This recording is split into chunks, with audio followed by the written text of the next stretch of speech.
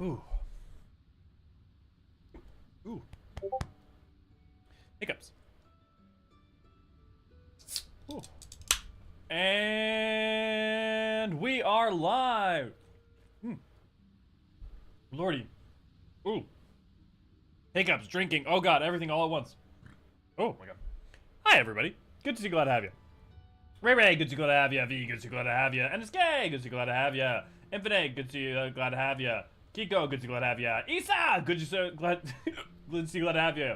I'm glad you are rejoicing in the glory of combat. Or, that's very like, rejoice! That's too deep. Rejoice in the glory of combat! Something like that. Xavius, good to see you, glad to have you. Narcissistic wannabe moth goddess, the angry and cruel stepmother to contrast Hydaelyn. That's definitely a way of putting it. Kiko, good. Oh, we got you. Yeah, perfect stream and catching up on Splendor's tools. Good. That's good to see, glad to have you. Where are these hiccups coming from?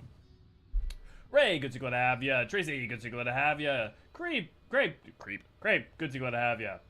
And did I miss anyone else? I did not. My partner arrived bringing me Buffaloed Wild Wings literally 2 minutes before stream started. So forgive me if I'm periodically eating a fry or two. But hey, guess what? Today we're going to finish up Pandemonium. I was hoping last time that we would do it in one goal, but I was overly optimistic. To be fair, we did start at 2:30 and go until 8.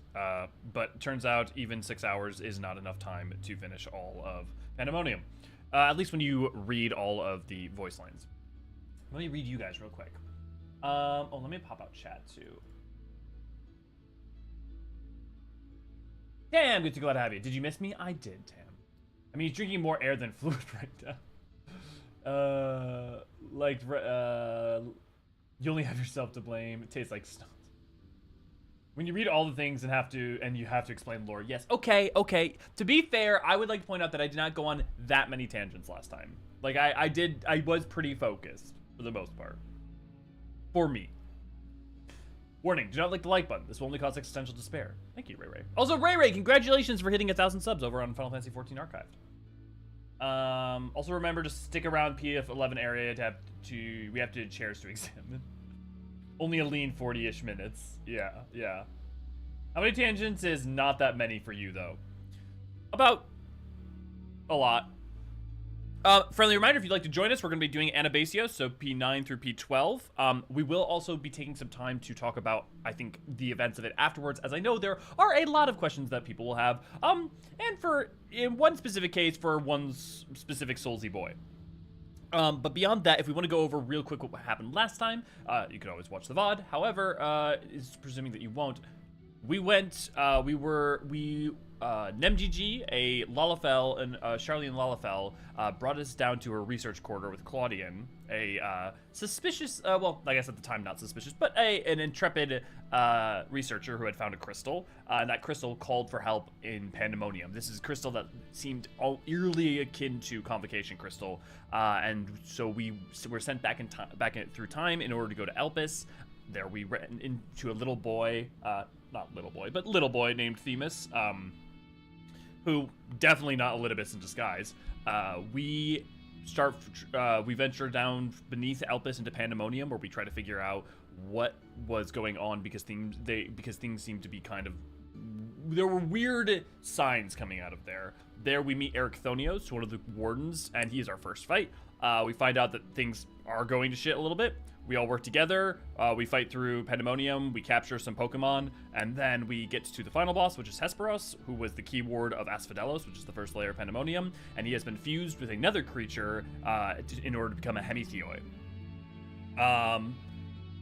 We defeat him, but before we can seal him away, he takes himself out. Count goes down on his own terms.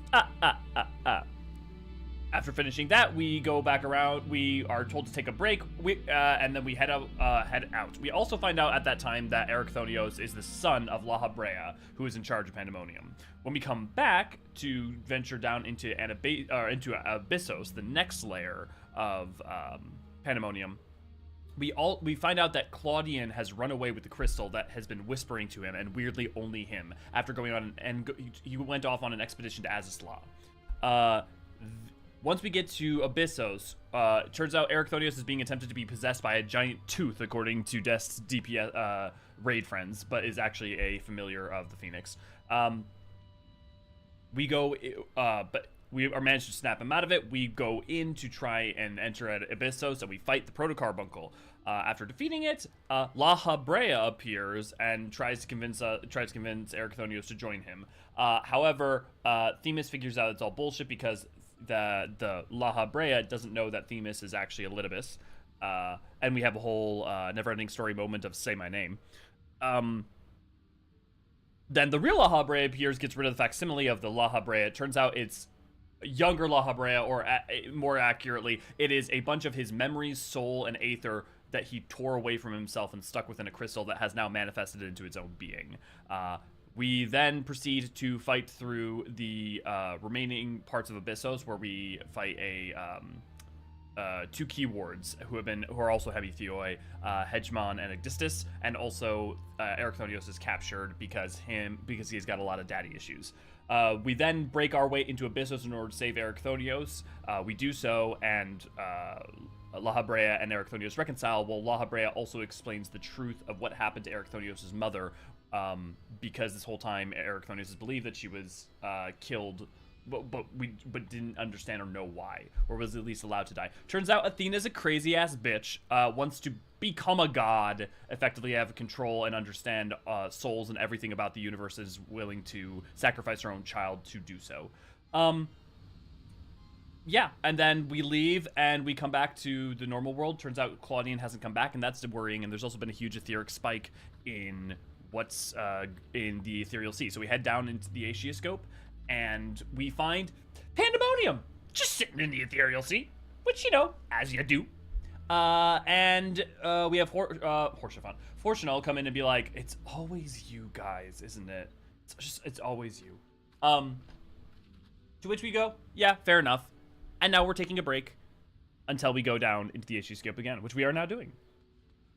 Keywords, not keywords. I said keyword. Yeah, keyword. I think maybe my just accent is just makes it sound like they're the same. Keyboard's got it. Spider name? Wait, what? Cake debate? What? Last time on LEOZ. Yeah, exactly, he said. How many tangents? Not that many. Oh, old streams, it was average about 15 to 20 minutes per tangent. They are about 20 minutes apart, except the cake debate, which lasted an hour and a half. I don't even remember which cake debate is this one. There have been a lot of them. Last time Elio fought Beast, Half Beast, Lalafell fanfic writers also got chocolate instead of Coke. That is accurate. That was Shadowbringers, though, where you couldn't take 2 steps without tripping over something to debate at length. To be fair, I'm still that way. I fight very hard to not get caught up in that too much. Spider. Proto-Carby went back in time from Lenosia after escaping to Taru. Vowels are kind of close to each other depending on accent, yeah. Us and the twins show up in anyone's office. Why is it whenever anything happens, it's always you three, straight up? To be fair, it's possibly possible to meet Harshafat in there, or at least something that's left of him. True, based on Aetioscope. Yeah, that's not fair. I hear keywords shrug, but that's also why I say keyword and to make it clear. Yeah. Okay, but we also have quite a few people here. V, I'm assuming you're going to be in charge of getting our group together. If you'd like to join for Anabasios, make sure to let V know, and we'll get people going. But without further ado, we've done about 10 minutes of preamble. So, oh, hey, there's Infinite. Shall we get into Anabasios itself? I guess I would say, before we get in, does anyone have any questions about Pandemonium or the lore or anything up to this point that we can clarify? Because there's going to be a lot coming at us quick and fast once we start Anabasios. Also, for those who don't know, Pandemonium is a reference to Final Fantasy II, and also, someone pointed out this interestingly, La Habrea is in a sense a reference to Final Fantasy II in that he is the parallel to Mateus, and Mateus is the emperor who ruled over... who was the emperor, the main villain from Final Fantasy II. Mateus, it was also in Final Fantasy XII, was the scion of... I always get this backwards. Is Mateus the scion of darkness and La Habrea is the scion of light, or is Mateus the scion of light? I think Mateus is the scion of darkness, if I'm not mistaken. Okay. Also, how are all you guys doing? And how's the audio? Can I get an audio check? Whitestone Black Lyrical Lore. I can get on that. I definitely can get on that. Now that I also can easily get footage of P8S.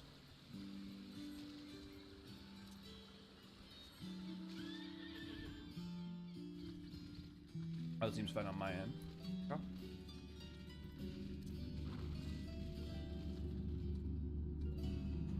Okay, for you guys also, I know a lot of people seem to like the music of Anabasios. Is Anabasios your favorite music, favorite aesthetic, or favorite combat for any of you guys? I'm curious. Danny, good to see you, glad to have you. Doing all right, had a couple of phone interviews today, the latter of which I'm hoping for a lot more than the first. Here's to you, Tam. Okay.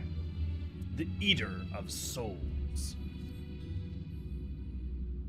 Ah, Elio, I had a feeling you would arrive soon. Urgent tidings always seem to carry you in their wake, after all.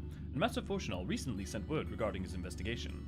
It seems he uncovered information regarding the Professor Claudian's whereabouts and the sudden appearance of Pandemonium in the ethereal sea. We would do well to meet with him at once. If you have no objections, I ask that you proceed to the Aetioscope forthwith. I shall make the necessary arrangements and join you shortly.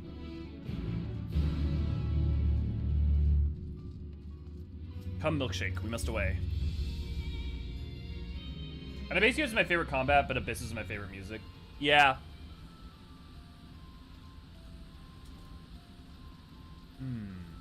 Do I feel the same way?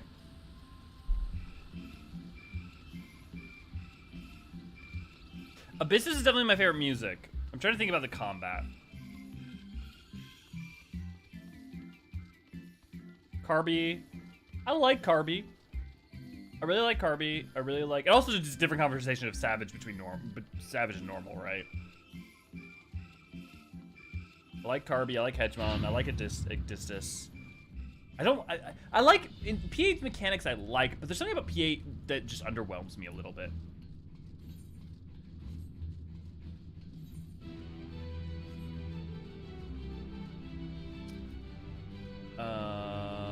Whereas for Anabasios, we've got Kokaidos. Yeah, Kokaidos is fun. We've got Pandemonium. E11. Okay. Well, you know, I don't love... I think P4 is my favorite final fight. But I definitely love P11. I really like P10. I like P9, so yeah, maybe I'm right with that. Felonust, good to see you, glad to have you. Favorite aesthetic, Abyssos was my favorite music, and the first tier was my favorite combat. Well, there you go. I mean, that's a good balance, right? I'm sure I remember this set of rates, so yeah. Well, like, at least you get to experience it now. I've only done P1 through 3 as Savage. P11 has been my favorite fight from this. For anyone who's done Savage, what's your favorite Savage of this tier? Because P11 is definitely my favorite.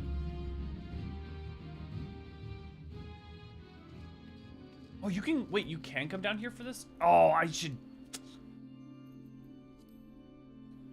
Dang it. Okay. You can't return here after you finish Anabasios, right?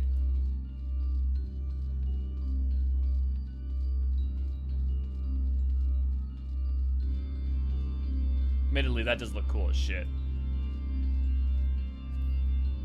Is there a new game?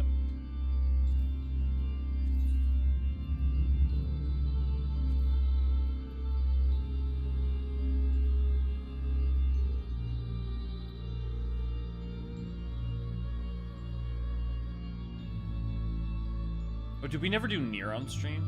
I guess that makes sense. Wait, I thought we did. Oh, maybe I haven't completed all the side quests for it. Omega. Wait, what's...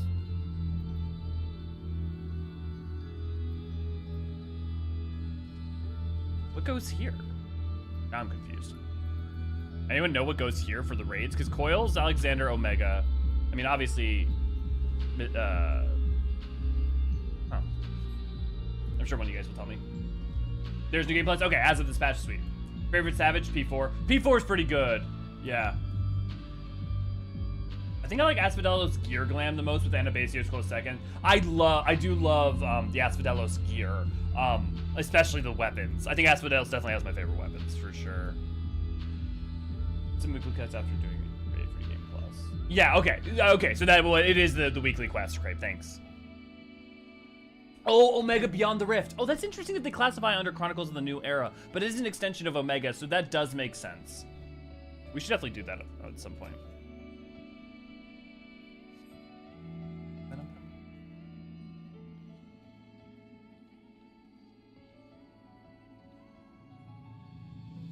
Infinite's explaining the rivers thing. Yeah, it's interesting because you also have Fandaniel use the names of like Styx and Kokaidos in some of his attacks when he's controlling Zodiark. I thank you for answering my summons with haste. Let us forgo formalities and jump straight to the heart of the matter. Namely, the whereabouts of Professor Claudian, who has not been seen since his ill-advised journey to Azisla. A subsequent expedition discovered an airship in the vicinity of the Ethereochemical Research Facility. Although the vessel clearly belonged to the professor, he was nowhere to be found. There were signs that someone, perhaps the man himself, had forced their way into the facility, so this trail was duly followed. However, the trail led nowhere, in the most literal sense. It was almost as if an entire sector of the facility had been wrested from existence. Further investigations confirmed the expedition party's suspicions. Nigh on an entire sector of Azisla has been teleported elsewhere. Teleported? To where? We believe that its destination was none other than the Ethereal Sea, here where its Alligans facilities reconstituted as the halls of the Pandemonium, to great success, as you can see. Dude, I must have been in such a fugue state when I played this the first time, because I for some reason remember so little of Anabasios, so this is almost kind of like me playing it semi-fresh. We believe that none other than the Ethereal Sea, here where its Alligan facilities reconstructed as the halls of Pandemonium. What's interesting that it's like there's no change in the map, so it's the assumption that part of like the Ethereochemical Research Station, like in its interior, that happened? Because clearly the map hasn't changed. So that means Professor Claudian is in there, in that monstrous fortress. That is our leading theory. We are certain enough at least to risk sending you into its depths in search of the missing man. Yet before we do, there is another pressing matter. While Pandemonium may appear firmly sealed, an unknown entity was recently spied crawling forth from its gates. We observed its behavior with the Aeschiscope, and to our horror, we witnessed it gorging upon the surrounding aether like a ravenous beast. What? It must be stopped! The Ethereal Sea harbors the souls of the departed. It is the wellspring from which all creatures are born. If its flow were disturbed, life itself might cease to be. Precisely.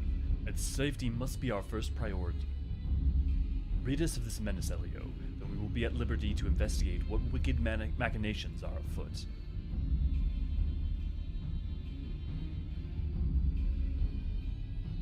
This memory crystal was recovered from Claudian's airship. Take it with you. It may yet provide some insight into the enigma of Pandemonium.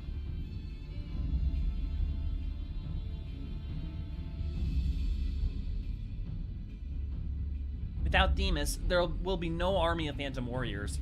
I realize you're more than capable in combat, but are you certain you'll be alright?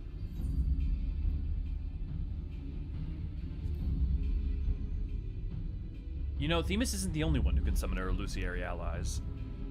He isn't? Well, why, of course! I should have known someone of your talents would master even the Ancients' arcane arts.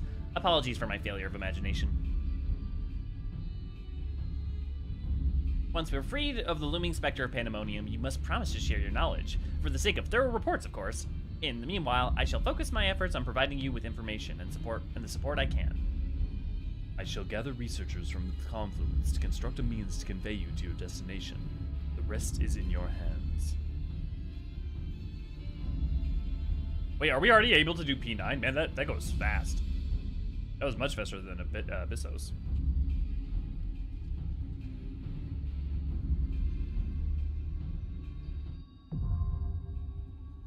Anabasios, the Ninth Circle, now accessible. Okay. While V gets the whole team set up, I'm gonna... Oh. Okay, we still have a couple slots. So we have 1, 2, 3, 4, 5, 6. We have 2 slots left if anybody wants to join us for Anabasios. In the meantime, I'm gonna catch up on you guys real quick. I'm torn between P4 and P8 being my favorite fights, favorite Savage P4. I'm going to check out now, but I think you can go back to this. There's no game plus. Thanks, yeah. Thank you, Tim. P8 killed 2 of my groups, and by the end of P12, we're clearly stopped having fun. Yeah, for P8 Savage and P12 Savage. Yeah, that's been a pretty common refrain for a lot of people. I feel you. Yorha needs some weekly quests. Yep. Coil Alexander Omega Beyond the Rift added in Pandemonium. Okay. So that you said the name, Kokaidos is the name of the River of Lament located in Hades, and later used along with 4 other rivers in the Divine Comedy, where Kokaidos is a river in the 9th Circle. Oh, see, I didn't even catch the Divine I totally forgot about it in the Divine Comedy Infinite. I was just thinking about Greek myth, but that makes sense because with Dante. It's funny, I just recently was reading the Inferno, Paradiso, and Purgatorio. Rereading. I totally didn't. I wasn't even thinking about that, but that makes sense since there's been all the Divine Comedy references, a la things like the 4 fiends and the 2 void scents in during 6.2. But yeah, so we've got Phlegathon, Kokaidos, Styx. Am I missing one? Am I missing any that are named in game? Oh, crazy. Those are incomplete to me, so yeah, I guess you need to do them. There you go, V. Oh, I will say, if you guys have not done Omega Beyond the Rift, I cannot recommend it enough. It is phenomenal. I'm going to pass this back to V real quick so that she can invite people if there's people who want to join. Lave! Thank you, Infinite. The Divine Comedy, or as we know it, Dante's drama tubing fanfic. I mean, you're not wrong. Like, well, okay. I would argue that the self-insertion fanfic side of it is far stronger than the Inferno than it is in in Paradiso or Purgatorio. The Acheron. Yep. Thank you. Yeah, I knew there were more, but I couldn't remember all the ones that were named. They get named in game as well. DPS and a healer. Yeah, we still need a DPS and a healer. Listen, if he's under 12% when he starts second flare, it's doable. Oh, what's that to do?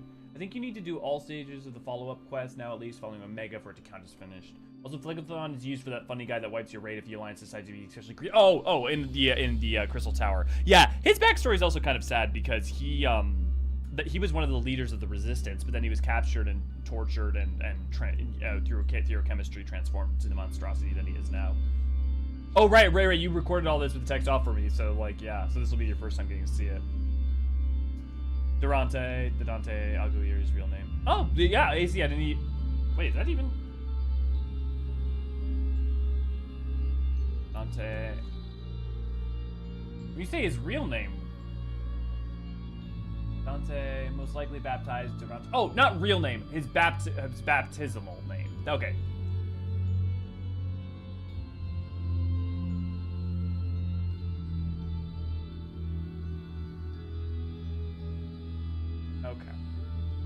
Does that make the original Golbez the Virgil? Honestly, it kind of more makes him, what's the Divine Comedy, Dante.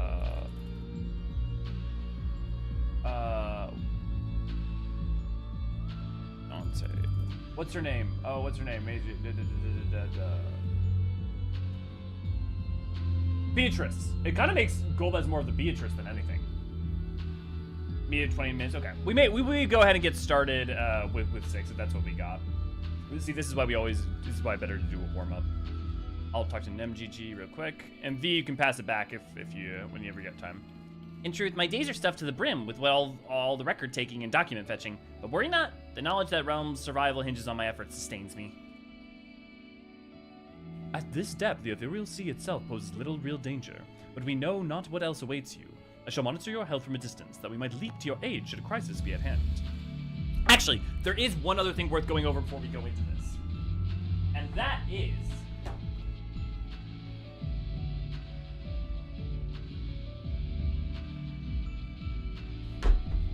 since we're talking about Phlegathon, in the Crystal Tower, there are 3 bosses worth remembering. When you go through the Labyrinth of the Ancients, you fight a behemoth as one of the major enemies that you fight, right? Before you go up the elevator to fight Phlegathon. In the Crystal Tower itself, in Syracuse itself, you fight Xande, Amon, Glacia, Labelos, and Scylla. if you pay attention to their Glacia Labelos was basically a like punching brute, like he was like a physical like beat him up berserker kind of dude who had gone insane from all the experimentation on him and was kind of the honor guard for Xande. Scylla, if you pay attention to all her spells and magics and different abilities that she casts, are all elemental, like light, ice, fire, and also she kind of lived a really terrible fate because she hated dogs more than anything and like hounds more than anything, and Amon said, hey, I can give you immortality and power, do you want me to do that for you? And she's like, oh yeah, great. So he put her under anesthetic, and when she woke up, all her heads were hounds. So that's great. But why that's relevant is, let's just say we have some voice lines coming up for the 3 different souls that I'm going to point out for as we go through Kokaidos. Might be relevant to remember who a certain magus, a certain, you know, martialist, a certain beast might be. Just a thought. Oh, sweet, Dunny. Yeah. Let's get you. Let's get you in. Let me know when you're in.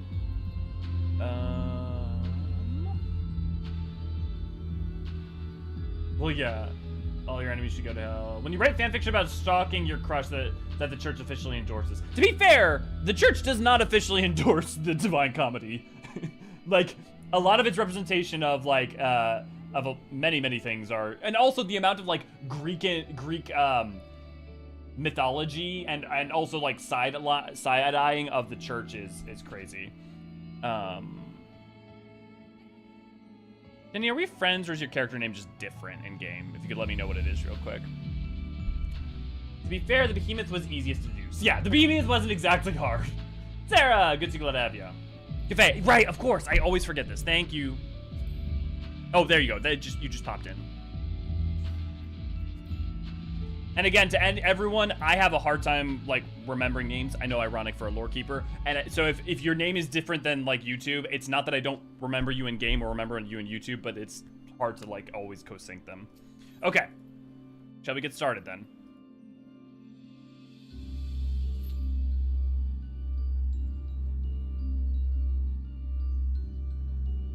According to Hildebrand, the reason they still didn't wash away to the ethereal sea is because they were killed, like, last week. How do explain Infinite?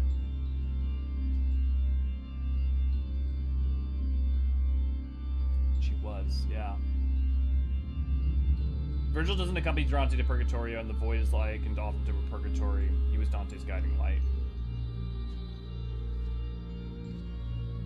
Okay. I would say the void is more paralleled to hell than purgatory, but but constantly referred to as a purgatory, and I think that's absolutely apt and fair.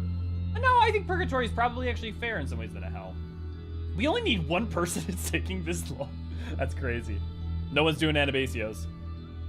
It literally has a joke in the Stormblood quest. The error was last week or 5 years ago. I'm bad at the time. Oh, yeah, so they're making fun of that. I see. Well, I mean, but also, yeah, if you think about it, even if it was a year ago, remember, the difference between in time when Scylla and the others were killed isn't that different in time when Ratatan, right, or Livia were killed, and their souls still managed to linger. So I, you know, the souls are able to linger in the ethereal sea for quite some period of time. Hey, especially if they don't want to pass on, souls can resist passing on, as we see through multiple instances.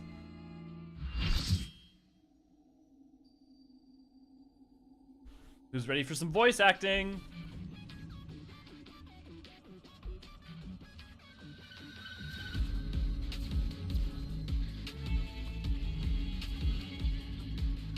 So see, he's collecting the souls into that container and then eating them. He's basically a construct that's manifesting their power and abilities and consciousness.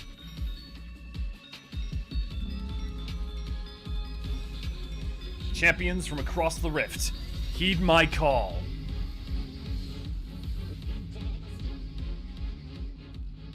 Majin, good to go to have you. Must not end. My feast must not be interrupted. Mythic creation, Kokaitos.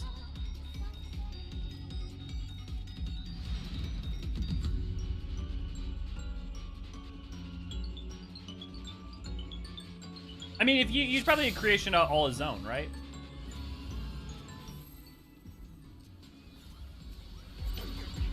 You ready to back-to-back tank, Lil? Let's do this.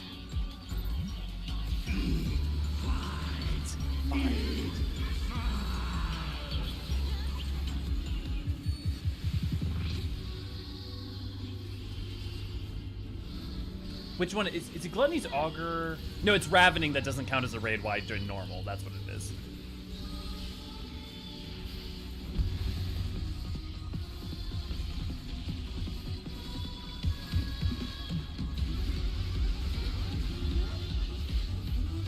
Death brings me no peace. Such is my fate. Thinking about Scylla's existence. Also, Is without equal. this is Reen's voice actress. Flames take you. My every breath is laced with magics.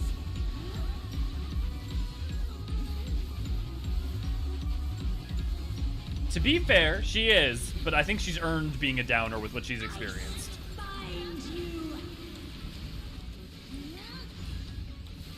Few can wield such power as mine. Okay, which element are we looking for? Take you.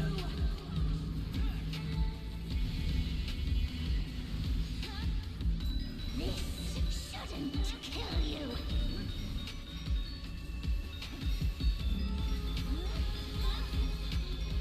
Another fleeting diversion. Don't know who that is, Majin, unless that is Reen's voice actress. I have a really hard time remembering all the voice actresses' names for some reason. Probably because I just don't use them in conversation that much. And this is Gosetsu's voice actor. Always more killing to be done, and I'm always happy to oblige. Make it fun for me, eh? Which is the same as Ritro's voice actor.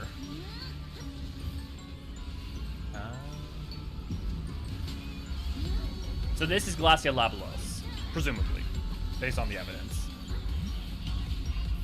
The first drops are always the sweetest.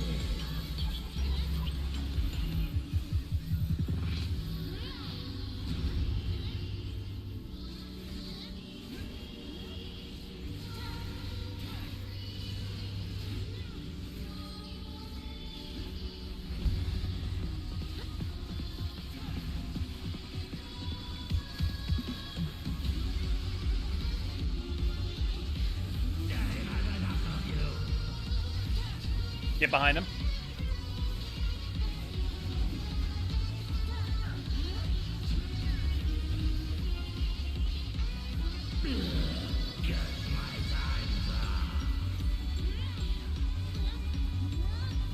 I don't know why it was still on standard. I've been trying to practice Legacy. It keeps throwing me off. And this is the Behemoth.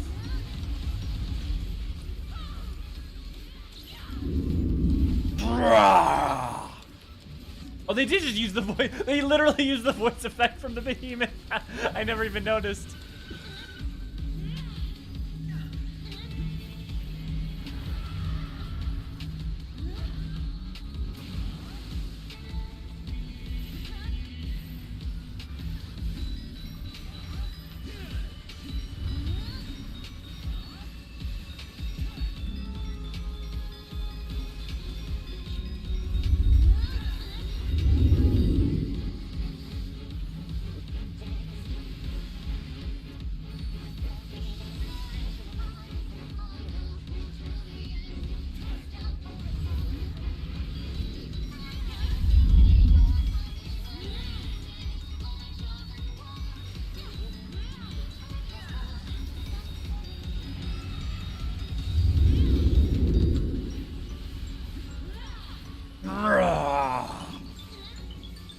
Stars, good to go to have you.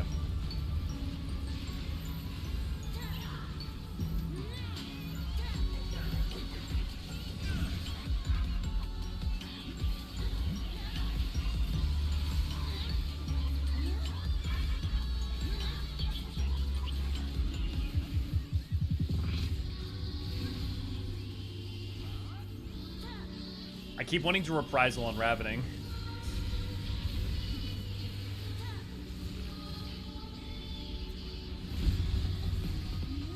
Limit break at will. Once again.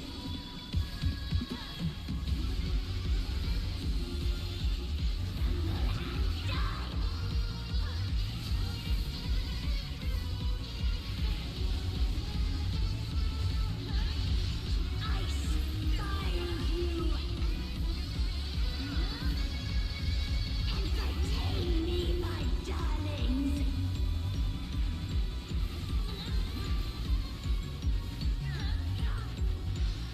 Flames It always flip flops.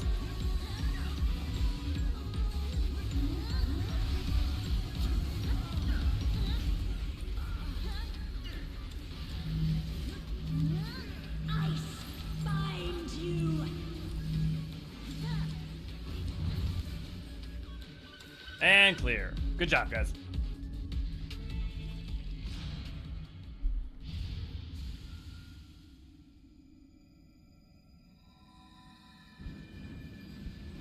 Good, the souls are freed. Oh, it's also really cool that they make all the souls different colors because, you know, they're repeatedly described as being different colors.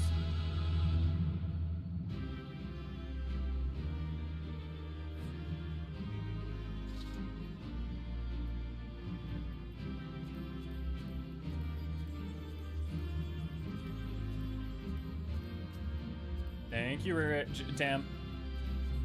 I almost called you Raven there for a second because I'm so used to seeing Raven with that scythe lately.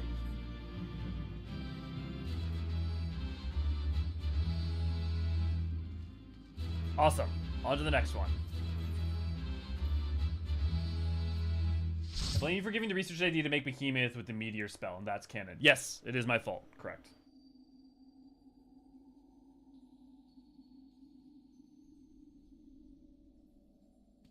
Impressive work, Elio. The memories of your tenacity were not embellished in the slightest. Of course they freaking use the Pals of the Dead music. Do not be alarmed. Proper introduction shall set your mind at ease. I am Athena, chief keyword of Pandemonium, wife to La Habrea, and mother to Erechthonios, and it is I who made Pandemonium anew in the underworld. In a manner of speaking, I am the source of all your recent troubles. I must say, I did not imagine I would meet you in this age. A slight miscalculation, but perhaps a fortunate one, for your deeds in the past have left quite an impression on me.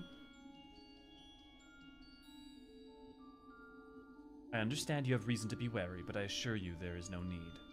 I know not what La Habrea has told you of me, but all that I have done out of sincere, scientific curiosity. That appetite yet remains even after my rebirth. Conflict is the furthest thing from my mind, and I ask that you at least hear me out before brandishing your weapon.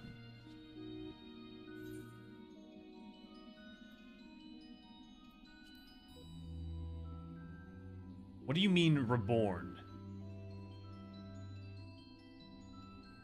In a sense, yes. 'Twas the only way I could see my research completed.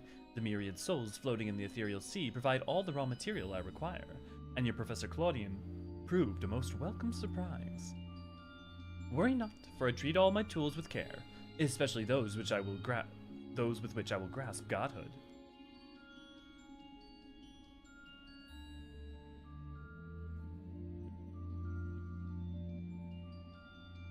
You are as stubborn as La Habrea, I see. Although I speak in earnest, you refuse to hear the meaning of my words. Perhaps you would be better served by a different teacher.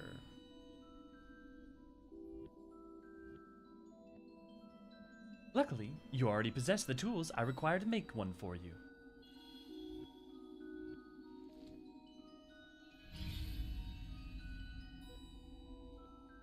Yes, that crystal teems with memories.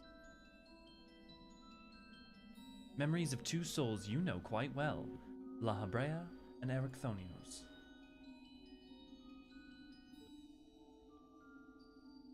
I shall stitch them into the fabric of two errant souls, that with their help you may come to see clearly.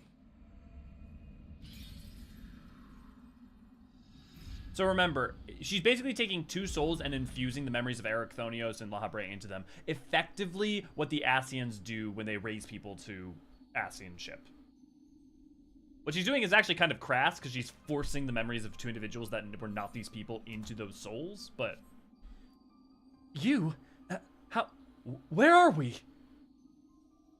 Surely these 2 have much to tell you of me, and I would have you listen. Perhaps then you shall better understand me, and my desire for godhood. There is another, but their soul has proven difficult to work with. However, with these memories, I may very well manage to weave together something presentable. You have a place in my plans. I do hope that in time you come to realize that cooperation is the best path forward.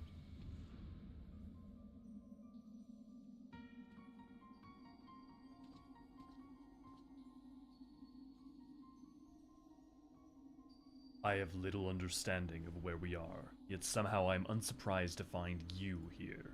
At present, I have more questions than answers. Perhaps you can help me address this inequity. Is there somewhere else we can speak without fear or interruption?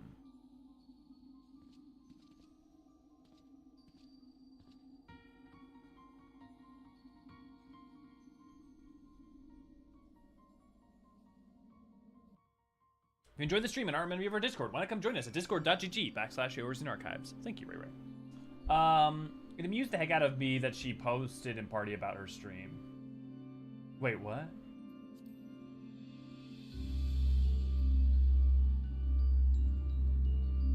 Oh, they literally the one person we added, the one person we added posted about their stream in chat. That's pretty funny. That's pretty funny. Both streaming each other. It amused the heck out of me. No, literally, you can Google them and compare side by side. Cocytus fits perfectly, except it's based on. Oh, it isn't based on any real animal. Well, behemoth didn't count. Oh, wait, what's that? This is Orphanica, and from Common Rider phase and monotone gray body. Strong association with death and bright blue lights, and also during Martialist phase, he literally gains phases glowy red lines. Okay, so it's a Common Rider reference. Right. He mentioned that. Yoshipi mentioned that during the live letter where they introduced it. We should do Kratos on Athena. Kratos? Oh, I see what you're saying. Kratos. I love the Palace of the Dead music. Yeah, she has unsettling blue eyes. Yeah, definitely. Nepotism. Nothing terrible ever came from pure scientific curiosity. Not once. Not once. Our cleverness has never once made us cruel. Yeah. Despite her standing literally in the Sea of Souls, her eyes look completely soulless, yeah. Second sage that got super appreciates those 7 commons, I'd wager. At least every good healer is deserving Aaron's soul. The stale end piece of dark bread, good to see him again, believe it or not. La Habrea. Yeah, so actually, let's take a second. 2 things I want to do. One, Dest, are you good to go? I'm going to give the lead back to V, so V, you can get, if you want to get our extra people, if anyone's come in. But I want to quick read Kokaidos triple triad card. Also, let's see, does it actually explain anything about him? Like a blotch of dark ink on a serene canvas, Pandemonium now floats foreboding upon the ethereal sea. From its gates has emerged a beast with insatiable appetite for souls, and its feast threatens to sever the flow of life itself. Although Pandemonium's mysteries beckon to you from the darkness, you must first quell this immediate threat to the star.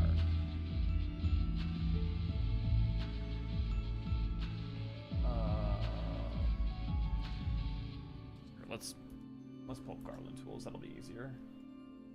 Oh. I thought for sure he did have a triple triad card.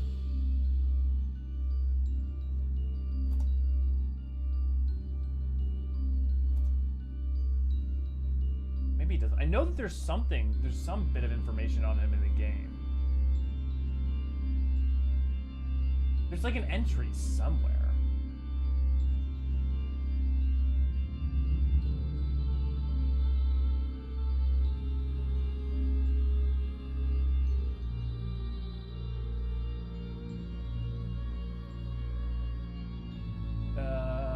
Sometimes you're supposed to battle Cloud Encouragement to X-Bound Fury. She insists you kind of Kokaidos a mixture of science. No? Huh. Weird. I thought for sure there was something, but I'm wrong. Okay, but so real quickly to explain, a person is made up of 3 components: a body, a soul, and your memories, which effectively your mind, your personality, right? What Athena just did is took 2 random souls out of the live stream and took all the memories of Lahabre and Erichthonius that were within the crystal and forced them into those souls. The same way that if you took Gaia and gave her Logriff's Convocation Crystal, it could restore all those memories and effectively the personality of Gaia would take over. So Erichthonius and Lahabrea aren't actually here. These are not actually the original Erichthonius and Lahabreas. They're effectively facsimiles with their actual memories, but they do not have their souls, and ergo, not necessarily, wouldn't have their powers. But yeah, that is important because also what she described about another errant soul and her abilities to do so is going to be relevant for explaining that. Kodai's be like, Did I miss something? Not really light. You just missed the fight with Kokaido, so you haven't really mentioned much yet. Yeah. And then V, did you pass me back lead? Sweet.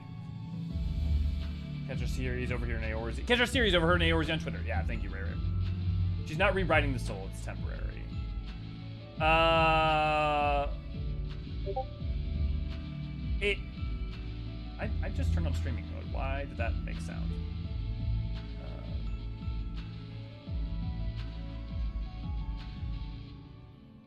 I think, well, we'll see later, but I'd be curious to see, is it temporary because the effect is temporary, or is it temporary because we defeat Athena? We'll see. Souls have memories? Yeah. So, again, 3 components to a soul. 3 components to a person. Your body, your mind, which is your memories, and your soul. Memories can also leave an impact on the soul, and souls can leave an impact on the body, and memories can leave it. Like, all these things interweave and intertwine.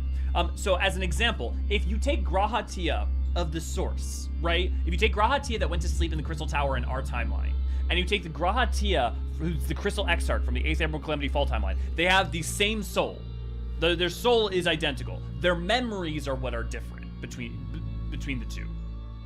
And technically their bodies are different because of what the Crystal Exarch has done to his form. So that's why effectively melding his memories and soul with the prior Graha can work. If you take Amon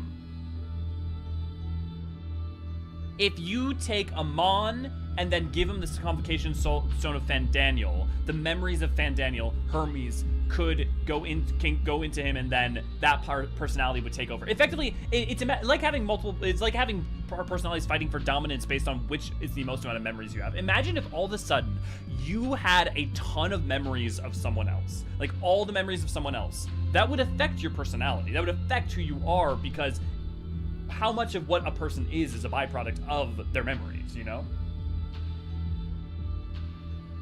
Discord here reminding us to boop the boop button. Yeah, don't forget to don't forget to click the like button. Thank you. Yep, our newest old friend in the forum led class about it even. Yeah, in 6.0, one of the times that the game conveys this really effectively is the Monteshane conversation that you have before or after the Tower of Zot. I think it's after the Tower of Zot.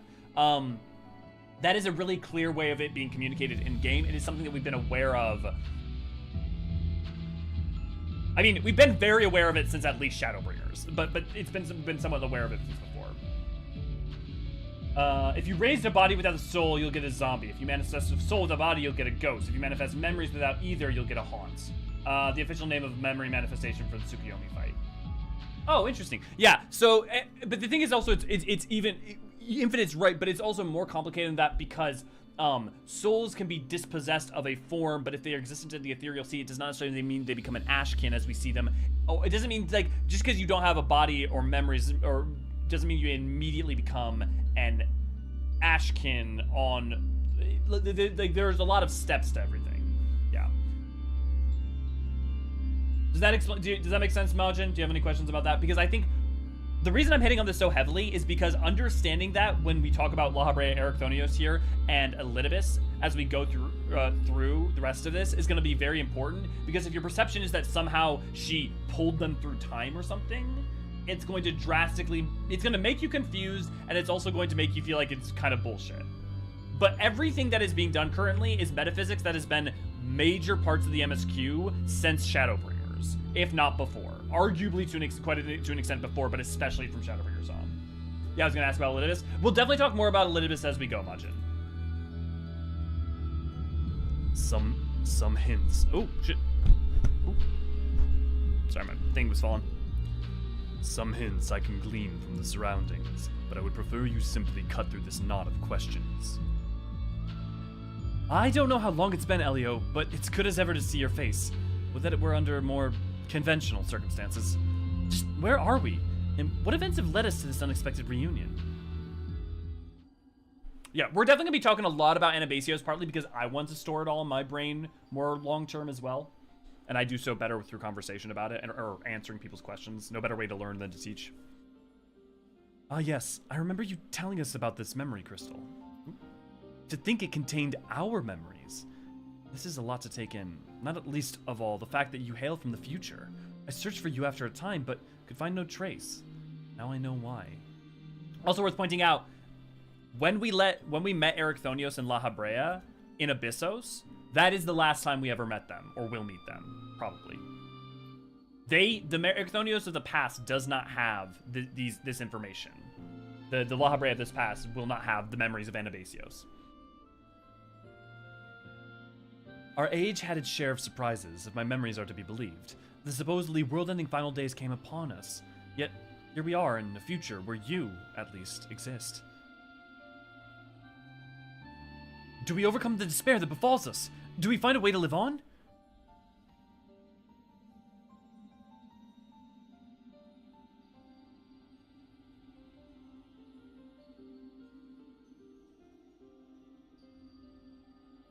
Questions without simple answers, it would seem. Let us take heart that life endured in some form, as but memories, and may never have the luxury of the larger picture. Regardless, now that it has come to pass, the future must be protected from Athena's scheming. Let this conviction guide our every action. Agreed, but as the memory is given fleeting form, we are bereft of any physical or magical talents. We cannot aid Elio in battle. Okay, so this is interesting. But as memory given fleeting form, we are bereft of physical or magical talents. One of the things that potentially implies that the only reason that they have form in this way that they do is because they were pulled from errant souls in the environment. They actually don't have physical bodies as you would think about them. They're actually more akin to ghosts or ashkin. But yeah. Nay, Athena meant us to speak and nothing more. But though we may be tools, we need not be slaves to her whims. We will tear ourselves from her grasp and shatter her ambitions. I must wonder how she knew of our history with Elio. Likely, she possessed some means by which to observe events within Pandemonium, either while they were occurring or after the fact. Regardless, her knowledge far exceeds our own, a shortcoming we must remedy at once.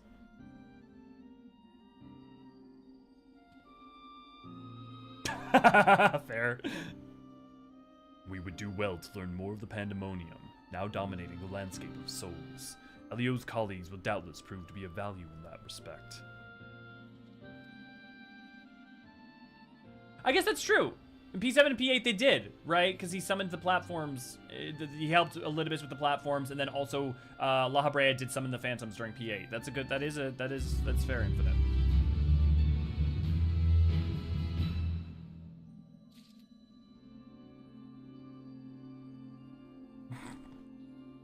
Infinite.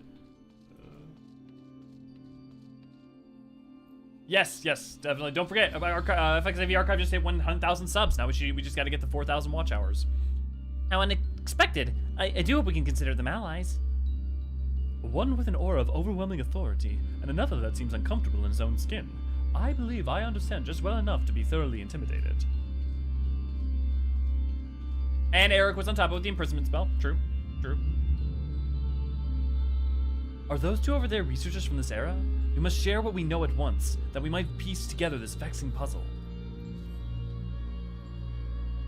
Why do your companions hesitate to approach? We may be unusual visitors, but time is of the essence. Bring them here. Also, another reason that you can know that they're not actually La Habrea and Ericthonius is their size. That would be another indicator.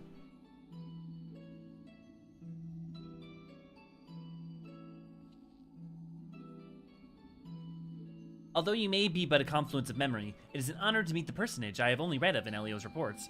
As a researcher, this is beyond exciting, but I admit to no small measure of fear as well. I know what you mean. I can scarcely stop my legs from shaking. We're powerless to do aught but speak. I see no reason why you should be afraid. It isn't my life I fear for. I only fear that I might not have the chance to ask you all the questions now burning a hole in my mind. We stand before two of the ancients who would hold precise knowledge beyond the ken of any of our peers. But what purpose does fear serve if not to be confronted and conquered? To that end, we shall share with you our records, and perhaps together we can find the thread which will lead us safely out of this conundrum. Information shall be our most precious resource. That is the only weapon we can wield in these forms. Our memories are at your complete disposal. We can start with Athena, whose thirst for discovery would see all life consumed. Her desires haven't changed. Still, she seeks to transcend her mortal existence, so that she might unravel the mysteries of life. She would become a god. A nebulous concept, but Athena had her own ideas of what divinity entailed. In her mind, a god can create souls at will. Thus she chose the underworld, or the ethereal sea as it is known in this age, as the staging ground for her final experiments. Here lies a particularly bottomless well of aether. Even if it means stemming the flow of life itself, she intends to continue her work. She thinks of nothing else. We caught glimpses of Athena as we came into this world. Her smile, her voice, they were just as I remembered. Without even realizing it, I find myself feeling an affection for her.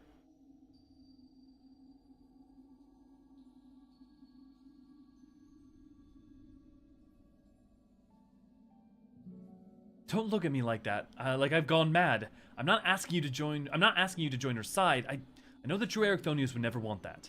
But these emotions remain, in memory if nowhere else.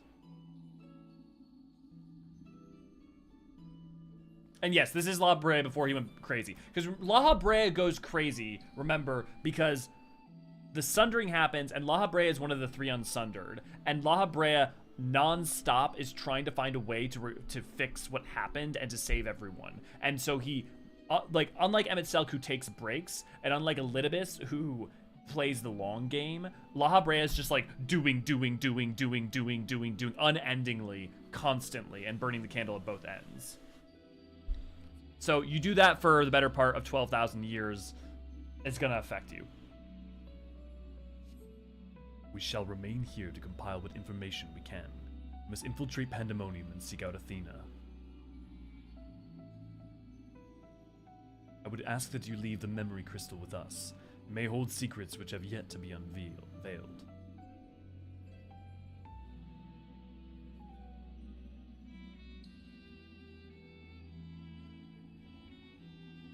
All that's left is cross that menacing threshold. Shall we take a closer look? Do you think Eorzean's true name was Aphrodite? That makes sense. Connections to La Brea, Hephaestus, and all that. I have one question for you. Does the word Orisite mean aught to you? Orisite? Why, yes, there were a few records of existence. It mainly makes appearance in the legends of Evil East and in tales concerning the Asian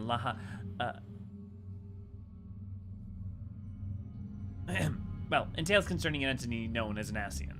This personage is associated with Black Orisite, known as the Heart of Sabik, a source of considerable power. I see. So time has not buried it.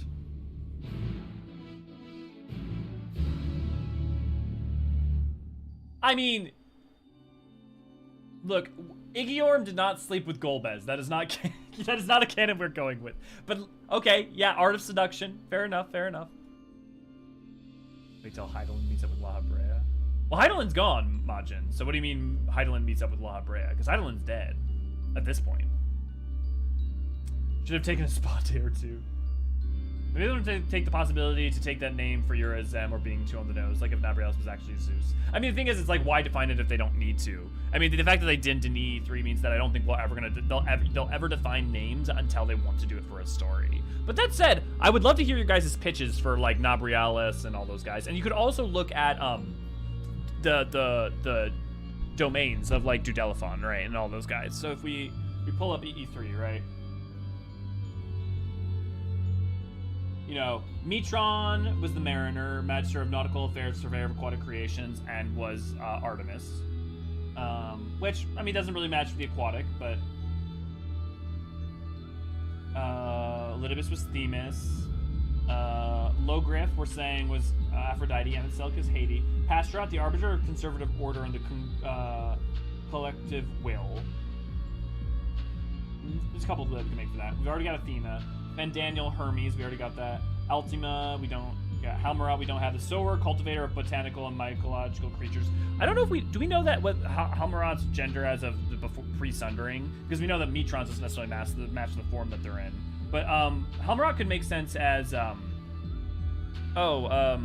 Persephone or Demeter or something like that. That would work. Nabrialis, martial champion, refiner of technique. I do like the idea of Nabrialis as Zeus. I like that idea. His Zeus with some sideburns. Oh, sorry, we said Logriff was Gaia, not, sorry, Gigiorm is Aphrodite, not Logriff. I'm sure you guys corrected me on that in chat already. Emeroth was the Mender, curator of medicinal and therapeutic practices. Well, Hermes is already taken. But there's some other options, yeah. There's definitely some good ideas there. Well, there's also the 14 in the convocation and only 12 Olympians. Well, 13 sort of. Yeah, well, but you could also branch out a little bit. Sunny, good to glad to have you. I gotta stop by leaving a like. I gotta catch up to where it is. I like the name, especially if my connection to Greek. Mine would be like Achilles. Ah, yeah.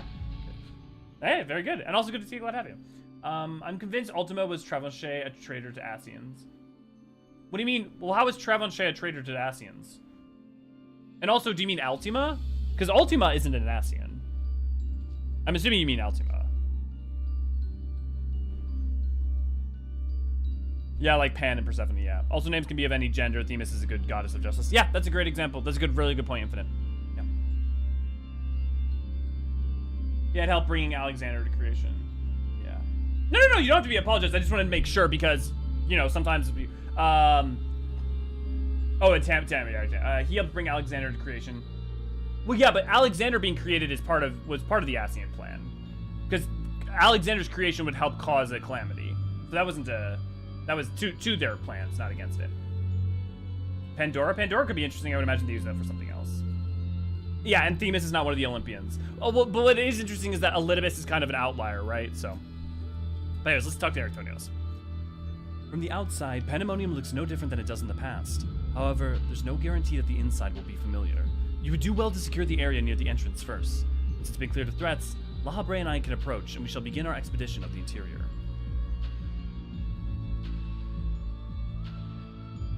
Oh, yeah, Zeus. Hitting on women is the least of Zeus's crimes.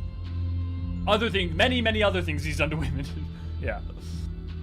The portal should convey you to Pandemonium's gates. I hardly need to tell you to keep your weapon at the ready.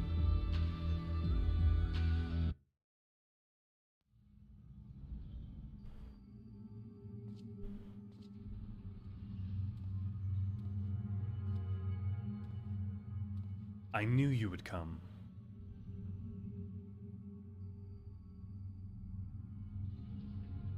I never lost faith that we would meet again. I told you as much, did I not? I understand you may be confused. I was too at first. You see, I'm not the true Themis. I was made by Athena, molded from one of the many souls at her disposal. I'm only an illusion built from memory, no more real than Lahabrea or Arachthonios. I wonder where she got the source for his memories. Even so, I believe I have a grasp of the situation. This is the distant future. The future where Athena lives once more, although the means of her rebirth are yet beyond me. You are here to stop her. Have I the right of it so far? Very good. I would be disappointed if you did not rise to her challenge. Okay, one pitch for where she could have got the memories. She could have drawn them from herself and from others, like the memories of... like, think about how much time Lahabrea and Arachthonios spent with Elidibus, right? They would know him quite well. So by creating those two, she also probably could pull the memories necessary from him for that. Because you remember, the Convocation Stones used to raise up the Sundered Asians were all memories of Lahabrea, Emetzelk, and Elidibus. They weren't like...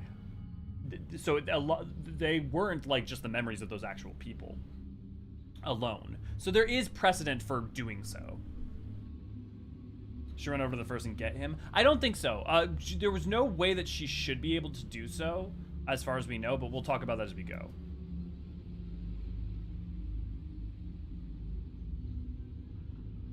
Although I am sorry to say that I cannot aid you, my creator has tampered with my essence, and I am oddly inclined to act in her interests. I can do naught but offer you words of warning. We will fight, and it cannot be avoided. There is no need for the pained expression.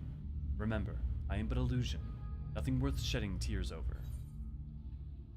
I'm trying to talk only about what we've gotten up to this point, Majin. So we'll, like, as more information arises, we'll filter that in. Oh, I'm gonna say this, guys. I want to see what he says. I would like to avoid fighting you again. I know not what is in your mind, but I must stress once again that I cannot defy the urge to stand against you. Athena's hold over me is unyielding.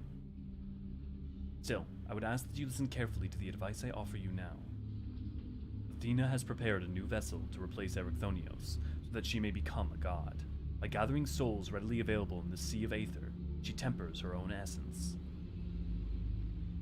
Yet the souls are faint, diffuse. She doubts whether they are sufficient for her goals, so she has turned her gaze to you. Despite your thin aether, you managed to lay Hephaestus low, and Athena would know the secret of your strength. To that end, she has prepared an experiment for observation. Fight for your life against Athena's creation, and in doing so, give her the knowledge she desired.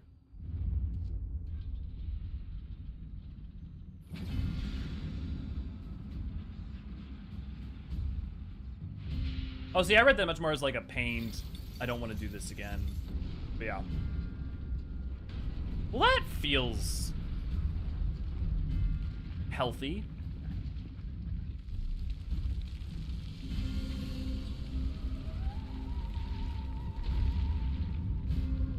Who on the team pitched this? Someone came up with this and pitched this.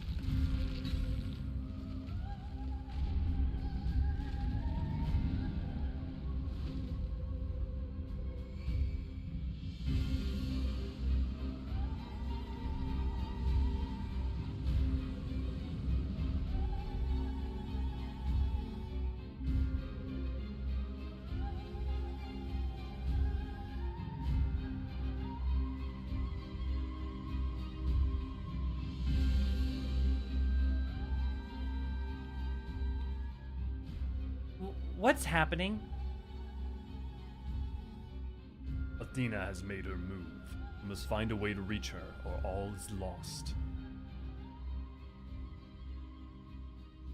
We can do little but hope for Elio's success.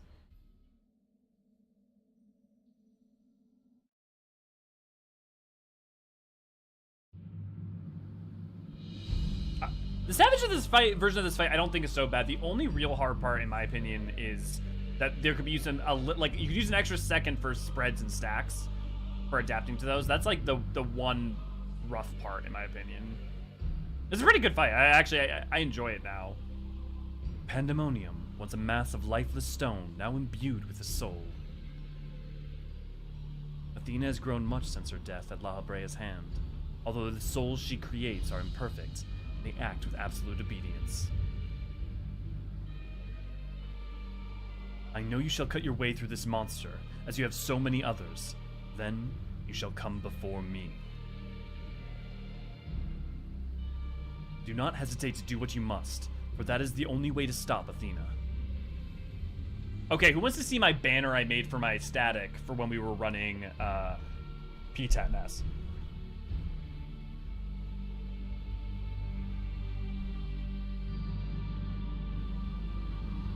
I promise it's funny, it's not cool.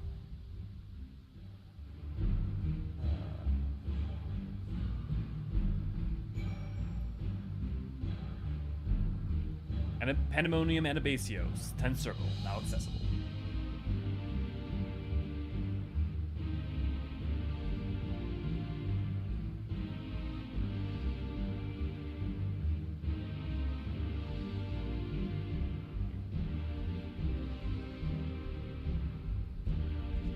There we go.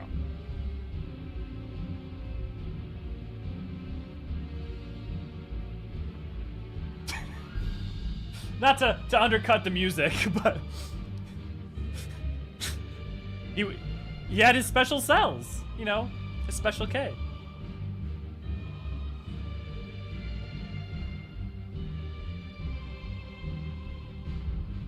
She's converting limbs to blood. All the banners are pretty good, to be honest. Join our YouTube channel for a little price of not much money to get custom emojis, special badges, and the warm fuzzy feeling supporting your favorite archivist. Speaking of, can I get some gobby booms in the chat before we kick some Pandemonium ass? Let me throw up a ready check also for you guys. I'll give you special cells. Also, Akka, good to see you, glad to have you. It was funny, pretty sure we had a much harder time with all the many stack spread combos than we did with that. Yeah. Without the Tank Limb Break, yeah. Honestly, if they gave just an extra second, like just an extra second for some of the stacked spreads because of like having to do positioning for that, I feel like this fight would be not a problem whatsoever. I mean, I'm not saying it's easy, but I'm just saying like it would be. Look, P11S is definitely my favorite fight from this series. Thank you for the gobby worms! You super chat, make Ellie say weird shit, and it's all the verse, because it makes Deadpool happy! Indeed it does.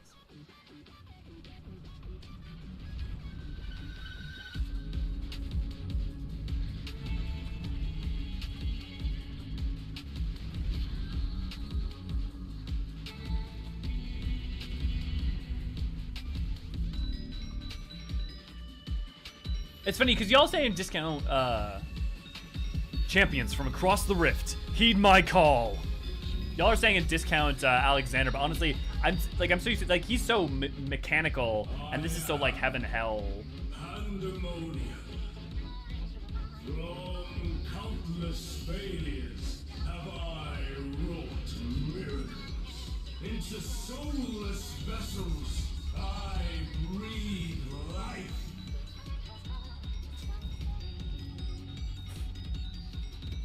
Demonic Dungeon, Pandemonium. You have to be very proactive in this fight. Yeah, definitely. Dino from P9 should just shout out our stream. My job is done. Thank you, Issa. Okay, guys. Let's get him. Ready to take these towers, Lil? I'll be on the left, you be on the right.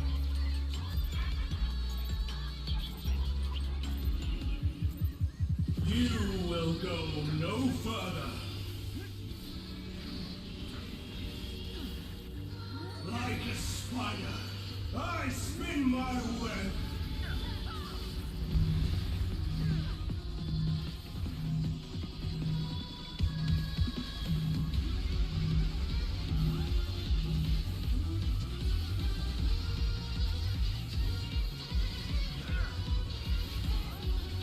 This prison offers no escape.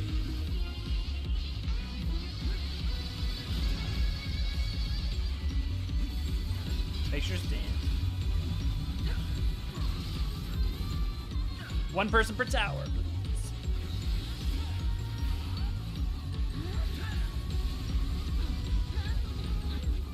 I mustn't disappoint Lady Athena. Everyone just pick one place. That's your place for your tower. Don't worry about changing it up.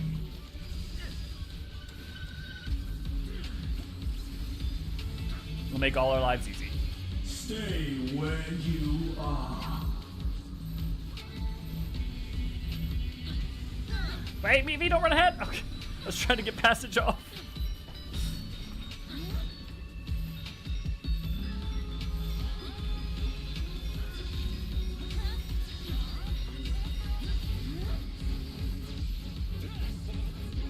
Webs like unto chains.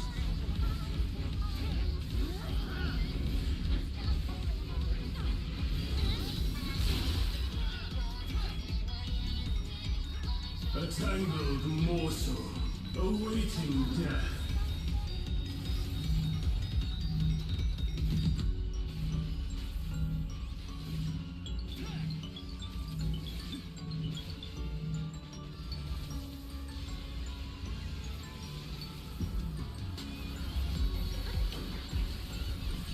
All paths lead back to me.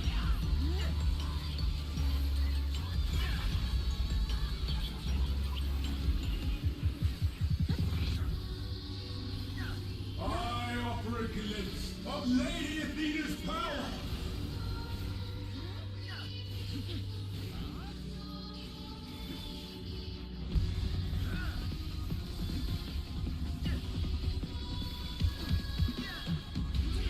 Stay where you are.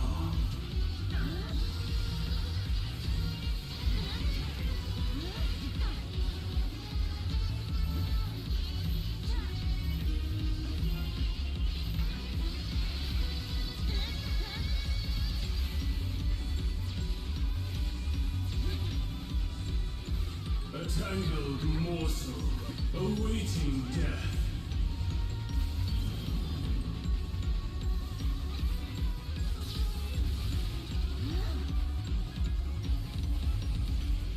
And we get caught? Nope. Okay, we're good.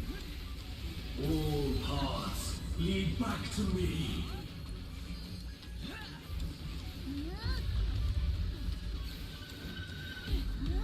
These bars are unbreakable.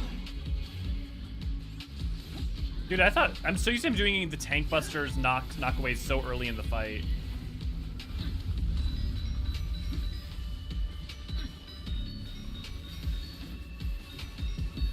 It's weird not having them. I want to go flying. I want to say my different Mountain Dew flavors. When we were doing this in P10S and whenever we would get the tank knockaway towers, I would just say different flavors of Mountain Dew. Then I think I did different versions of Pokemon. I did all sorts of things.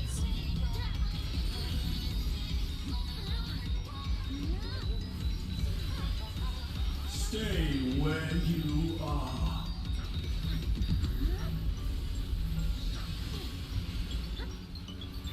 Bear yourselves to me. Oh, I should probably have held on to passage.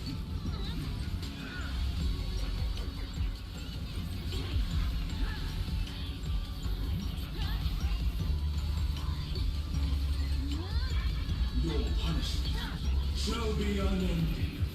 I'm sure the healers hate that mechanic, but especially as a tank, I love using that mechanic to hold mitigation for that and to try to survive through a deep health check like that. For Athena. For Mother.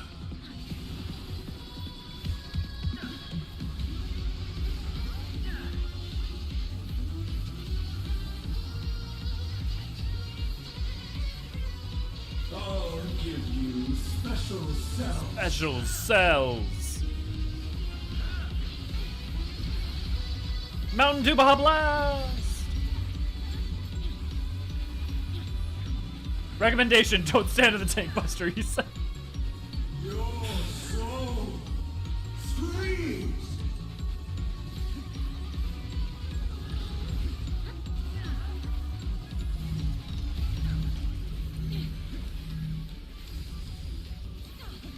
Let me break at will. Like unto chains.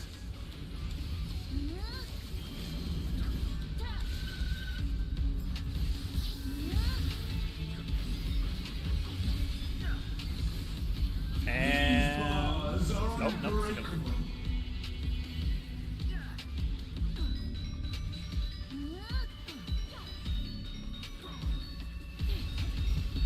Oh, Raven! Thank you for the $5. Did you really think a noble stopped me from eating the chop zones? I see you got the bath bombs. Oh my god, this is 20th super on live stream. Thank you, Raven. You're funding my meals for forever. Audio clue attacks. Yeah, honestly, Majin, I'm the same. I really love the audio clue attacks. I think I know I have people in my static who don't like them as much. So I think honestly the best thing to do is to make sure that you just use both, like you have audio and visual cues. But I know I'm a big fan of audio and visual cues, or like Athena's like wings, right? Needing to look for stuff like that. V, was it you who like really just doesn't like that? Because you don't look at the boss. There's too much other noise. Okay, thanks for joining in, Issa. V, I'm gonna pass you lead for finding the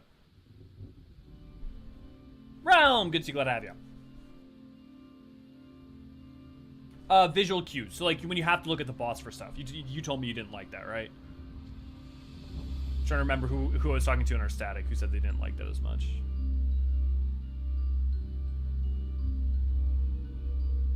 Okay, does anybody else think Final Fantasy 13, like Gate of Etro and stuff like that? I can't be the only one who thinks serious FF13 vibes. That was a beautiful display, as always. I stand enchanted by your grace in battle.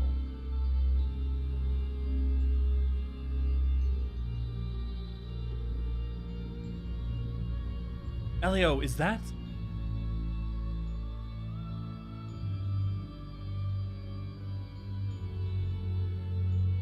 Pandemonium's final gate has been cast wide. I shall await your arrival beyond.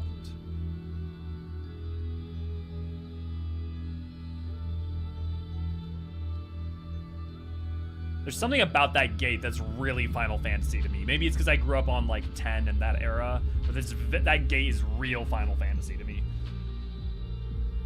Apologies for not coming sooner. This space is enveloped by some fell energy, and we couldn't risk venturing through it before taking due precautions.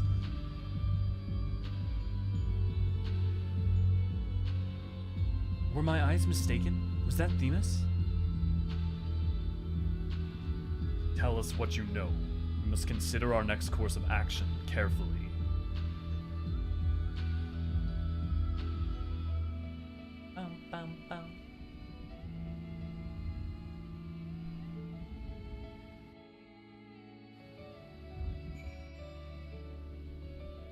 Because you have no choice but to start spamming GCD heals. Well, for surviving harrowing hell. It's funny, with all the Savage runs I've done a P9 to 12, normal feels really foreign to me now. Akka, I totally feel you on that. Yeah. Glad none of the champions were on the can. Yeah. Can you imagine being, like, teleported to another world with your, like, with your pants down? You're like, I'm sorry! That must have been Themis, but how?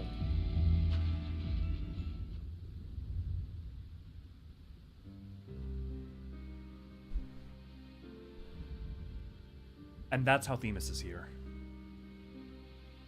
I ought to have anticipated this. If she bore witness to the past events within Pandemonium, Athena would have found Elidibus impossible to overlook. You possess such a talent for magics, to say naught of the emissary's discerning judgment. See, so if she bore witness to past events with Pandemonium, Athena would have found Elidibus impossible to overlook. So she has memories of Elidibus. They have memories of Elidibus that should be drawing on. She may even be potentially somehow drawing on our memories of Elidibus. That I wouldn't know the mechanism for her to be able to do that as of yet, but we'll see. And so she found his soul upon the tides of the ethereal sea, and used... See, this is... Okay, so this is... But then they have them. So she found his soul upon the tides of the ethereal sea, and used his memories to craft a puppet that would serve her whims.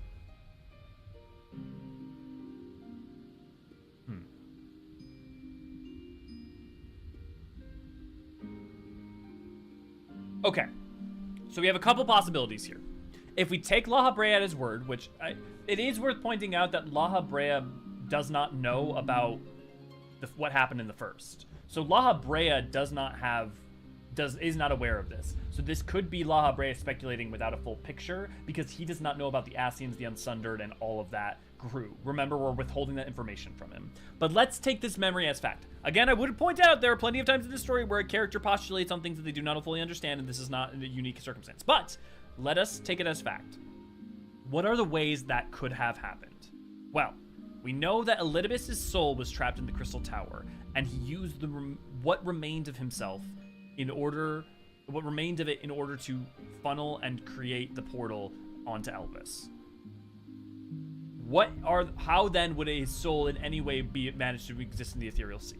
There are two possibilities. One is somehow it managed to travel through the Oculus between the boundary between the source and the 13th. That would be weird for a couple of reasons. One of which is that Emmett Selk's soul, and Minphilius too, but specifically in this case we're talking about Emmett Selk's soul, had to be pulled from the ethereal sea of the first to the source by Hydaelyn herself. Which is interesting because it means that someone of sufficient power can do so, and if Athena is strong enough, she may have been able to do something like that with how powerful she is becoming. But we don't have evidence of that yet. However, the alternative is that Hydaelyn also pulled his soul from the from the source, or from the first onto the source, and we were not keyed into that because we only know about her pulling two souls from the first to the source when we talk to her with the flower, when we get the flower, and we don't And Elidibus does not sacrifice himself to create the portal until much later in the narrative. Ergo, what remains of him could have been pulled to the source by Hydaelyn in that last hour. Those are the possible postulations. These are still mechanics by which this could work. We're going to have further explanations as we go along. His soul was spent on the first, though. He postulated that he would spend all of himself and that there would be almost nothing left in doing so. That said, the Aether consumed to do that. Let's put it a couple ways. This is me welding canon effectively by presenting this because there's no evidence for this as of yet, as far as we are in the story. If Hydaelyn had put some of her own energy into that and pulled what was left of his soul in the final moments, there's some of himself that could still remain. There's no reason to think that because there was no evidence suggesting that's the case, but it's worth pointing out. Alternatively, creating the portal may not have spent all of him as he thought it would. His soul was spent on the first, unless it came back to Elpis with us. Unless it came back to Elpis. Then now there's an interesting thought, Tam. I don't think that's the case, because I think that the Ascians would have been aware of that if he had... Because his soul would then have had to have gone through the Sundering. Yeah.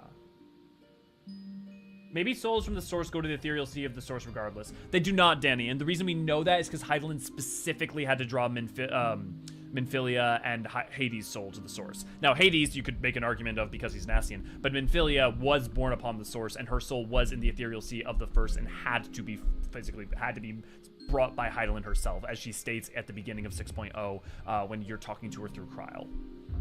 Unless it didn't take all of it. Yeah, that's possible. That's interesting, V. When it's a boss that's a cast bar, floor boss, ass cast bar, and they keep changing every ability, it's too much context to switch. I think that's why I like 11, just pay attention to boss light dark, easy peasy.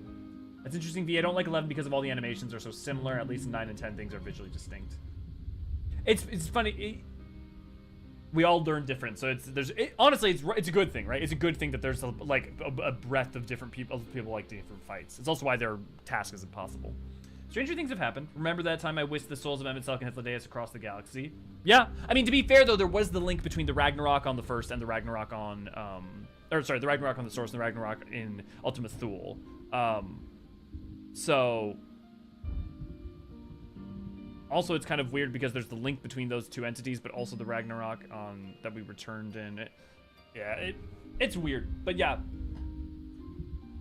It also seems like the thing is that the magic of Azem's magic draws people through the interdimensional rift, which has no real limitations of time and space in the same way.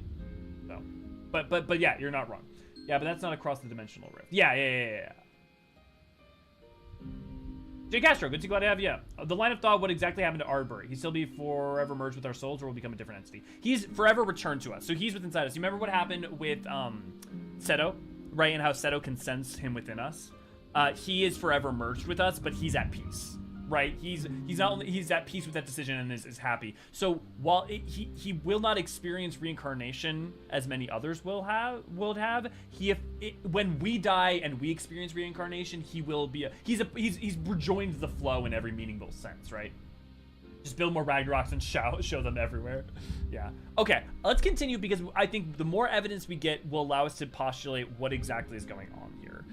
Again, I want to reinforce that there are many, many times in the story that a character is postulating something with some authority that is not only incorrect, like recontextualized or retconned or however you want to say it later, but is like actually informationally wrong even at the time. So that could be what's going on because La Habre is very limited his knowledge of what is going on here. Because he does not know about the Ascians. Remember how NemGG had to just like hide everything about the Ascians and just refer to them as an order. Thanks for the answer. Yeah, anytime, Castro. And if my explanation is not clear enough, please feel free to continue to ask questions. I love helping and answering questions. I shit you guys not. Answering questions is sometimes the best part of my day. I've got a disorder, man. I just like helping. It's not about like knowing all. I like helping. Anyways, continuing on. And so she found his soul upon the tides of the ethereal sea, and used his memories to craft a puppet that would serve her whims. But is what Themis said true? She imbued Pandemonium itself with a soul. Actually, wait, let's run what La Habre said against it. What Elidibus himself said.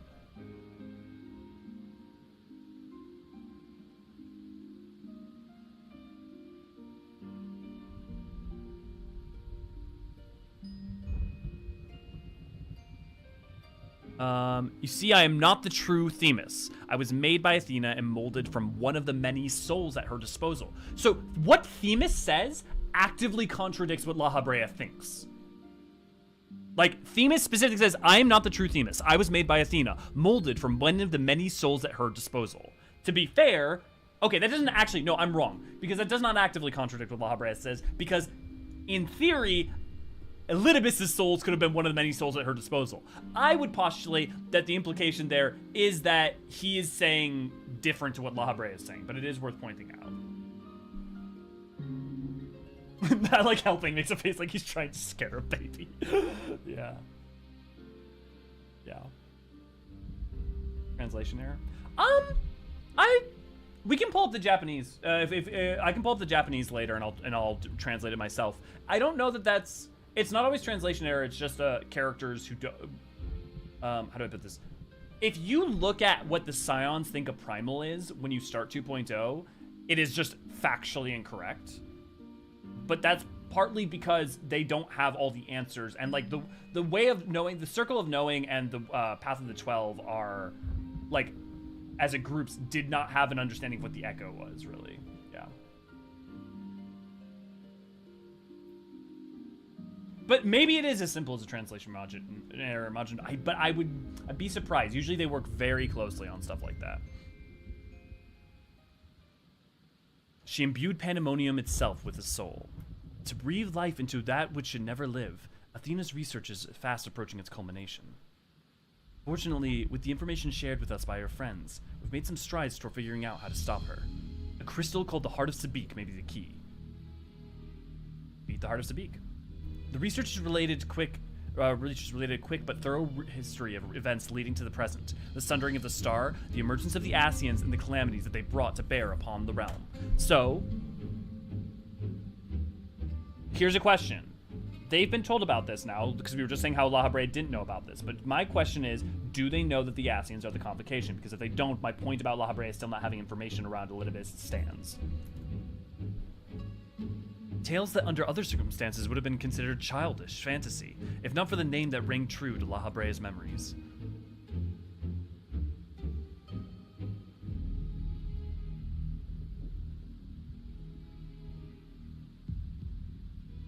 The Heart of Sabik, to you the secret of the Ultima weapon, might not least the spell known as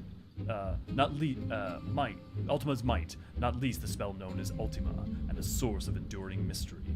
We are told that a general from the Garlean Empire was gifted this Aurosite by an Asian, that the ultimate weapon might be perfected.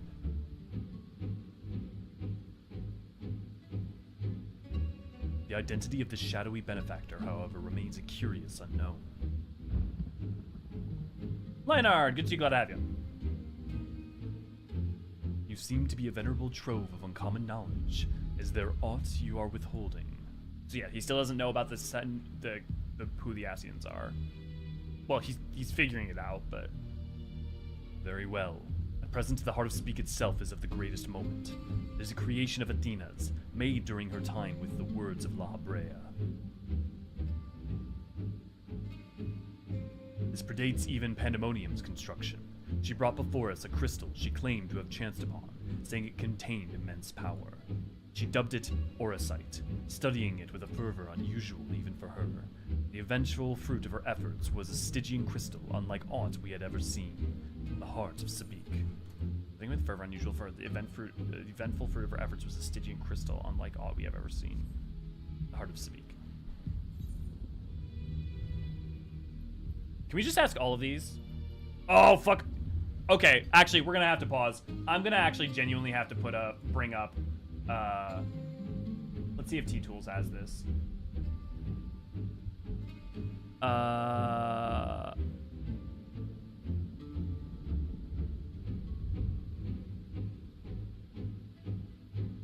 Does not, damn. I'm gonna need, can someone, can V, Ray, or Infinite, can someone look up all the answers to the other ones? We need to read them. Did Athena encounter the High Seraph, perchance? Did Athena encounter the High Seraph, perchance? An unexpectedly specific question. I gather that the Heart of Sabik is not the only Orisite in this era. Regardless, I know not of this High Seraph.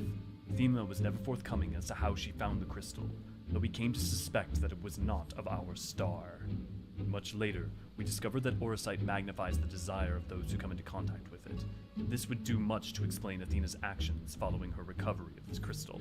I would like to point out, this is a... Not all Orisite does that.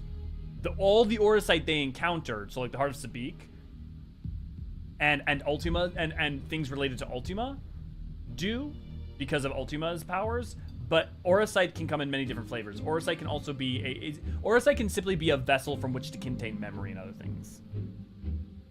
I may have just been using it wrong, V. Yeah.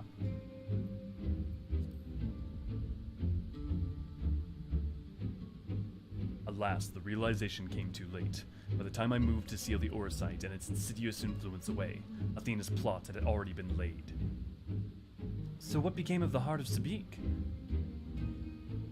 I took it from Athena's laboratory after I ended her life. I wish Abyssos hinted at this, and find it frustrating that it's only being done here. Like, they didn't need to have the information, but just like that she, like, just a nod would have been nice. The density of the aether within was unlike anything I had observed. I knew its capacity for destruction, but further analysis proved impossible. I elected to safeguard it myself.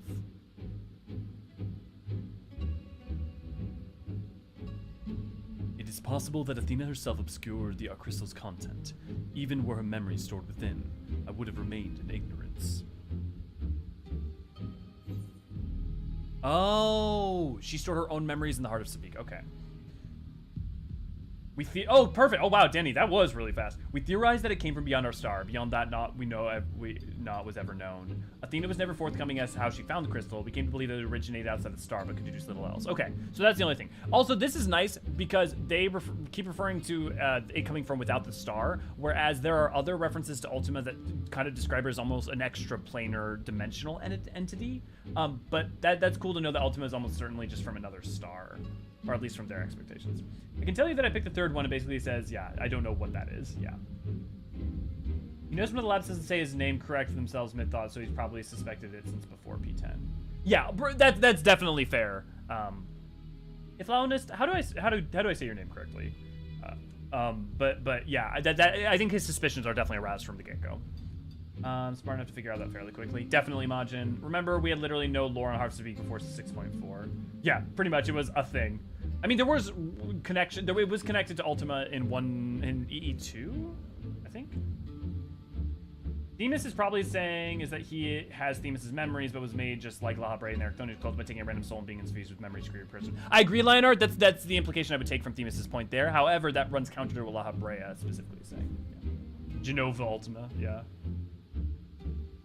That's super weird because those answers are not in the data dump from St. Coinax. So what I do have is T-tools, but I'm not sure why there's stuff missing. Huh. Interesting. Interesting. If she included some mechanism by which to give these memories form, as she did with our own, she would be reborn. So it's not even Athena. Again, this Athena is not even Athena necessarily. It's just her memories imbued into a soul. Ironic that I should have protected those very memories in the name of safeguarding the star. Fate is loath to see mistakes go unpunished. I'm surprised that La Habrea of our time never thought to free her. Unless, well, no, because this La Habrea didn't know she was in there. Well, so why wait until now? Because Hydaelyn's gone, so now she actually has the ability to run rampant? Probably.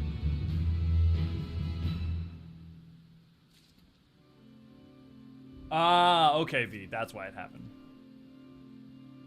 The monster unleashed Ultima. I can only guess that it was Athena's hand that placed such magic within the Heart of Sabik. If so, it's only natural she would gift her own creation with such terrible power. Well, that's interesting. Monster Unleashed Ultima. I can only guess that it was Athena's hand that placed... Okay, let's remember this, because they're saying that Ultima was placed in there by Athena. However, I'm pretty sure that from other information and what we're going to learn later, Ultima was not placed in there by Athena, but by Ultima herself. Unless Athena named it after her. But why that's... Two reasons why that's important. One, it's weird that La Habrea knows about the ultimate, the power of the spell Ultima, but can't cast it himself when Athena is weaker than La Habrea. In theory, La Habrea should be strong enough to cast such spells himself, except for the fact that he's obviously weakened himself over time. But setting that aside, if we are right, and Athena that was put in there not by Athena, by Ultima, which we'll find out. This is an example of what I'm talking about. How that's going to be proved one way or another within this, within this quest line. So Ericthonius could still be right despite declaring a statement about what he thinks is correct. So we'll see.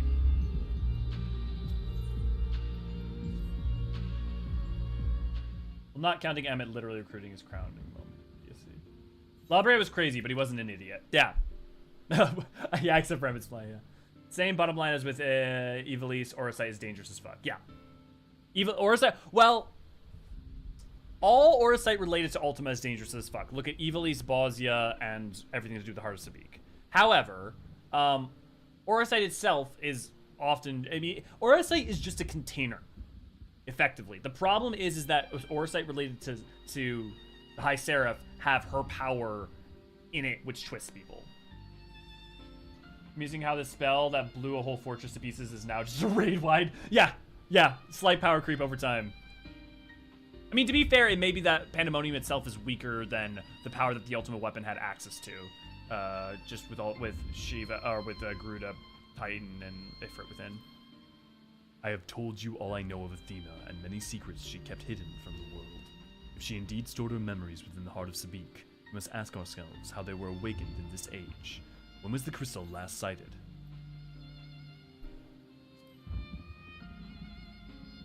During my fight with the ultimate weapon,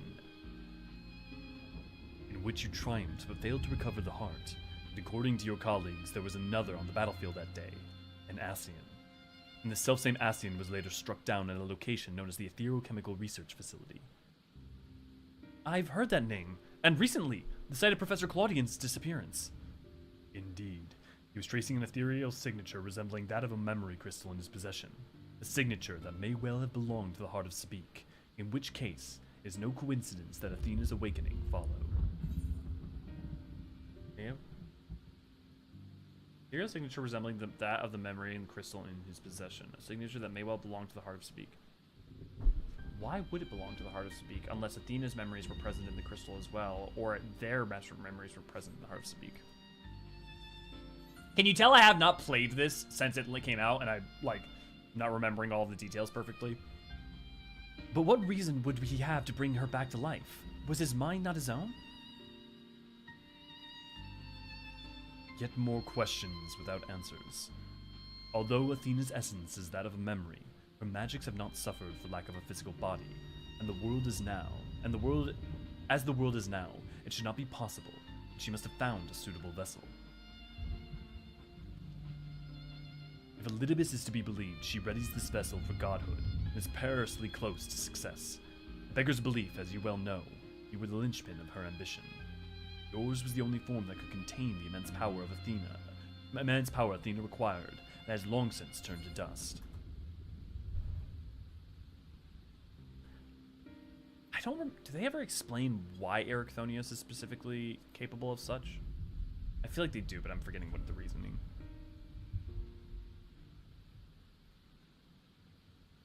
As pleasant as this discussion is, we require more information if we're to unravel this mystery. You know who awaits you, Elio. Themis. I fear you won't find him so cooperative as we're accustomed to. We know not how the vast space beyond these gates may be, but somewhere within lurks Athena, with Elidibus unleashed at her side. This may be... They do later, it's when we talk to... Yeah, okay. I'm starting to remember a bit. Thanks, Crib. This may be a simplistic theory, but hear me out. If Themis arose from his memories intact, he'll be eager to see reason. We need only break the magics that bind him to regain our old ally. When I had fallen under Hephaestus' influence, you didn't stop trying until I was freed. I would ask that you do the same for Themis. Though none of us are real in the conventional sense, I feel it must be done. Themis would never have wished to be your enemy.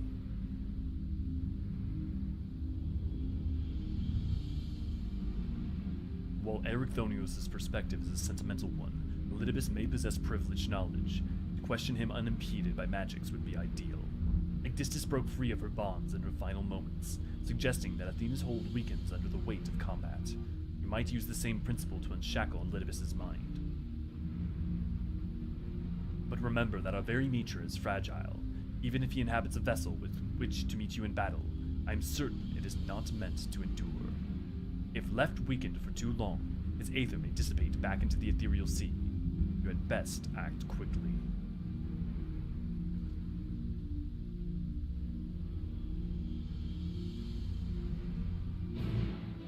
Oh, I love this design so goddamn much.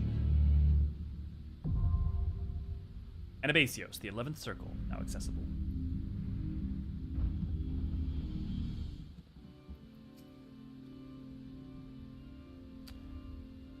We know not for how long we'll be free to reign or to go between here and the Aetioscope.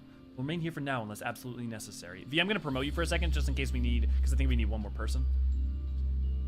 The crystals. I have returned it to the safekeeping of your colleagues. You could find nothing new amongst the memories stored within. The space, on the other hand, is fascinating. Wrought by the same power the keywords wielded, perhaps. God, I love the fucking gate so much. Gotta get Issa back. Oh, right, because I took so long that Issa came back. But how it stays in the air. Yeah, that's your question, Infinite? I like P11 theme more. P11's battle theme is one of my favorite pieces of music in the game, but again, I also really love when a thing uses major themes and recontextualizes them in a different way. Speak Genova the Third. Yeah, I'd have to like orange hair, black eyes, and the potential for infinite power. Can you do that? Relatives share a similar ethereal pattern as described by Connie Senna when they need Ymitra to find Y'shtola. That is an interesting point, AC. That is a really good point.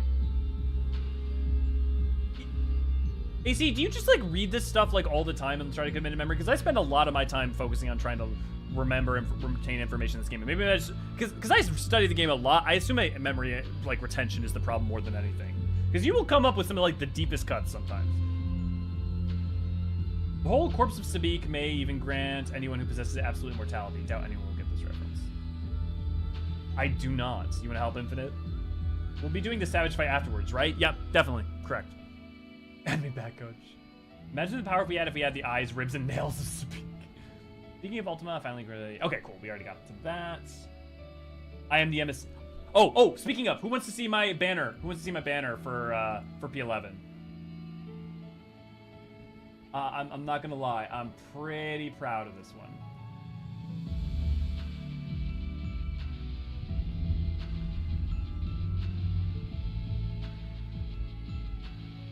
Let me hide my face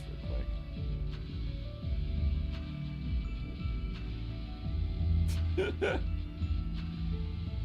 I am the emissary, and I shall never die. All the many times he has died.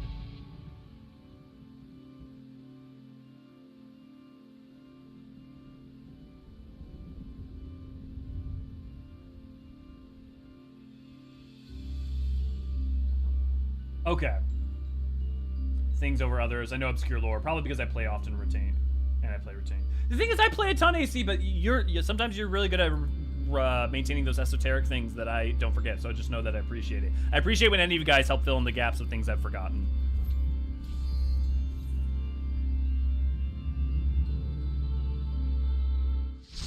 Shiny skill. He's the squirrel in Dawn Trail. If you enjoy the stream and aren't a member of our Discord, why not join us at discord.gg/Eorzean Archives. Anabasios, the 11th Circle. Oh, play the music. Play the music.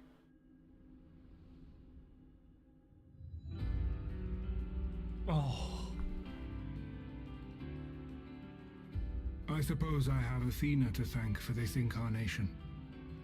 I have long considered how I might stand against you, I admit. In transformation, I present to you my truth. I am Elidibus.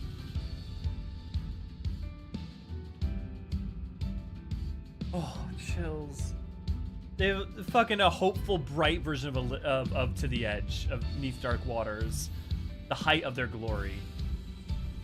Champions from across the rift, heed my call. Oh. Ephemeral Justice, Themis.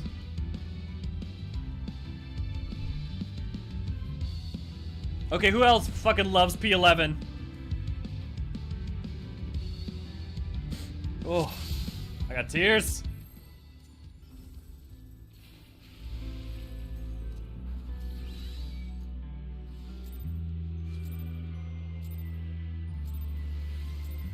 One more time, old man. My heart quivers in anticipation.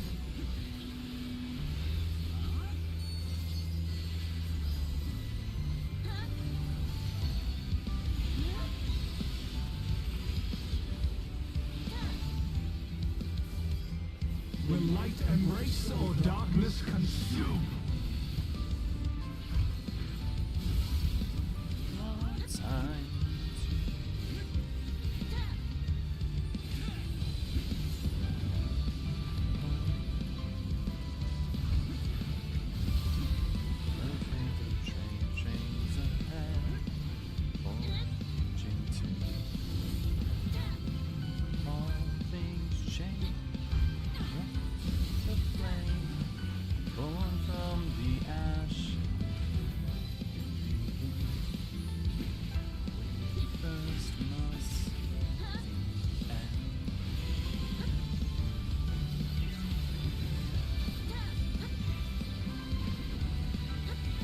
Submit to the emissary's judgment.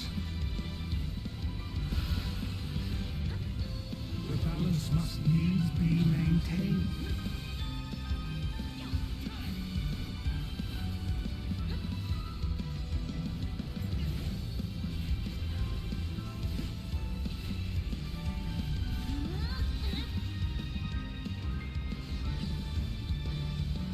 Will you be judged worthy to exist?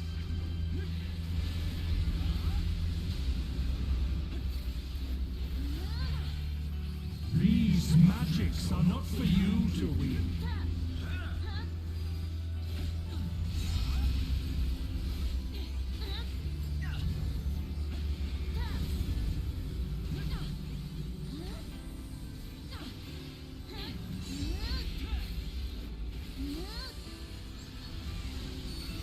Oh, that's bullshit.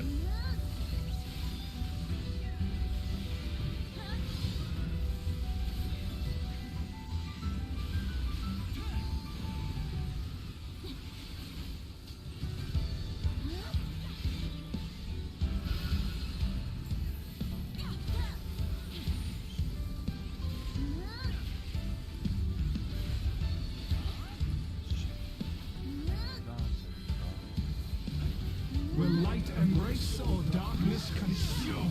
Come too soon.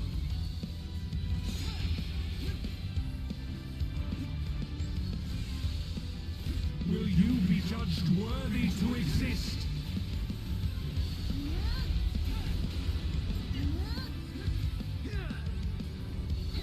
Now to take your measure.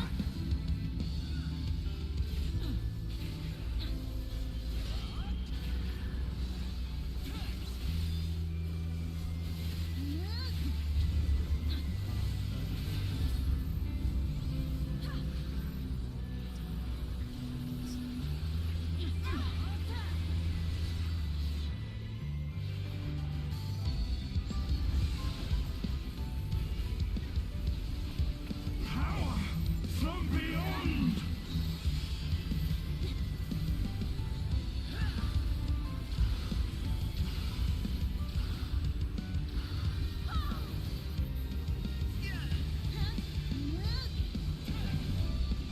Time circles endlessly. I am the emissary, and I shall never die. I got bad news on that.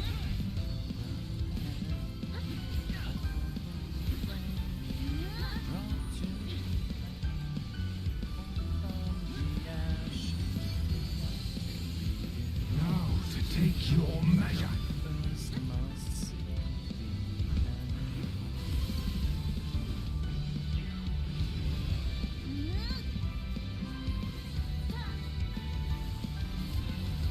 These magics are not for you to wield.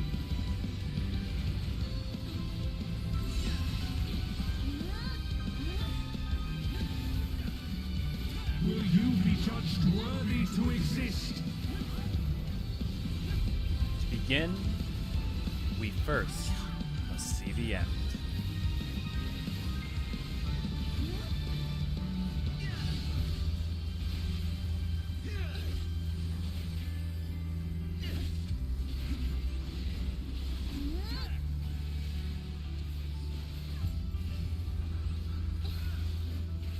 Will light embrace or darkness consume?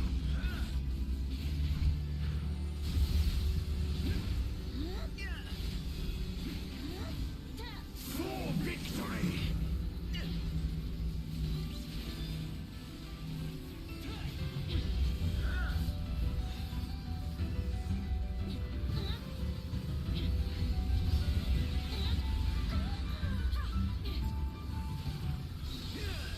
Raid wide.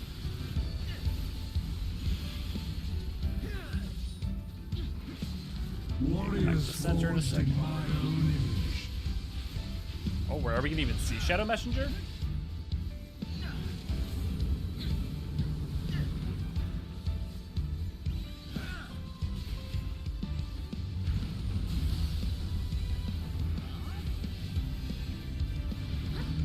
Blinded by light. These magics are not for you to wield. And we're good. Great job, guys. God, I love that fight.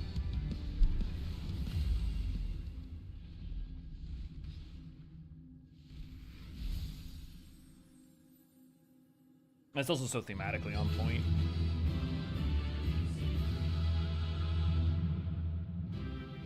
Okay, I promised you guys we'd look at the thrones before we leave.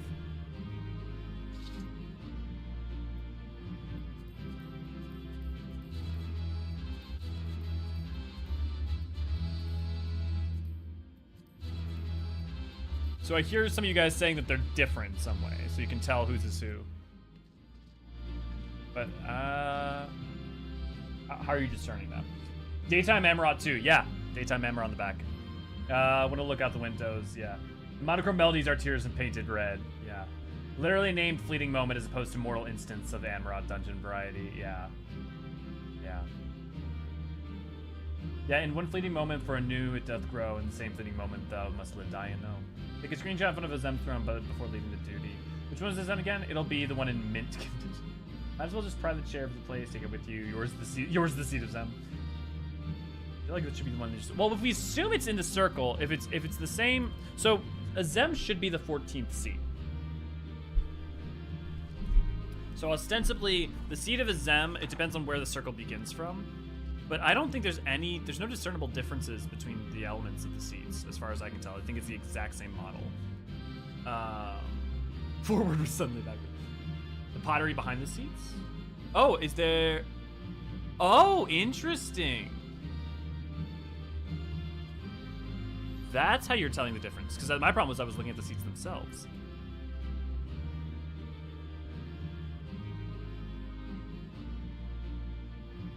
I'm not sure what you could tell though from all those, and also they repeat. They're symmetrical, so repeats the seats repeat symmetry wise across the whole.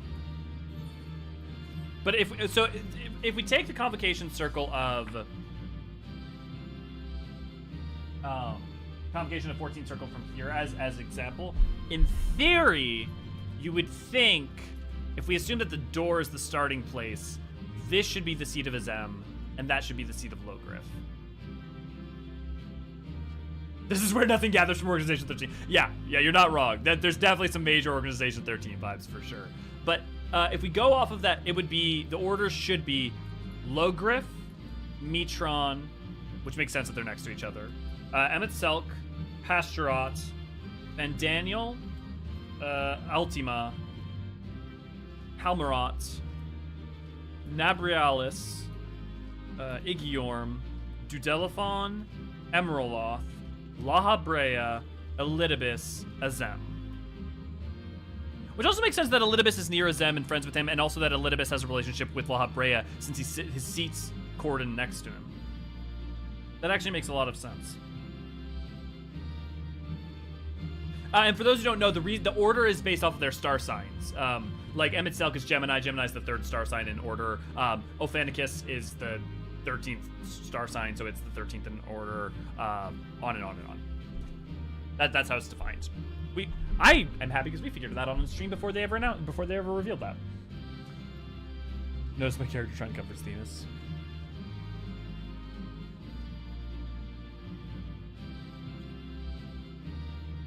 You did good, old man. You did good. Okay. I'm gonna drop. Can you invite Chris or Pass Elite to Archives? Can you invite me? Yeah. Everything okay?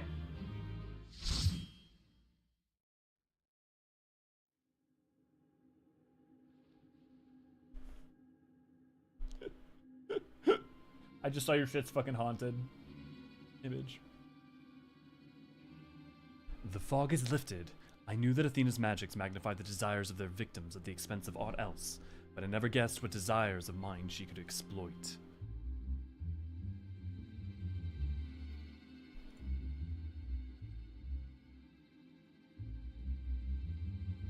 Since the moment we met, I have made plain my interest in you, my desire to understand your nature. I suppose that curiosity extended to how each of us would fare in a match of strength. Okay.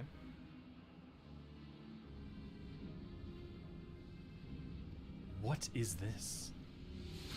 That'll do. Okay, awesome. Sounds good, V. Then I am no longer needed. You will always be.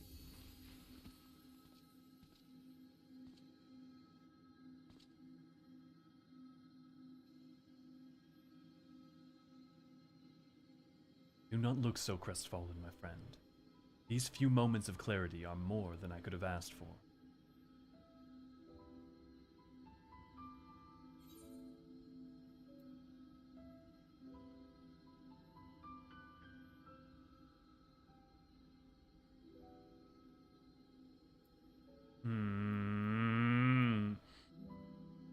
This would appeal most to him, I feel like.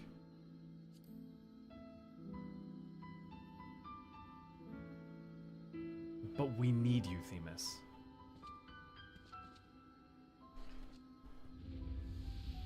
Won't let you die alone again.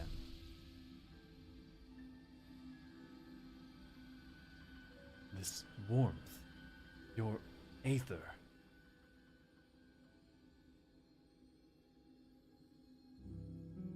I would point out they use this song quite a lot for the Ancients. Or for the Ascians. It's used for Vandaniel and for Emetzelk as well, quite a few times. You've grasped the fraying strands of my being and tied them together with your own. And as well as La Habrea. It's the last song associated with La Habrea. Nevertheless, I fear that I am here on borrowed time.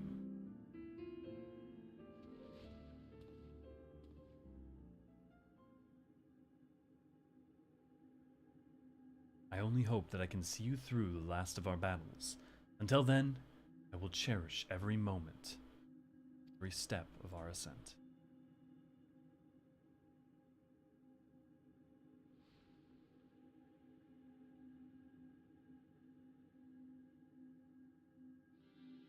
I am Elidibus, the emissary. As such, it falls upon me to judge Athena, who would disrupt our carefully maintained balance to fulfill her own desires. I swear I shall not waver in this duty. Let us return to Erechthonios and La Habrea. There is much I would share with you before we embark on our final ascent.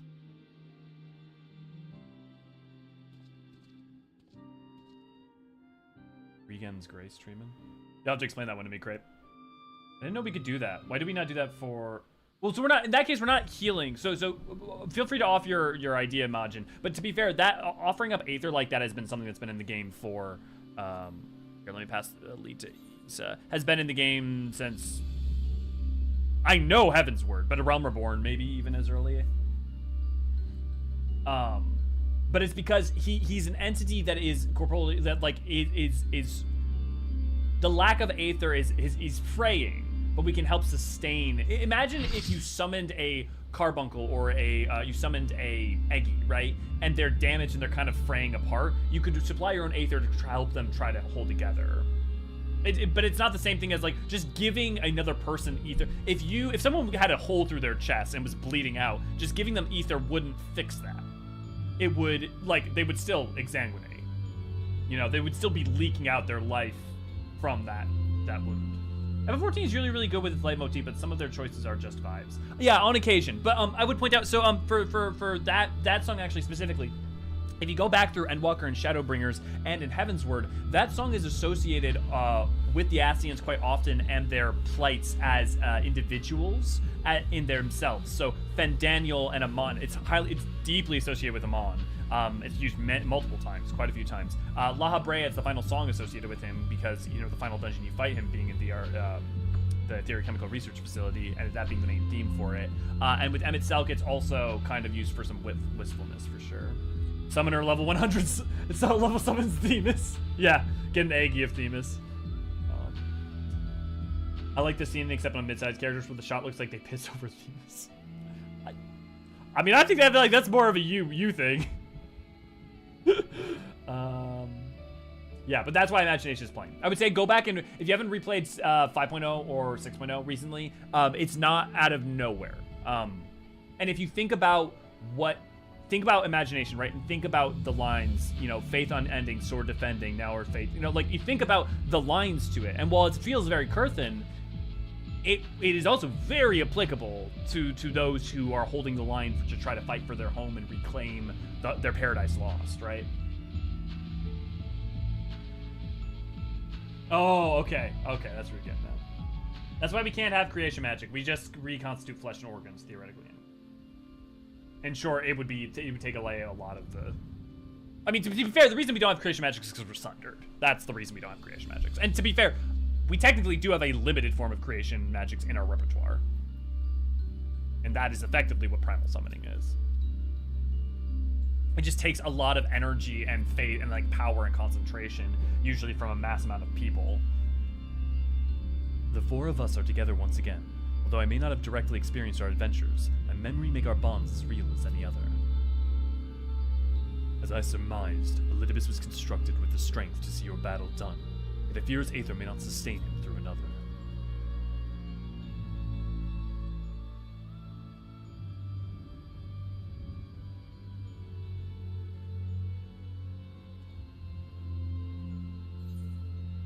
Azem's crystals. Well, Azem's crystal isn't creation magic. Azem's crystal isn't creating people. It's summoning people from. It's the ability to pull people through time and space. And yes, the Loporrits can use creation magics, but they are a construct of Hydaelyn specifically created to do so, and not sundered entities. They don't necessarily have souls as we would conventionally see it. Actually, Loporrits technically probably don't have souls. Huh. Maybe they do. Hydaelyn definitely was not able to give them souls, at least. I mean, that's all the team's whole thing. That shall not be repeated. Yeah. Themis, it's good to see you. I know Elio would guide you to our side once again. I'm grateful that he had the patience to tolerate my lapse in manners. Athena's hold upon me is broken, and I pledge every moment of my remaining time to seeing the answer for her deeds. Very good. To that end, I would have you share what you know of her plan. Of course. As I mentioned, Athena possesses a vessel that may serve in the creation of a god. It is someone Elio knows well, a man by the name of Claudian. By a twist of fate, his body proved to be ideal for Athena's purposes.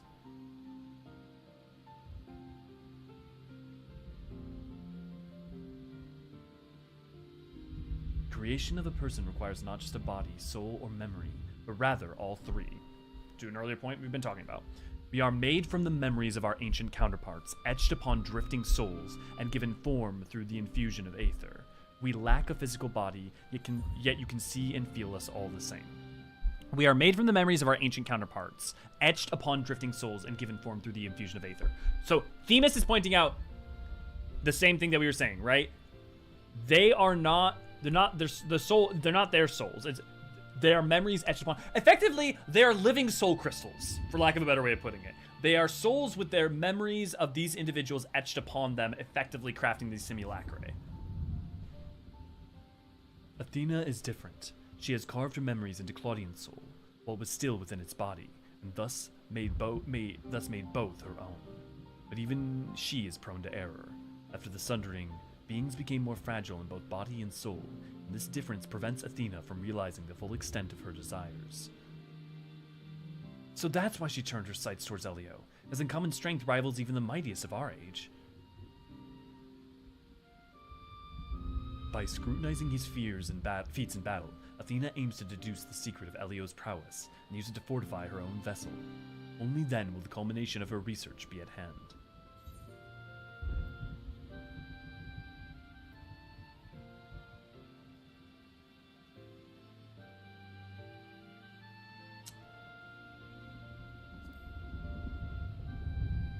Regardless, we have to save Claudian. An arduous task, but not impossible. Athena can inscribe herself upon another's soul, but she cannot erase its will. We awaken Claudian's spirit to the reality of his bondage. He might be compelled to wrest his body from Athena's clutches.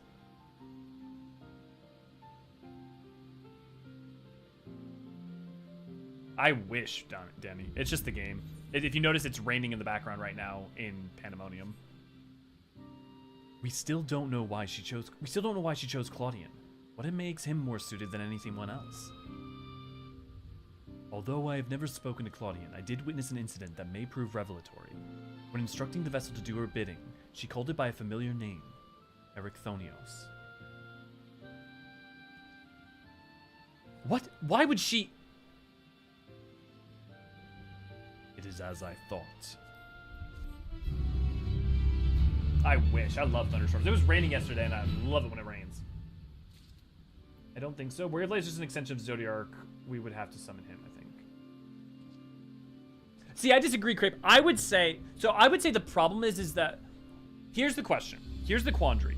Can you summon Shiva? Because if you can summon Shiva, then arguably you should be able to summon the Warrior of Light as a primal, as a summoner. The problem is the nature of those two is that they are individuals embodying and acting as hosts to that power, right? And that's different than Ramu, let's say. I would say by all known, if we assume that the primal energies can be transmuted regardless of the fact that it is a host, the answer is yes. But by that argument, if that is true, that the same should be in theory possible for Zodiark and Hydaelyn. But if we take that the case of anything that has a core acting upon it as a cannot be summoned or used by a summoner, then I would argue no. Shiva, the warrior of light from the Seat of Sacrifice, Zodiark and Hydaelyn should not be able to be used. And I don't know that we have enough evidence to firmly plant one way or another. If someone has an argument though for that, please definitely let me know. It's actually sort of factored into Endwalker summoners. Perfect summoning, more complete versions of the primals at 90, right as Loppers are sharing their knowledge on it, yeah. Obviously you can level 90 before the steam, but the context of that's where you hit 90, yeah. Can we theoretically summon a Demi Elidibus? Yeah, so that's what I was answering. I mean, it assumes he actually constitutes a primal and not some other entity entirely like his true form, see the Four of Lords. We can't fully replicate its power without juicing up our hero soul, so better pick after somebody more powerful like Hydaelyn, Trance, or... oh no. It rains in the ethereal sea. Well, remember, we're inside a pocket dimension, right? We're inside a place where that they have changed time and space. Remember that giant dark sphere that we saw from the outside? I'm sure if you went in the ethereal, left this space and went outside, it wouldn't be raining. Erechthonios, you're a nice kid, but sometimes he is slow. Hesperos was partially right. We can summon Phoenix, and it had a core.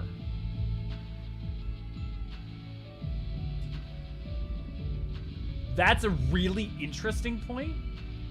What I would potentially argue is that Louis Soir was not a core for a Phoenix, but transformed in totality into the Phoenix.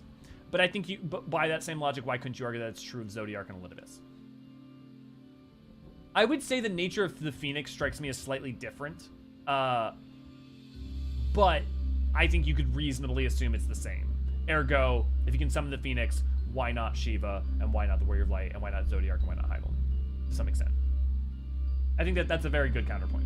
I was assumed in this universe, a summoner calls forth something too weak to live long.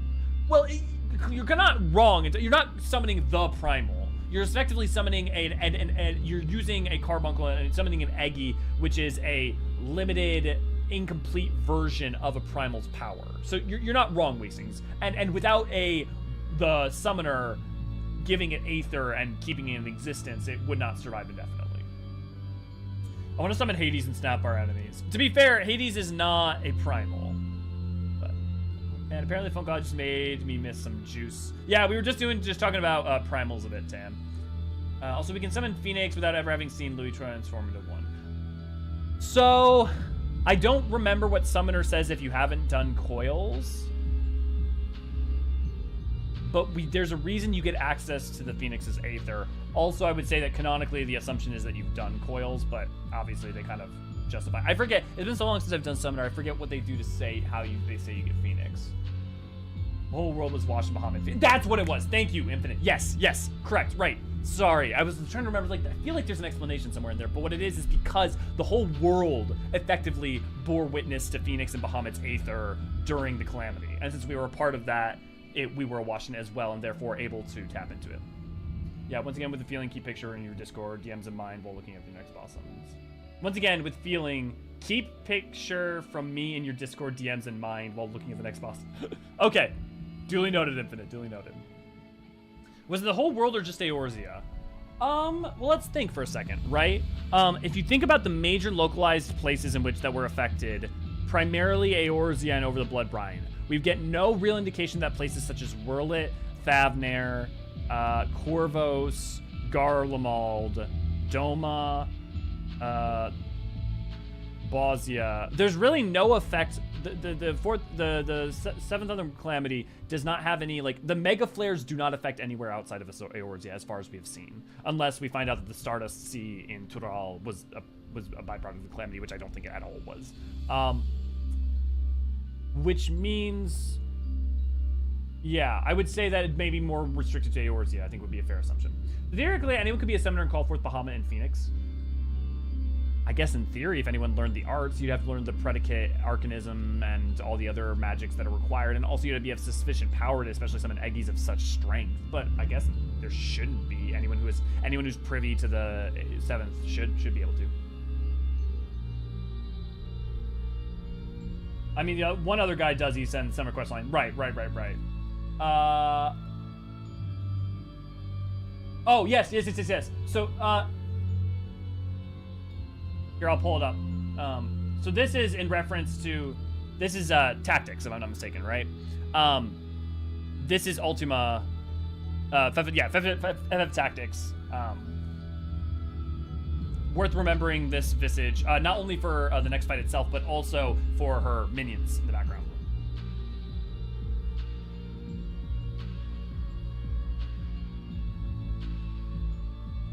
I mean, you literally limit break into Giga Flare. Okay, you guys ready? We need to be exposed to their etheric signature. Yeah, that's what we were discussing, AC, with Phoenix and Bahamut. Yeah, you need to be exposed to their etheric signature at some point. Themis, you may have just handed us the key to rescuing Claudia.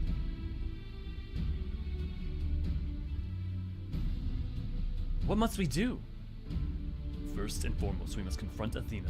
She must be made vulnerable as Elidibus was. Yet our opponent stands on the verge of godhood.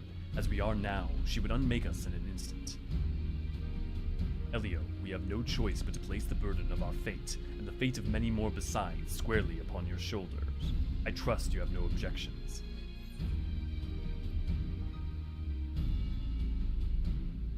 Objections? No. Concerns? Yes. God or not, I'll cast her down. If you have faith in your victory, then so do I. And we all appreciate Elio's willingness to fling himself at the unknown. However, we have yet to hear how this will liberate Claudian. I have a plan. Do not trouble yourself over the details. The same goes for you, Elio. You must focus the entirety of your attention on Athena. She will not be easily bested, even by one of your prowess. Then let us trust in La Habrea and prepare for the battle to come.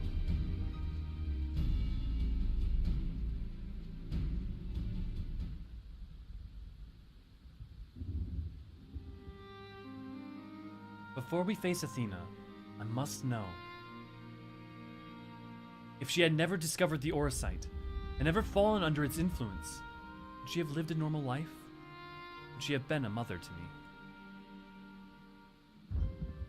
I have asked myself the same questions. Questions with no answer, I fear.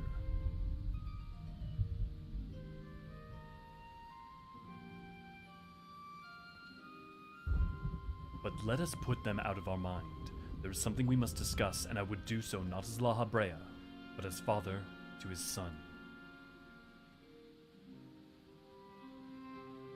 I don't know why I'm only just noticing this now, but I just noticed that he doesn't have pure white hair. He's got like red at the tips, like at the fringes.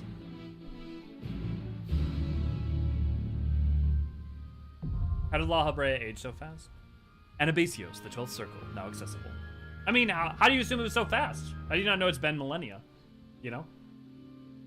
We slay gods before breakfast, yeah. Darkness, come, rend the shield of light. Destruction, salvation, ultima. Yeah, anyways. Beat the heart of Sabik.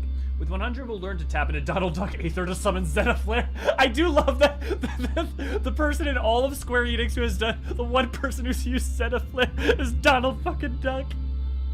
Oh, it's so good. The strongest form of fucking Mega Flare ever used is goddamn Donald Duck. Look, if Kingdom Hearts 3 did one thing right. Oh. How many of you know what the fuck I'm talking about? Athena maintains absolute control over this space. Beyond the gate, she has doubtless built herself an abode worthy of a god, now awaits the arrival of supplicants. For now, we place our trust in you. The rest must wait until we have Athena before us. Right now, Athena must be the sole focus of your attention. She shall not hesitate to exploit any weakness she can sense.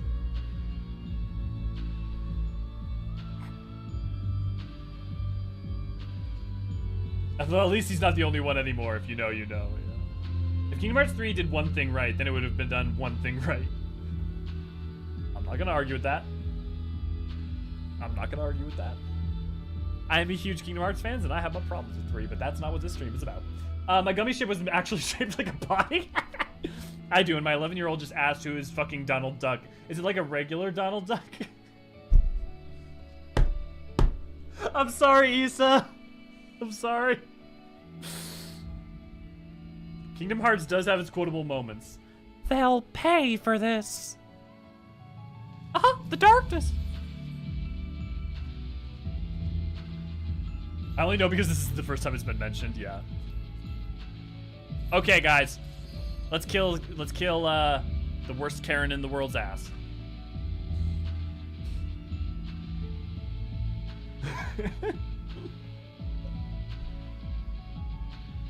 Italian Donald Duck comics? Wait, you need to explain that. I have questions. Mom of the Year. Okay, who loves this song? I know quite a few of you do. You have done well to reach the seat of godhood. Now, bear your souls to me. Man, I really can't hear Lena in here, in her voice. Champions from beyond the rift, heed my call.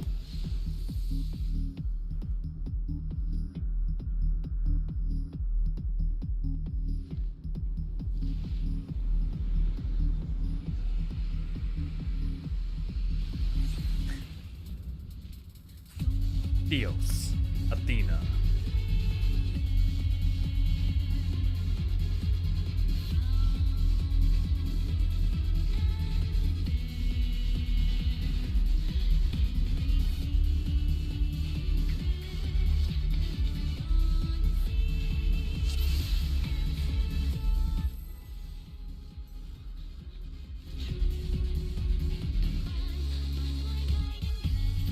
Let's kill a god.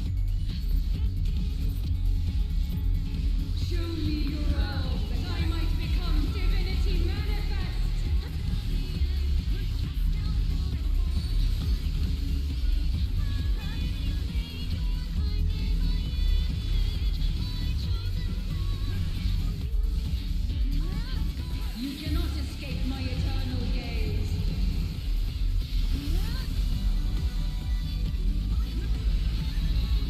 Single swap.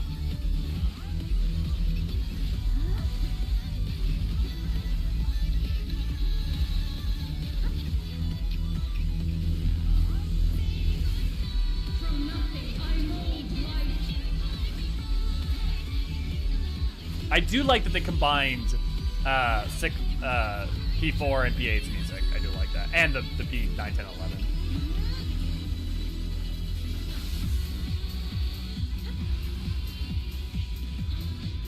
You cannot escape my eternal gaze. What about your ephemeral gaze? Double swap.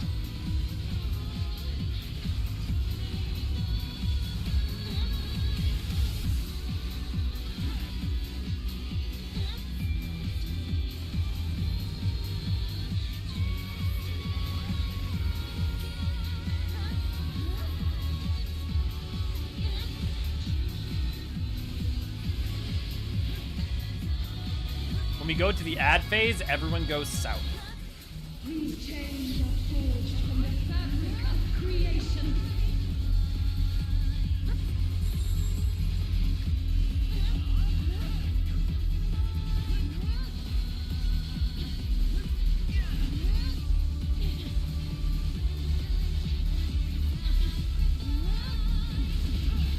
Man, why can't the 12S version be this slow?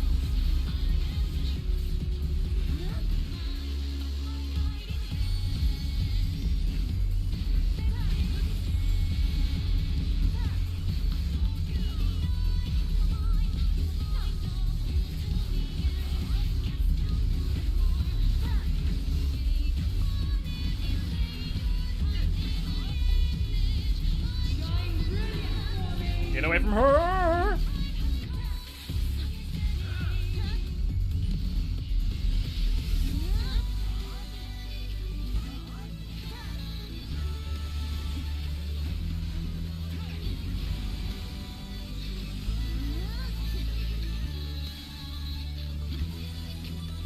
To silent vessels, I give voice.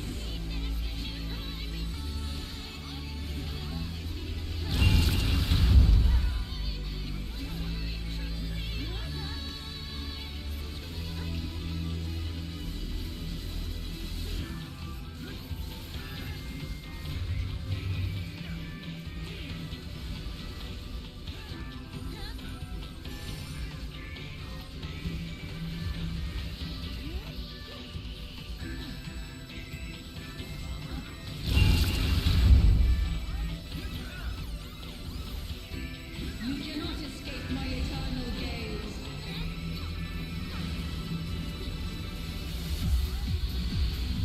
Double swap.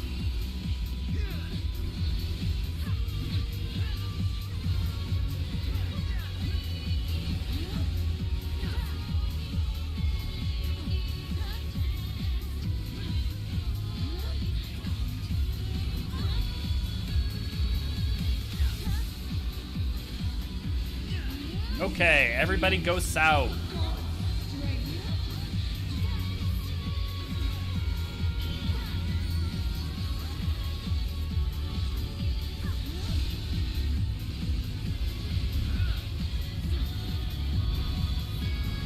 Behold such power as you will never wield. Oh, I didn't notice that she has double swords during this phase.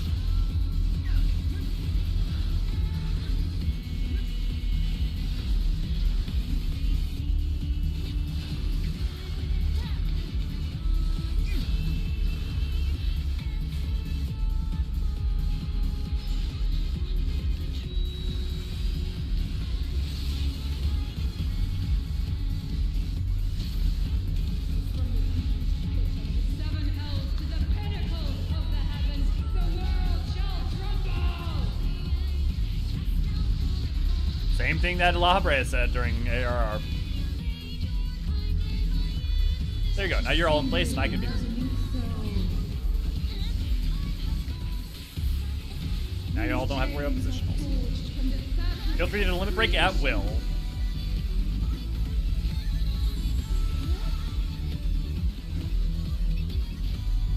Oh. Don't run to the thing yet. Don't run to the thing yet. Don't run to the thing yet. Don't run to the thing yet. Oh, you guys are gonna run to the thing. Yep. Okay.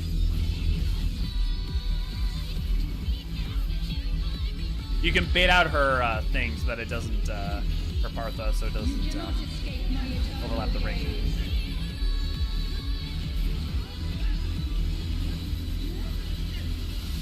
Double swap.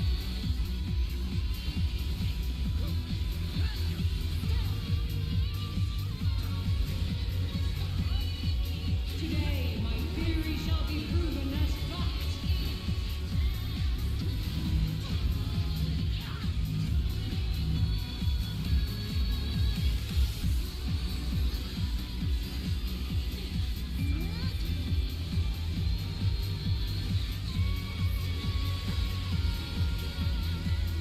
Didn't even tickle.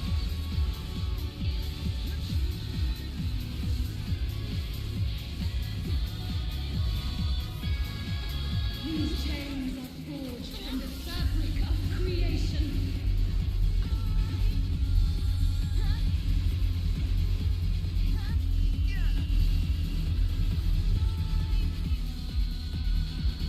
To silent vessels, I give life. That's gonna be a bit messy. Shine brilliant for me. Oh boy, move. Oh, good job, guys. That was about to be really messy. Apotheosis. Hey, I love apotheosis. Apotheoses. Who here after this wants to also see what her savage final form looks like? If you haven't, because it goes some places.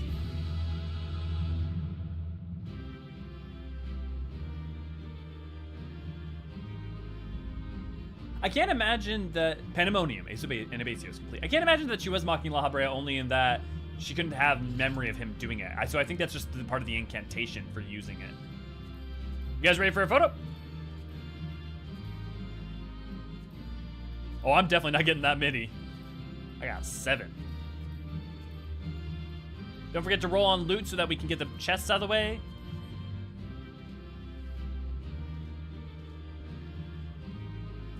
Get everyone to do a /sit. Well, you know what? Y'all are committed to your bits. That's fine.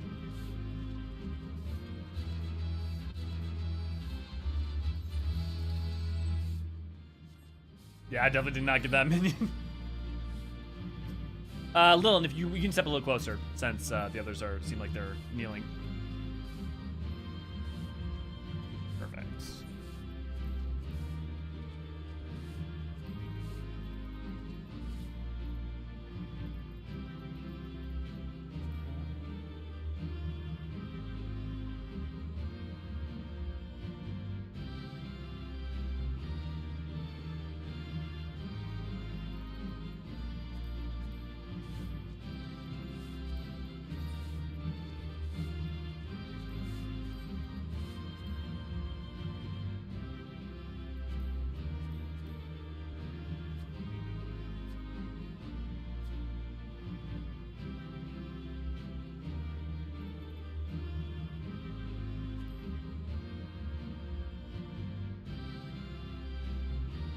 Perfect. Sweet. Great job, guys. Uh-huh.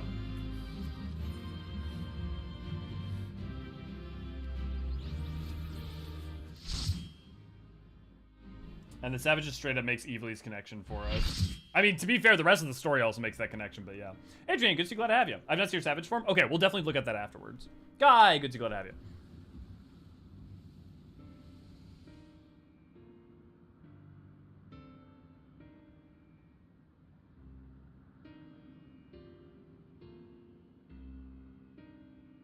We'll also look up the lyrics after this for the music. Yeah, we'll definitely talk about that.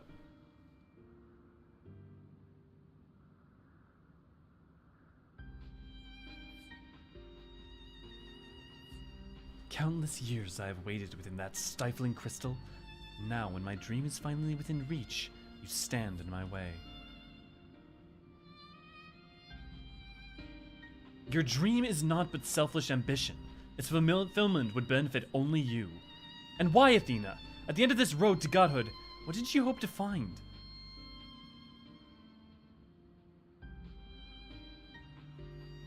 It matters not. The fact remains that you worked against the interests of the star.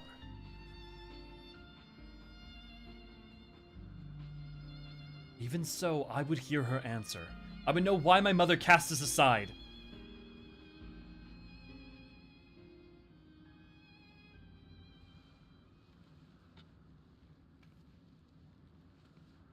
Mask has fallen away.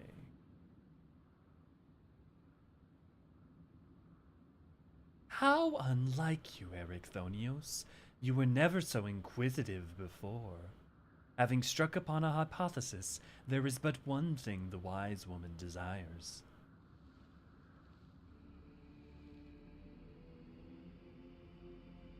Irrefutable proof.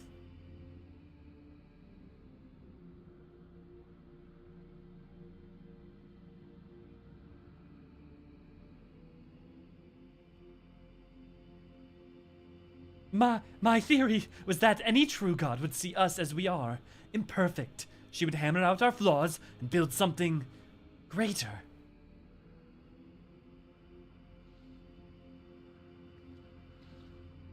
To prove this could not be benefits to the star, I would give it the perfect stewards, that it might shine brighter than any other.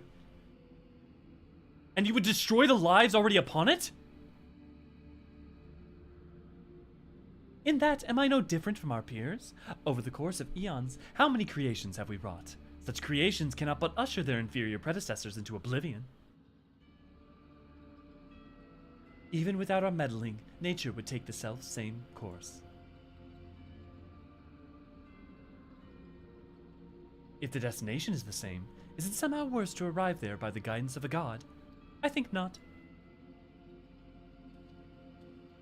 The Orsite made such thoughts irresistible, perhaps, but cannot have created them from whole cloth. This is Athena's truth. That's right. What right have you to pass judgment? You are but a vessel for my masterwork. Your purpose ends there. My only mistake was leaving you possessed of a soul. What are you saying?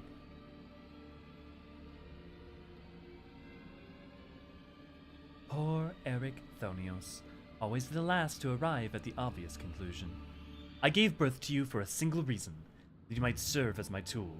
And like any tool, I crafted you to suit my needs, that you might accept my essence when the time came.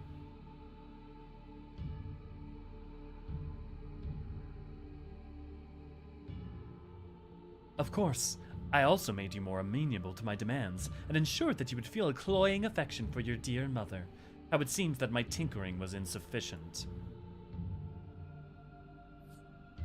My very feelings were of your design?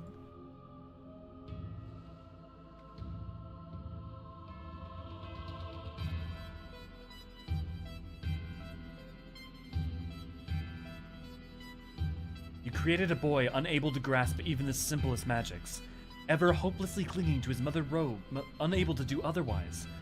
I was doomed from the start. Yet here you are, standing in defiance of her design. You are more than what she made you.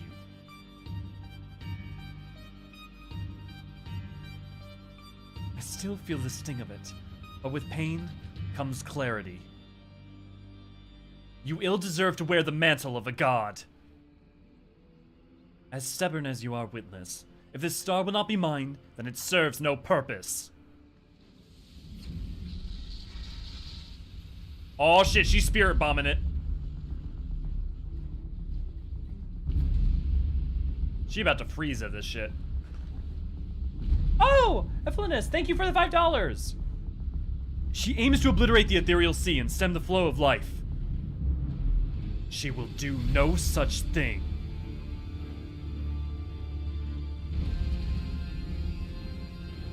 Before the battle, La Habrea told me I was the key to finishing this.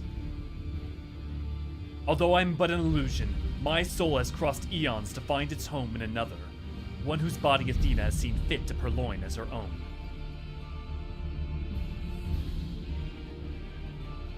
Much of what I once was now resides in him.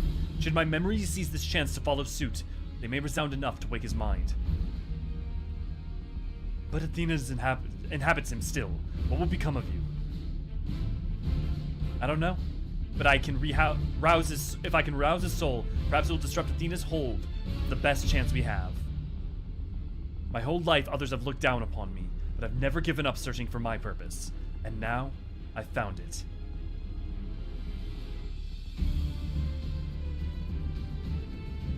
This decision is yours to make, and yours alone. Do as you will, my son. I know you shall make me proud.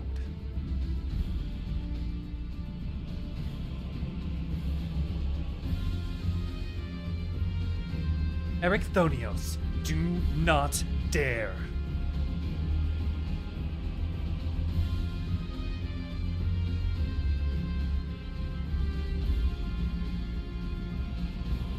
No! Stop this!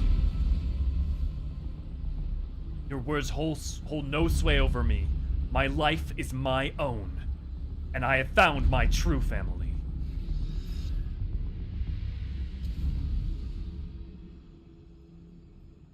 Ah! My power wanes. The vessel rejects me?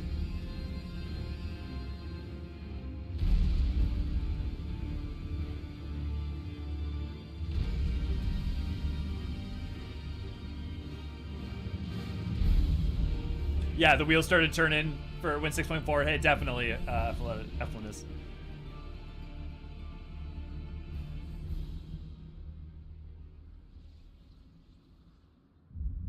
Yeah, we'll talk about all that as soon as the cutscenes are over. What is happening? Athena's magic should be impotent, with no body to fuel them. Precisely. Athena was the sole force holding this space around Pandemonium together, and now it crumbles. Although little would change if we were buried here, we cannot let this be Elio's final resting place.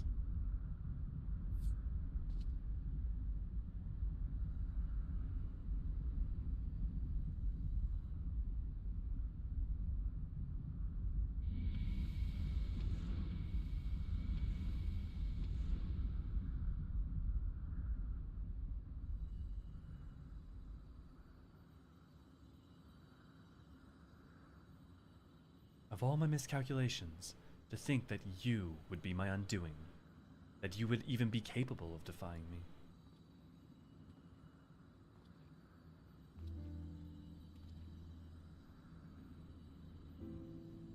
Ah, is there more you would say to me? Or have you decided to return your dear mother's bosom? Have you brought Claudian back to me? Apologies, but I'm only the dregs of your own memory. I can do naught but watch as the evil you've wrought collapses, bearing you under its weight. How disappointing. Truly, useless to the last. And who made me that way? Oh. Worst fucking mother. Can't even in the last moments.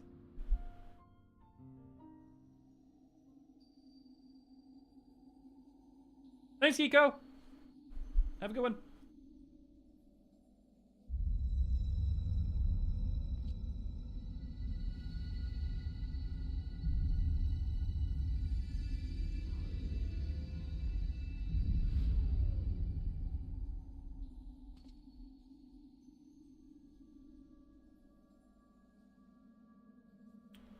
Yeah, righteous judgment if nothing else.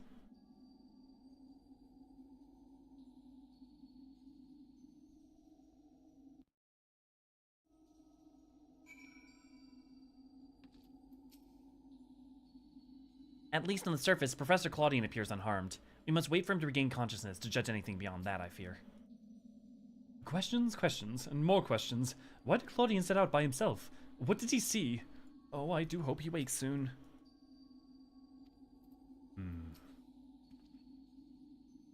Although Erechthonios was not but a collection of memories, I know his absence pains you. But he acted with resolve, full aware of the potential consequences. Let's look back on this moment, not with sorrow, but with pride. You are both the heroes of today. Athena's ambitions would have swallowed the world had you not stemmed their advance.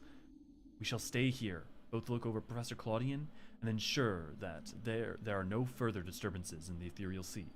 You should rest. I will not take no for an answer.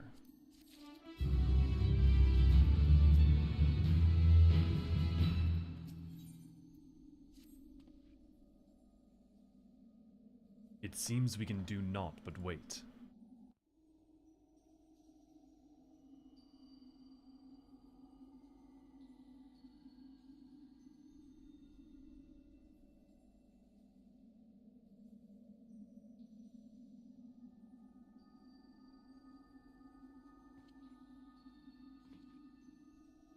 Perhaps we might discuss a matter which has been troubling me. While your colleague Nemgigi was enlightening us on the historical events which led to this era, she let slip the name of one of the Asians, La Habrea.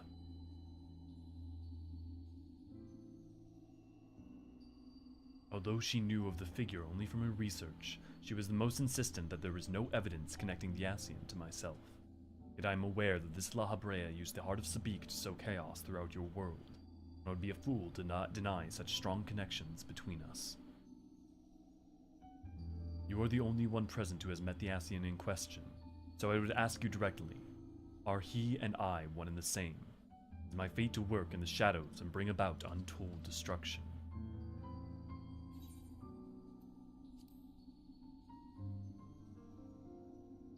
You are him. I see.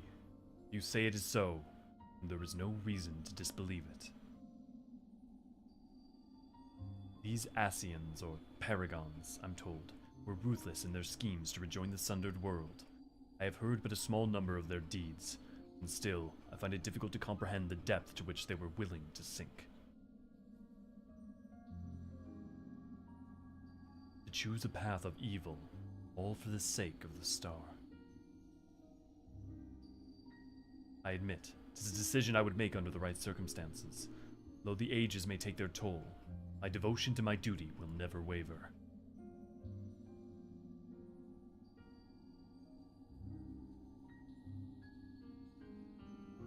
Paying no heed to what might be lost, I will treat the heart of Sabik as a mere tool for my own ends.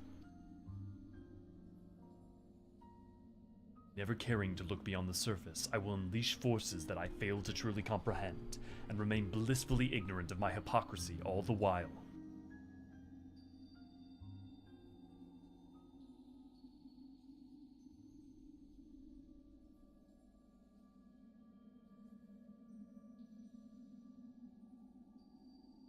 He recognizes the truth of himself and also his own bullshit. I mean, he professes the most scathing indictment I think possible. Coming from him. It appears Claudian has awakened.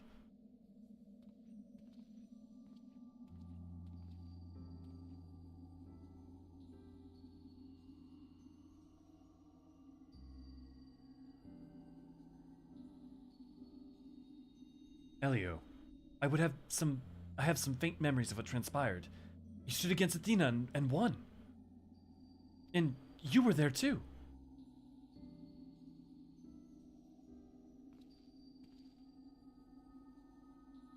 La Habrea, Erechthonios' memories of you dwell within me still. Through unyielding discipline, you hoped to forge a son equal to yourself, but the crucible you placed him in left scars with which were loath to heal. Yet you were never motivated by selfishness. All you did was in service of your duty. At the least, I will hear no more. Though you may possess Erechthonios' memories, you are not him. In rebirth, you have become someone else entirely, and you belong to this age. As such, I am your enemy, and an enemy does not deserve sympathy.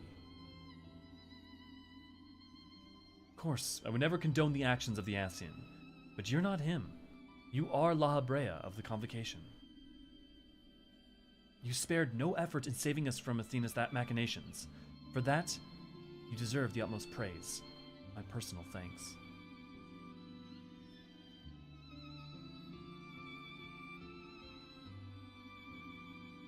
If you insist on deceiving yourself, then so be it. My stance remains unchanged. The most difficult of your trials is behind you, but you may find that Pandemonium has yet to relinquish the last of its secrets. Among them is the identity of Hephaestus' liberator, who set the very first wheels in motion.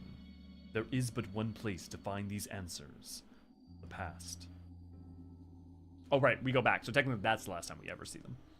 However, I must insist that you keep silent about Athena's fate. While I doubt it would change the decisions I make, you should not tender us information we could not uncover ourselves.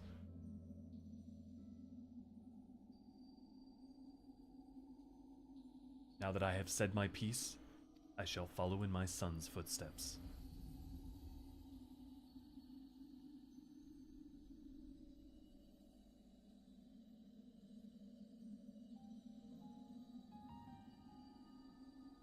These odious memories will fade to nothing, as was always their fate.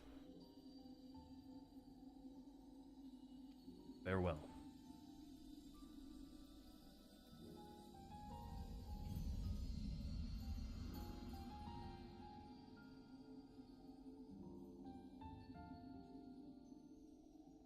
He accepts who he is. Does not pretend otherwise, does not look away from it.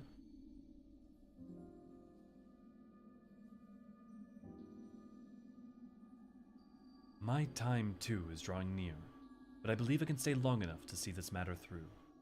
You shall journey to the past to seek out the truth of La Habrea's words, yes? While Themis himself may have been there to see this encounter, I have the unique opportunity to hear your perspective on the matter. That is, of course, if you will share it with me. I look forward to it.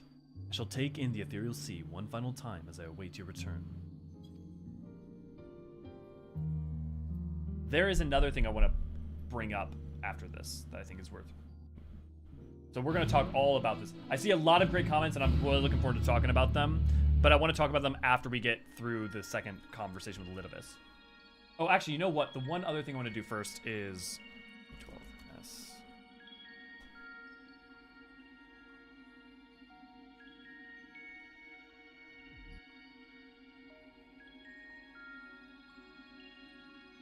I want to show you guys the P12S transition with Athena.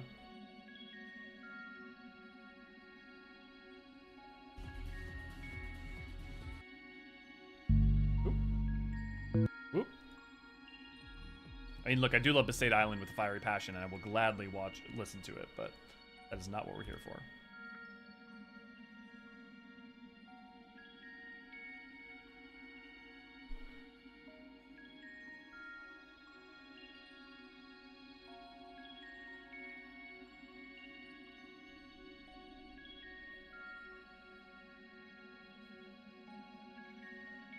She uses the Heart of Sabik, which was residing at the core of her chest. Yes, the flaws are not mine.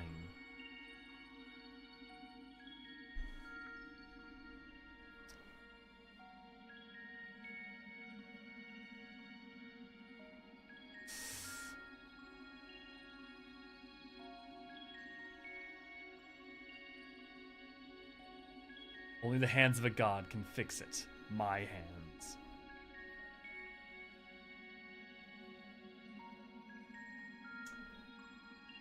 Yeah.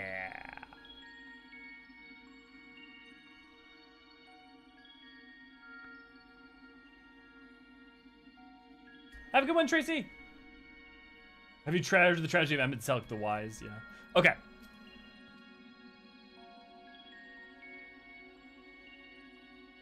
Thank you, Realm! Yes, that's what I said. That's what I've been saying to so many people. It totally reminds me of Unalesca. 100%.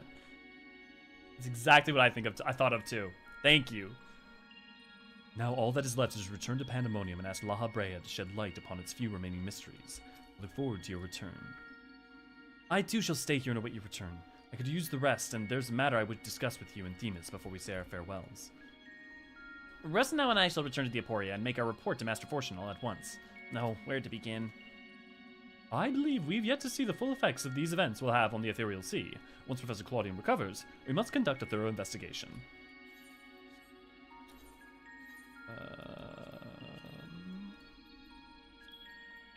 Back to the past. Back to the past. Samurai Jack. Jack. Unileska's hair turning into a skull. Yeah. Also, you know, it's interesting. There's like two ends of the spectrum. You've got like on one end you got Sophia, on the other end you've got Athena, and in between them you have Unileska for sure. Okay, let me check up on you guys really quick. I like that I get. It's so interesting that Evilise would come into the storyline. I hope that means they're planning on doing more with that thread, maybe MSQ someday. So I think it's less to do with Evilise in specific guy, and it's more to do with the fact that they tied in, like Ultima is tied to the heart of Sabik and Ultima and the spell, and they kind of started doing Evilise, so they kind of had to tie Ultima in, but because they had that lore around Ultima, they kind of had to tie Ultima into then Pandemonium as a way of explaining it. But hopefully we someday go to like Valnain and we get some of that stuff wrapped up, because we definitely should. But with it being tied to Bosnia and an Alliance raid, I would not expect it to be MSQ. I would continue expecting it to be side content of some kind. But you never know. Again, thank you for the $5. Like, I get a high Seraph, but I want to know where Ultimate truly comes from. Yeah, I want to know more, 100%. But honestly, we could answer that without having it to be Evilise related, right? Because we defeated Ultima there, and there's that whole history. But by the same token, we could make, we could go to, you could make it that we go to where her star was, that she might have fled, perhaps during the final days. The player wants to play still untouched by capitalism. Sprays. Are these streams for research stream or just for fun? Zenro, good to see, glad to have you. And also, yes? Yeah, but NSK, both, yeah, thank you, Lynn, yeah. Isn't that the Genova thing? Kind of. She recombobulated a guy into a dog and had a child with the sole purpose of selectively breeding a new vessel for herself. I think she's on the level with Hojo. Yeah, I would definitely say she's on the level with Hojo for sure. Honestly, at least Hojo has some redeeming qualities. Not many, but some. If I missed any of your guys' points or questions, definitely should come back to it. Mother's so terrible, we give La Habrea custody. Yeah, that's a good way of putting it, Wasting. Looking away. You can look back, V. I wish Athena's second form on Savage looked more like Ultima's final form on Tactics, but still pretty good and fitting for Athena. Yeah. Why is it always tentacles? Because they're creepy. You mean and back in time to go. Incidentally, with the regular A-rank hunt for trains going on, do you think the ancients are even slightly confused when they see 200 people all of a sudden in Elpis? I think you have to not treat hunt trains as in any way canonical, and don't worry about that from a canonicity standpoint. I hate when they do that. Do what, guy? It reminds me of the Void situation. What do you mean reminds you of what of the Void situation? Ah, you must be Elio. I'm Hedgemon, keyword of Abyssos, but I suspect you may already know that. We did meet once before, after all, although I was not entirely myself at the time. Thanks to you, however, I can rightly say my faculties are mine once more. At present, I'm taking stock of damage done to the facility. Yeah, I still don't understand how Ultima fits into 14. Okay, yeah, easy. Ultima, here, this is very easy. Ultima is an alien from another star that came here when she arrived here at some point in the past during the time of Evilise. She was locked away in another dimension because she was causing mass chaos and problems through the Duma and her aura site. It's really that simple. Ultima is just Omega. Ultima is the same thing going on as Omega. It's just that with different outcomes and different things resolved around it. Keeping the lore behind the various raids section makes it harder for it to reach the MSQ. See, but I disagree, guy, and here's my reasoning for that. One, the raids and places are a great way to expand upon that, and two, if the only requirement was making it MSQ, that is saying that you would basically, if you made Evilise an MSQ, you're basically remaking 12 as the MSQ for 14, and I don't think that's a good thing. I think the thing is just play the Alliance raids. If they feel that they should make it a part of it, they will. And to be fair, they made Gaia part of the MSQ. Like, if they think it, they made five. Remember, Crystal Tower did not always used to be part of the MSQ. It was not mandatory. But when they got to 5.3, they said, to tell this story, we need to do it, right? Honestly, my problem is all of the raids are highly approachable. There's really no reason not to go play them, and they have always, like, tied them in where it made sense. The problem with Evilise is not them tying it in by choice. They created Bosnia. The problem is that it's a Matsuno thing. The problem is that they don't have full control over it, and so it's hard to integrate it in, you know? Ultima is just like Genova? Yeah, sure.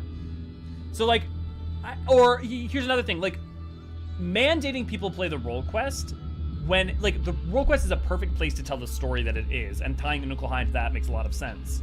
But, like, if the problem is that you feel like they should tie them in, well, they have been tying them into the story. But like, for instance, it's not just like the role quest and the Warring Triad are side content. They reference the Warring Triad and explain everything with that in a Nuclear High in 6.1 and 2, right? They talk about it, even if they, the reason they don't tie it isn't just because it's not mandatory. The reason they don't tie it in is because there's so many other plot beats going on, mainly around 0, that they're telling and trying to tell a different story and build up the 13th in a way that isn't just the pre-existing plot points. I have no doubt, beyond a shadow of a doubt, that if they ever do a Void expansion of some kind, they will bring a Nuclear High into it. They will bring Silva. They'll find a way to make it work, or they will just make the role quest mandatory or something, you know. So, sorry, I have weirdly intense feelings about that.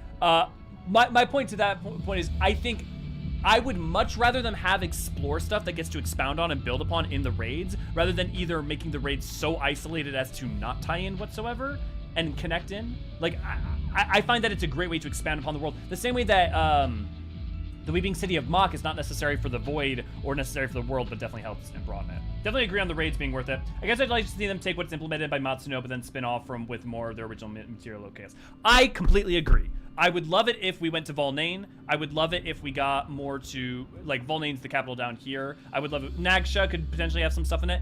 The problem with that, though, is less to do with the dev team and their choices, and more to do with whether or not they're gonna, when they work with Matsuno again, and choosing to do that. So that's, like, not even a alliance raid thing. But let's take that aside. Let's throw that this way. Just on the point that you're making, right? That's how the sausage gets made. I want more lore and explanation about where Evil East takes place, what's in the timeline. I want to go to Volnane. I want them to actually finish off the story with Lion and Gabranth, because that was, like, just did not get finished in Bosnia. Beyond a shadow of a doubt, with you there. 100%. Came from Ultima. Oh, sorry. Ultima is just like Genova. It's also said that Ultima had no will of her own until after she was prayed to and summoned. A parasite? Nah, that's where I think her and Genova differ. Okay, I was more confused how the Heart of Sabik ties into Ultima, like everything. Do we know the origin of the Heart of Sabik now? Here, there's a bit in E2. We're going to talk about all that once we finish this. I want to finish these. We're going to literally spend the next hour just talking about this after I finish this up. We're going to go through the lyrics of the songs. We're going to talk about the lore. We're going to answer every single one of your questions. I would love if you guys build up your questions about all the different things that you were confused about in here. Yeah. All of these are my white whales. What are your white whales? The raids, or? Thank you for checking up on us. Did you speak with Hedgemon and the other warders on your way here? The work is long, but we have made great strides in undoing Athena's meddling. Elio, I didn't expect to see you again so soon. It is always a joy. You seem quite happy to be here. Great White Buffalo. Elio, truth be told, I thought you would have little reason to ever visit this place again. It seems I was wrong. I'm here with a purpose. I'm looking for answers. How neatly you obfuscate your motivations. Do as you will, then. He has gone through the trouble to visit us, so I hardly think a curtness is in order. We braved Pandemonium together. Why not at least share with him our progress? I have relinquished control of Pandemonium to La Habrea. I was never meant to hold it for long, and now such authority resides in rightful hands. With La Habrea's help, we have poured through Athena's research into the Hemithioi. Thus, we were able to restore Hedgemon's mind and body. Yet, there still is so much work to be done. Damage to repair, keywords to replace. The tasks are too many to count. But, although the path may be long, our progress is steady. I believe we can safely say that Pandemonium will soon function as it did before.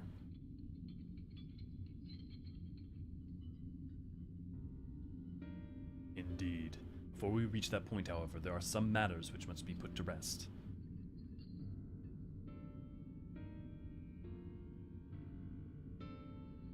One concerns Pandemonium itself, and another is a personal matter. Until they are settled, I cannot move forward. It shall not take long. Like a resolve caused me to delay, but I have chosen my course. These concerns must be weighty indeed. Do you intend to share your burden with us? If you would bear witness, then come. Your arrival at this very moment almost beggars belief, but I shall not ask you to leave.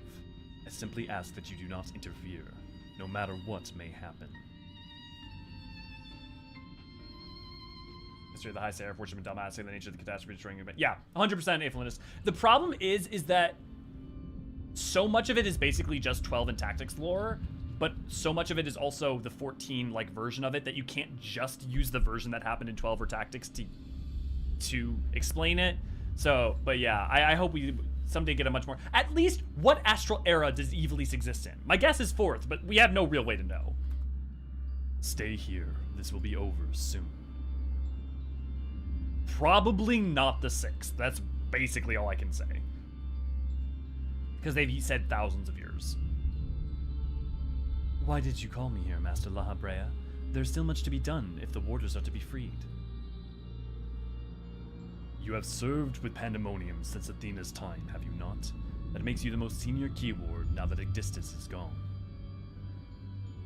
As such, you deserve to know a secret few others are privileged to hear. One concerning myself.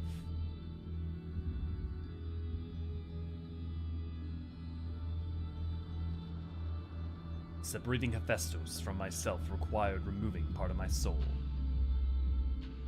A necessary sacrifice, but one which came at no small cost to my natural talents. I am but a shadow of the man I was at the time of my appointment as La Habrea.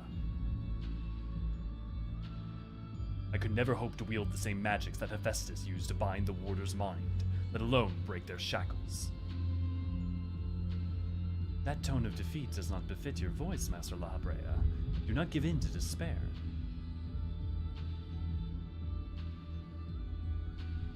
There is no despair, only truth. Do not confide in you to garner cheap sympathy. Hephaestus left behind fascinating research. Its conclusion was that in order to transform a vessel into a hemitheoi, absolute control over their mind was essential. As you well know, magics used to achieve such dominion exploit strong emotion within their victim's heart. In the case of Hesperus and Elidibus, the respect for me. Upon slipping his bounds, Hephaestus took steps to throw Pandemonium into chaos. With their attention divided, key ward and warder alike were easy targets. But there was an act that came before. Regardless of Hephaestus' prowess, he could not have won freedom on his own.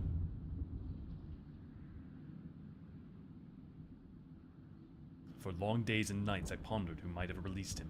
I could only conclude that Athena's plans were set in motion long, long ago, when she claimed the mind of one of her admirers.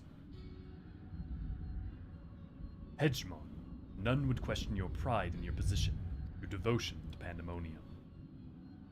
But you do not believe I am the one fit to lead, do you? Your loyalty lies not with my vision for Pandemonium, but Athena's. Master La Habrea, what has ever spurred this sudden accusation? I assure you there is a proper explanation.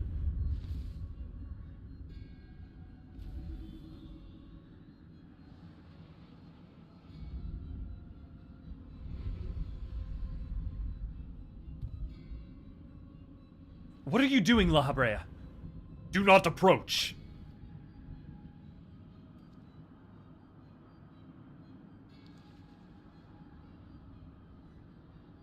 As I have already stated, even should I detect Athena's tinkering, I am currently powerless to dispel it. And so I have come to a decision, one which was made with the best interest of our star in mind. In order to build a better future, I require the strength I have lost.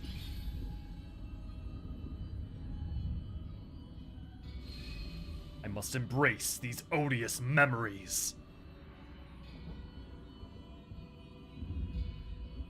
I didn't notice this during Abyssos, but his hair, and I think I might have said this earlier, but his hair actually fades out to a little bit red in the back. I think that's a really cool touch. Mark well this sight, engrave it upon your very soul. You now bear witness to the true La Habrea.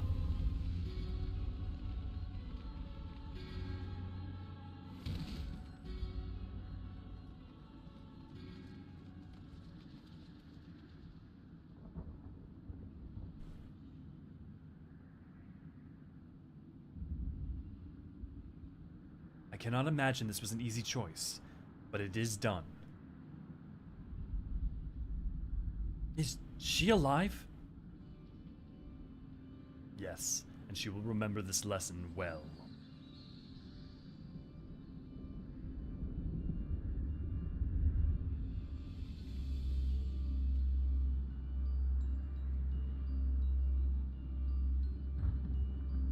Athena's puppet no longer, I see.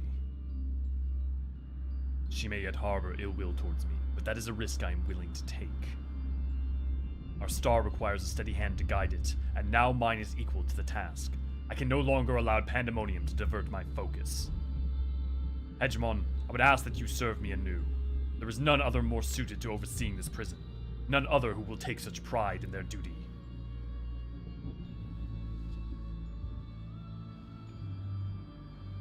Yep, exactly, Danny. The fact that he returned Hephaestus to him, I believe, is a big part of him going crazy. My loyalty to Athena led me to betray you once before. Why would you allow me to keep the position of keyword? I require your talents as I require Hephaestus's. The past is of no consequence.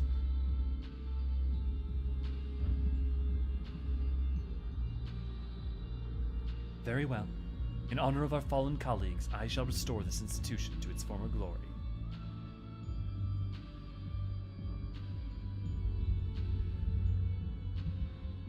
La Habrea is himself once more.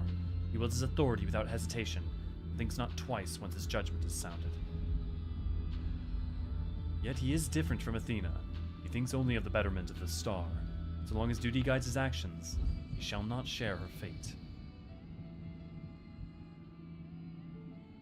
And should his convictions ever waver, the emissary will set him back on the proper course. Good.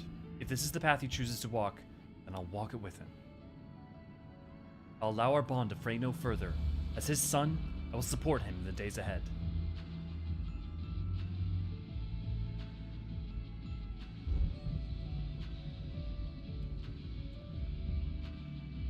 I would not ask you say the same, Elio. You and I stand on peaks separated by vast chasms. Our perspectives shall never align. And never shall one give way to the other, for such is our nature. With that in mind, let us consider any debts between us to be void. I think it's really easy to misread what he's saying here. He knows who he is, he respects who he is, and he respects who we are. And he's not pretending like it's like there's can be. We have irreconcilable differences, but he respects us. Before you leave here, mark these words well.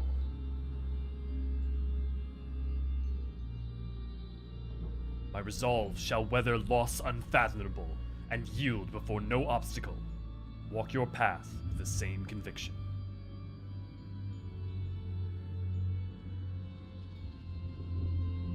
He is who he is, and he will not falter from that course. And there is something to be respected about that. Master La Habrea saw through me long ago, but now my mind is unclouded by doubt, and I shall not fail him again. Hephaestus and La Habrea were one and the same, and he was named as one of the convocation. This change poses no need for concern, for all is as it should be. From this day forward, I will do what I can to aid my father, and in this way, I shall forge my own future. If not for you, my long-slumbering demons may have gone unslain. I would have never been forced to reconsider my true nature. Yet as I said, do not consider this an admission of death. Now I believe you have other places to be. Remain here any longer, and I may be inclined to place you in a cell next to one of our more recalcitrant subjects. Ah, good old La Habrea.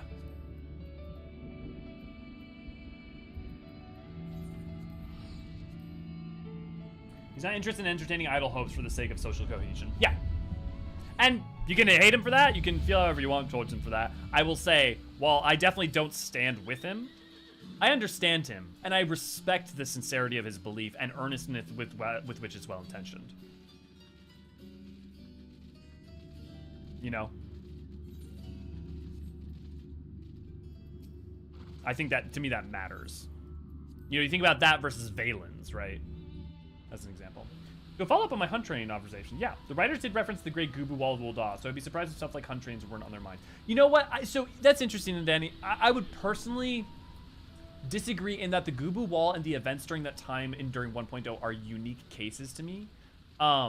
In so much that, like, it's not like everything ever done in 1.0 is considered a canon event. And also the Great Gubu Wall, it's not like all those people... I would say that the 1.0 stuff is an exemption to the rule. But... Hey. Laha did nothing wrong? Yeah, no.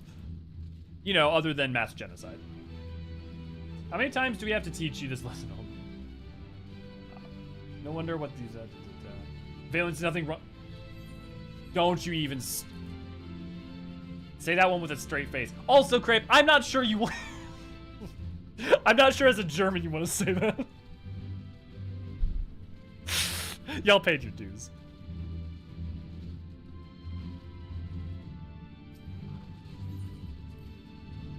Like, I'm the one living in a country that's currently struggling with authoritarianism. Final Days was an inside job. I mean, it technically, definitionally was.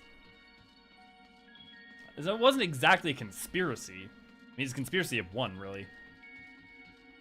I guess two if you say Medion and Hermes. Ah, you are returned. I should like to hear what you've discovered, though I believe your friend has business with us first. The scream was coming from inside the planet. There you are, Elio. While you were away, Themis brought me up to speed on all that happened while I was held prisoner. His story shone light upon a number of questions that were niggling at my consciousness, namely, those concerning the ethereal signature emanating from Azizla. Doubtless its source was Athena, reaching out as far as she could from her prison, ever grasping for someone to take Erechthonius' place, grasping for the body his soul resided in. It's interesting that the ethereal signature would mask the crystal, though. Like, were some of her own memories in the crystal, or was it... why was the ethereal signature the same? And also, under that auspice, are they saying that Athena's soul and memories were... Because the only implication only was the memories, but presumably the soul would have to be in there as well. But when would she have separated soul from body? Could have left a part of herself in there. That also might have made sense. I wanted to ask, when you first found the crystal, were you able to hear the memories stored within? Indeed. It was only after our researcher was well underway that I could hearken to its whispers. Contact with the crystal should have awakened the memories, but the passage of time likely changed Erechthonius' soul in subtle ways. Perhaps ethereal resonance was a gradual process in this case. Contact with crystal should have awakened the memories, much like a convocation stone, but the passage of time likely changed Erechthonius' soul in subtle ways. Makes sense. Perhaps ethereal resonance was a gradual process in this case. So in short, what he's saying is, unlike with the Asians, when they use Convocation Stone to restore the memories of people like Gaia and Logriff, or, you know, Amon with Fandaniel, right? He didn't get the memories of Erechthonius all at once. Instead, like, the resonation of those memories and returning to him only happened as a gradual process. However, being attuned to Erechthonios exposed you to Athena's voice as well. Doubtless the choice to venture forth to Azizla was not your own. It was Athena's influence working through you. Okay, that makes sense, because as he gained the memories of Erechthonios, the Athena influence would affect him. Okay, yeah, that makes sense. I do recall being strangely fixated on acting alone. I never would have encouraged such recklessness usually. Although the choice was not entirely my own, I'm still ashamed of my actions. Reflection is how we plant the seeds of growth, although we must not blame ourselves for our events out of our control. That the voice in the crystal belonged to the person from which your soul originated. Well, not even the most brilliant researcher could come to that conclusion.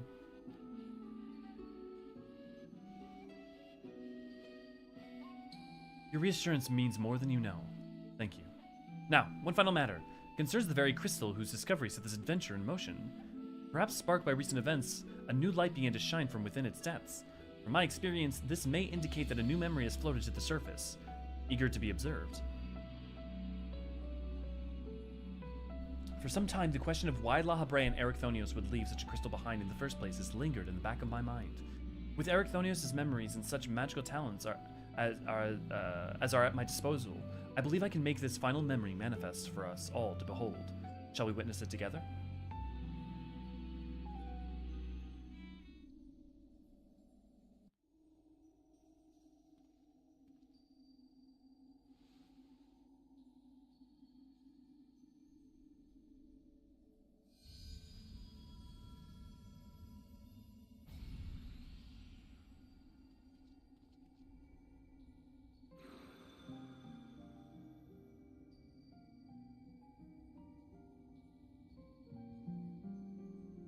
I leave this memory for you, the future of our star.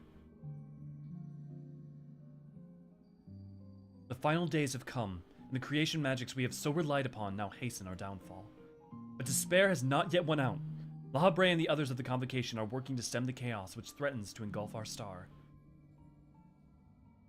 Their plan requires great sacrifice. Elidibus, Themis, has already offered to give his life for our salvation. Yet there is another problem which must be dealt with. Pandemonium, wherein are combined our most vicious creations. Even should we survive the final days, it will take time to restore order. If Pandemonium's cells were breached and their prisoners set upon the star, a hard-won peace would be obliterated in an instant. Someone must stay behind to ensure that never happens. With Themis and Lahabrea otherwise indisposed, that responsibility falls to me. And that is why I must defy the directive of the Convocation. My soul will not be offered to manifest the will of the star, but instead consigned to eternal vigil. I know that in doing so, the final days may take me. I may not live to see my duty upheld.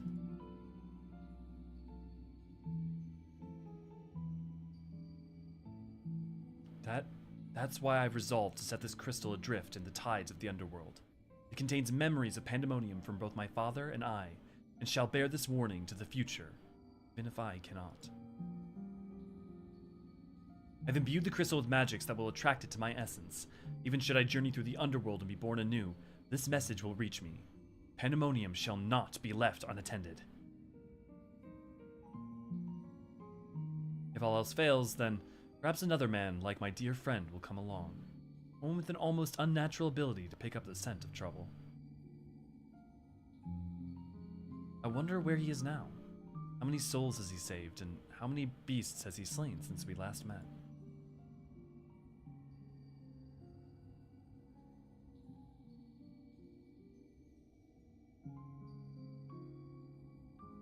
Alongside my warning, this memory shall carry a wish. Elio, may we meet again. Now listen well. If anyone receives this message, you must come to Pandemonium. Please, make haste. I repeat.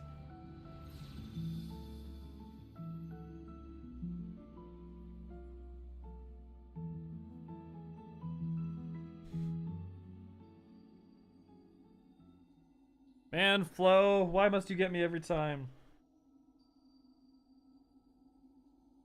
Well, that dispels the last of my doubts. Thank you for humoring me. And now, come to this.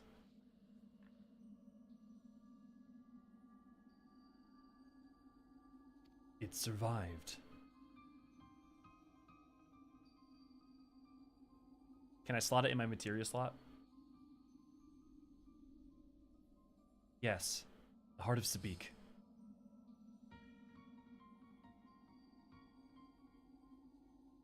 The tie that bound Athena's memories to my body, no doubt. When I regained my senses, I found it on me, my person. Now it appears your efforts have left it bereft of memories. No trace remains of Athena. However, its power as Orsite yet remains, and it may prove to be a valuable trove of knowledge in the hands of the right researcher. I feel that fate has left me with it for a reason. I shall take my leave, but on behalf of my colleagues, nay, the entire star, I thank you both for putting an end to Athena's wickedness. You know, it's really dangerous to leave that in his care. I mean, like, look, Claudian's probably one of the most capable people of handling it, but still.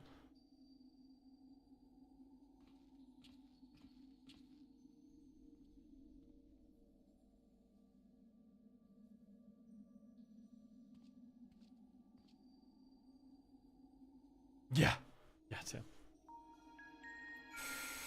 Okay, who's ready for some feelings? Can I get some emotes in the chat for some feelings? This is my own criticism. Yeah, the stone needs to be locked up. Yeah, agreed. My first instinct would be destroyed on the site. Throw it in! Throw it into the fire! Destroy it! Certainly some choices to have. Who else was shocked when there was voiceover? I see. Then Hephaestos' story has been laid bare. as has the nature of our mysterious crystal. The questions which led us into Pandemonium are answered, and soon order shall be restored. I too can fade away, unburdened by regret. I could not have reached this point without you, friend.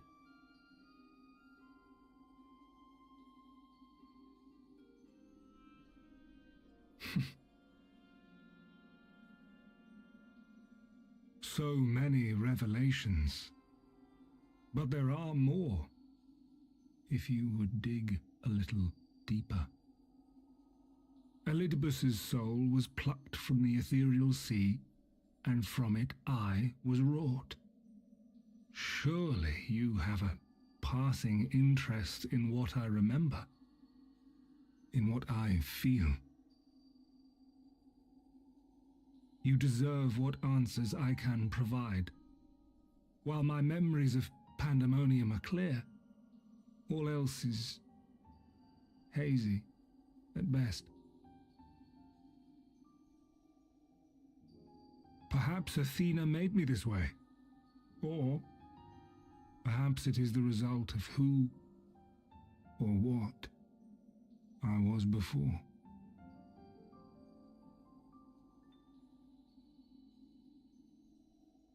Still, I can recall vague figures, scenes from my future and your past.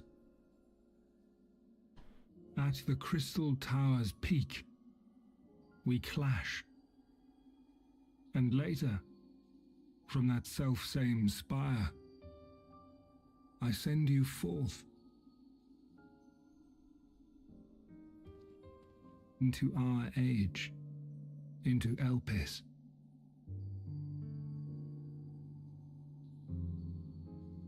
Why do I decide on such a course?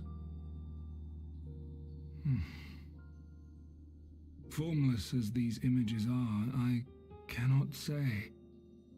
However, I can hazard a guess.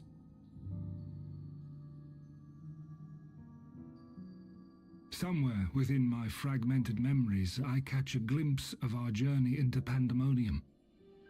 A glimpse which shows not the path we took or the destination where it led us, yet by its very presence demands that you are required in Elpis.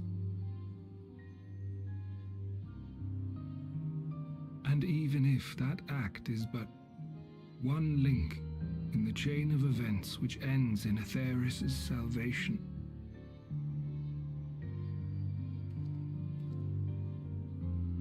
then this all has meaning.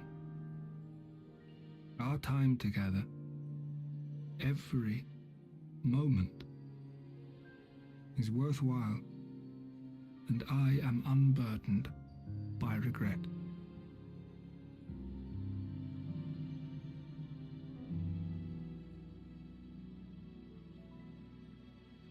That said, it is possible my motivations become something else entirely. That you would cross this vast expanse in the hopes of being reunited with your allies. A devotion that once would have baffled me. But after having been to the depths of that twisted prison and back, I think I can understand.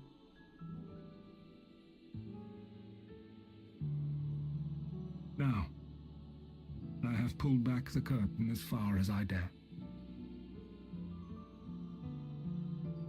The people of your age call this the Ethereal Sea, a name I quite enjoy, for it teems with life, each star a soul on its journey. And among these uncountable stars, it was yours that crossed my path. For that, I shall be forever grateful. I wish you well on your journey. A journey as long as your star is bright. a journey not bound by the confines of this world or any other.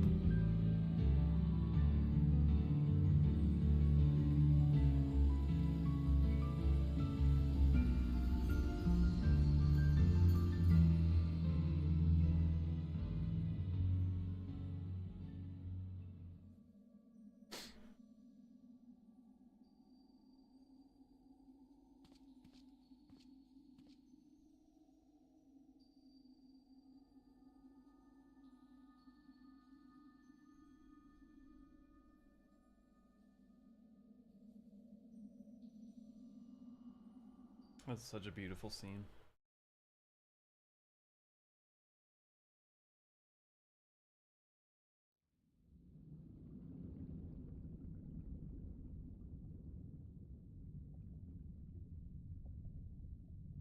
How fascinating. The truths that dwell at the edge of sleep.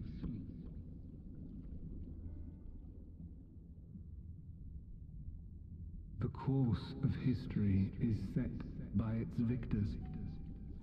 It is immutable, and yet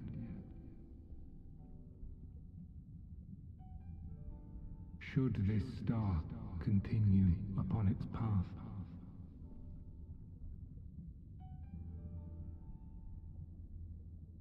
look,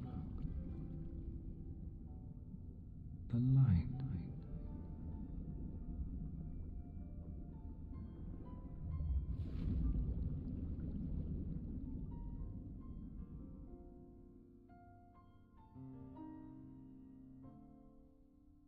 Last at peace with those he loved.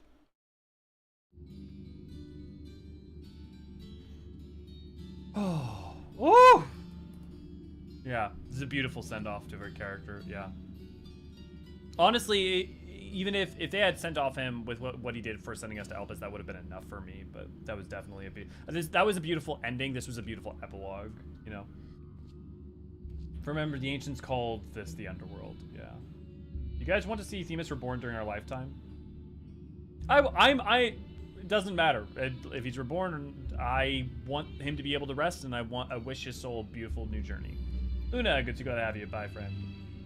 Yeah. And I'm not. How do I put this, AC? It's not that your question is bad, but I resist your question in its core assumption about wanting to see him for the sake of like in another FFMMO or anything like that. I just like. I hope that his soul finds peace regardless. Rest well, my old new friend. Yeah, another lifetime would be better. Yeah. Yes and no. I would want to make the whole ancient team, not just Themis, but I'm not sure I want the same characters coming back. The thing is that they wouldn't be the same people, right? The same way that like Amon is not Hermes. And especially if there's no way to raise people with convocation stones. Gaia, especially, imagine if Gaia had never encountered the convocation stone or Metron, she would have been completely her own person and not like a Logriff. So Elidibus would be able to just be his own person. He would be a new life. The same way, we are not a Zem. We are not just straight up a Zem.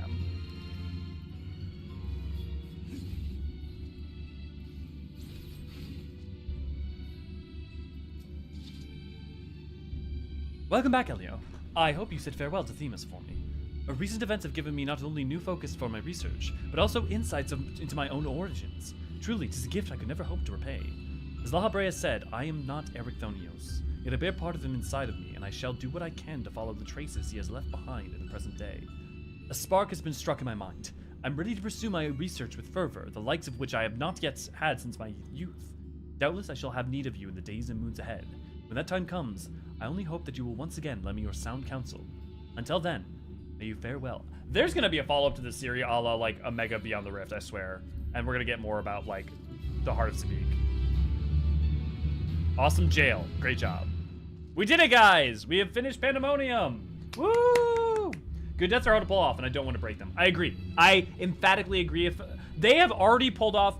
Think about it. If Elidibus' end was 5.3, that is heart-wrenching, but perfect. If Elidibus' end is 6.0, that is heart-wrenching, but perfect. If this is this is the perfect. They have pulled off 3 deaths of this guy, and all 3 of them have been phenomenal and not necessarily cheapened the prior ones. Let's not push our luck.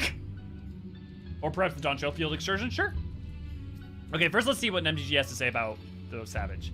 The more I try to make sense of what happened, the more my mind ties itself into knots. It'll take weeks, or dare I say months, to navigate the maze of questions. I may have to suggest that Professor Claudian hire more assistants.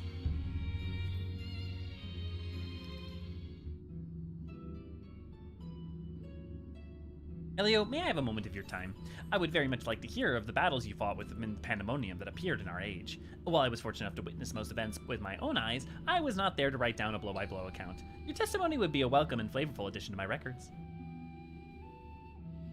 Sure, what would you like to hear about? We can start with Kokaidos and talk about each one. To think your foes would be even more fantastic than the ones you faced in the past. Truly, not even my wildest imaginings could come close to what reality gave us. I'm particularly fascinated by Athena, and cannot help but wonder what she would have become if left to her devices. We were terribly close to finding out, and doubtless it would have been one of the last revelations of our lives. But she may not have gone so far if not for the Orsite, which magnified her desire to be an almost incomprehensible degree. Just how it could influence one is a matter well beyond the ken of our modern scholarship. I believe you saw how twisted those under its sway can become when you face the Lucavi. Just what designs did Ultima, the High Seraph, have in bestowing this gift of Orsite to those poor souls? And if Athena had achieved her dreams of godhood, she may very well have been able to bend even Orsite to her will, and soon the world would have followed suit. What a chilling end to my story, and, fascinating theory to add to my report, of course. I must scour documents for any supporting evidence. Ah, now I wonder why you sent Rossino to fetch any scrap containing even a hint of crystalline machinations. Oh no, it's Claudian. Professor Claudian! I had noticed the important tasks were being left neglected, and when I inquired as to the reason, poor Rossino explained that he could barely keep up with your requests. Something must be done about this new obsession of yours.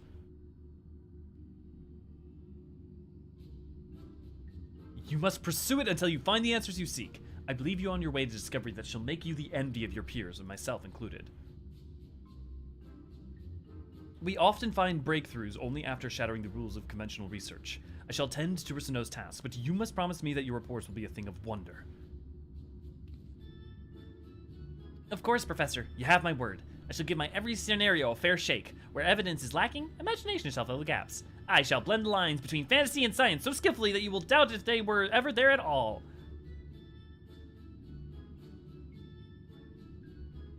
I would expect no less from one of my assistants. Before you put a pen to your parchment, I would be honored if you shared some of your idle musings with me. I will, Professor. I will. If you have any interest, Elio, and I know you do, stop by any time, and I will share with you my most recent theories. Pandemonium, Anabasios, Savage, now accessible. Stories involving shards or various ancients are interesting, but that would obviously not be Elidibus and the other, etc. Yeah. And the other thing is that if the other shards weren't raised with convocation stones, they wouldn't necessarily, they would still be their own individuals. But there's definitely something to be said. MG really out here being tempered by fanfic. Yeah. How goes the investigation? With Athena's research put to a decisive end, things around here have returned to what one could almost call routine. But even so, we are busy as ever. The ethereal sea must be analyzed thoroughly for any adverse effects caused by recent events. Professor Claudian seems most eager to analyze the Heart of Speak. Although no trace remains of Athena's memories, there is yet power inside the crystal, and it still possesses some corrupting influence of Orsite. Naturally, as the most qualified to do so, it falls upon us to plumb its depths. Knowing the Heart's history, and the history of other crystals like it, the prospect does fill me with some dread, but not so much as to overpower my sense of curiosity. So long as we move forward with courage and caution, I am sure our findings can prove to be a boon to the scientific community, and perhaps society at large. With both the ethereal sea and the Heart of Sabik to keep my mind occupied, I feel that I shall never again lack for fascinating discoveries to motivate my work. What do you know of Athena and her connection to the Orsite? Ah, that topic I've been keeping us quite busy of late. And MGG and the Rossino have been a great help in making sense of all these fabulous tales. I shall call them at once so we can share our findings thus far. Ooh, yes please.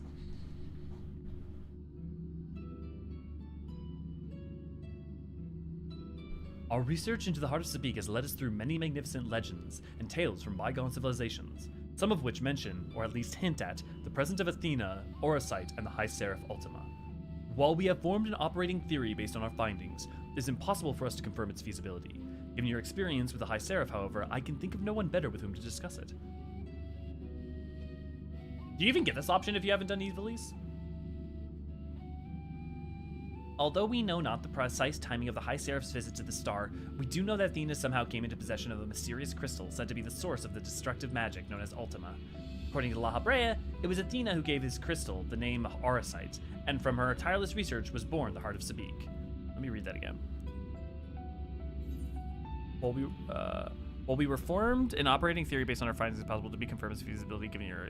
Although we know not the precise timing of the High Seraph's visit to the star, we do know that Athena somehow came into possession of a mysterious crystal said to be the source of the destructive magic known as Ultima. The Heart of Sabik contained not only Athena's memories, but a concentration of aether unlike anything we've observed. Even a small portion of it could level mountains. It did, in fact, level Castra Meridianum not so long ago.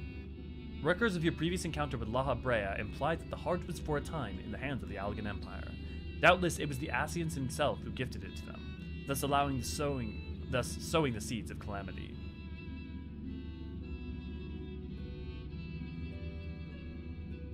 The Allegans made little progress towards penetrating its mysteries, but some scholars attribute the fact that they were able to use it at all to theoretical encounters between Allag's researchers and the High Seraph. Interesting. That would instigate that High Seraph's creation, that the Evil East would exist sometime in the second, third, or fourth. Probably not the third because Allag was... The problem is it can't be during the third because Allag had control over all of the three great continents. Regardless of its journey, however, we do know that the Heart of Sabik returned to La Habrea's clutches soon after the Fourth Umbral Calamity. Okay. The rest hardly bears going over again. Tracing the legends of Eorzean back to their source suggests that the High Seraph may be the cause of countless tragedies, including our most recent one. Regardless of the Eorzean source, however, it was Athena's bottomless ambition that set the wheels of tragedy in motion. I found one of La Habrea's remarks most odd. While we were discussing Athena, he said that he was a fool to think that she could be confined. He didn't elaborate on the statement, but I think there's a possibility that Pandemonium was built not as a prison for failed creations, but to contain his very own wife.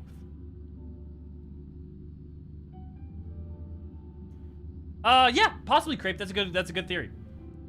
We already know that he was well aware of the influence Eorzean had on Athena. It is not beyond the realm of possibility that Pandemonium's true purpose was to keep her isolated from the other ancients. Even so, she had freedom enough to continue her research outside of La Habrea's purview. Perhaps it was his love for her that kept him from tightening his grip on other activities.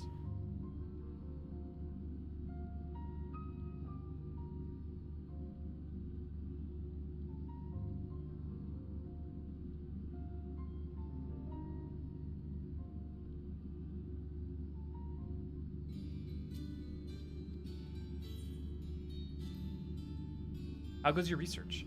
Fortunately for my assistants and I, my ordeal has left me none of the worse for wear. I'm back at work with the characteristic aplomb. Well, as much aplomb as can be mustered when reviewing the many records which have piled up in my absence. Of course, I have made the proper show of gratitude to the Scholar Monteshane and Master Fortunal for their efforts to search for me. Master Fortunal was stone-faced, claiming that he had only done his duty. The Scholar, on the other hand, seemed most eager to learn every detail it takes. It takes all sorts, I suppose. Okay. Let me return to the tea tree. Ray Ray or V, are either of you here? Okay, guys, let's talk about what we've learned, and let's answer some questions. Who has questions about literally anything? Anything to do with Pandemonium so far, or Evil East, or any of that stuff? Let's go ahead and get some of that stuff answered. Hey, look at all these happy people. I'm gonna eat a fry real quick.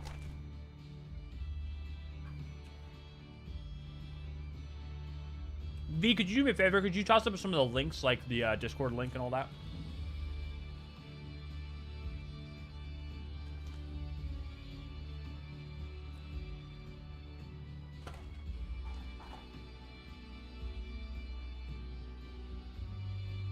Oh, you guys are hanging out at the Eureka meetup point? We still have 15 minutes before that, so I want to engage with any of the questions that we have. I suspect the primary question left to us at this point, for most of you, is how did Elidibus' soul get to the ethereal sea? And the answer is, I don't really know. There's the two explanations we talked about at the top. The first being that Hydaelyn could have pulled the remnants of what remained of him as he used his aether in the Crystal Tower. Or the using of his Crystal Tower to create the portal to Elpis could have allowed for some of his aether to trail into the source. Alternatively, it could be that the Elidibus that separated himself that there was some remnant of Elidibus in Zodiark itself. As even though he separated himself from it, there still may have been lingering amounts of his aether within. So when Zodiark was slain, that aether may have returned to the star. There's multiple good, I think, rationalizations and theories for that. I do think that's a thing where we're gonna have to just get a dev question one of these days for them to give it, because like there are ways to answer it, but there's not any evidence I can think of specific to answer it. Let me read off the things real quick. If you enjoy the stream and are a member of our wonderful, wonderful Discord, come join us at discord.gg/Eorzean Archives. You want to play Final Fantasy with us, talk about lore, and do all sorts of other engaging things. You can always go there. We got multiple channels for playing 14 together, for looking for group, for lore, for all that good doodly dab. And we have a TFC on Crystal Curl. Are you on Crystal Curl? Well, now come join us. We have access to all the wonderful buffs. You've got a whole bunch of people to talk to. Also, on top of that, you'll have access to 99... to a stack. We have 99 of each kind of paint in the game that you will have access to, and that will be really helpful. Dual dye channels if you aren't on Crystal Curl, well, it's not congested right now, so why not transfer? Just saying. Don't forget to do all the YouTube things, you know, like liking, commenting, subscribing, yada yada yada. Want to see Scantily Clad Archivists? Well, we don't have those yet, but you can support us on our Patreon at patreon.com/Eorzean Archives, where you get your name in the banner of my head as well at the end of videos. And it goes a long way till supporting us. You can also donate a couple bucks here. You can get, if you donate $1, you get Archonship, which gives you access to all sorts of fun emotes that you can use. Or also you could donate a couple dollars and give Archonship to a whole bunch of other people. I'm just saying, it could be a good time. Okay, let's get up to the questions. Why didn't Pandemonium have no Satan in it? Though I could argue Athena is the devil, you know. Yeah, I mean, yes, Pandemonium, because literally, like, all demons from Paradise Lost. I would say because it's meant to be... Is that a guy still green?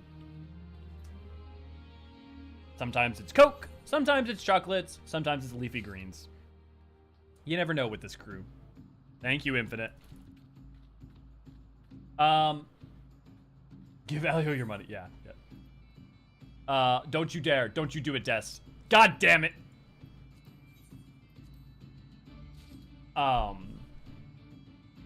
Pandemonium is a reference. It's mainly a reference to Final Fantasy II.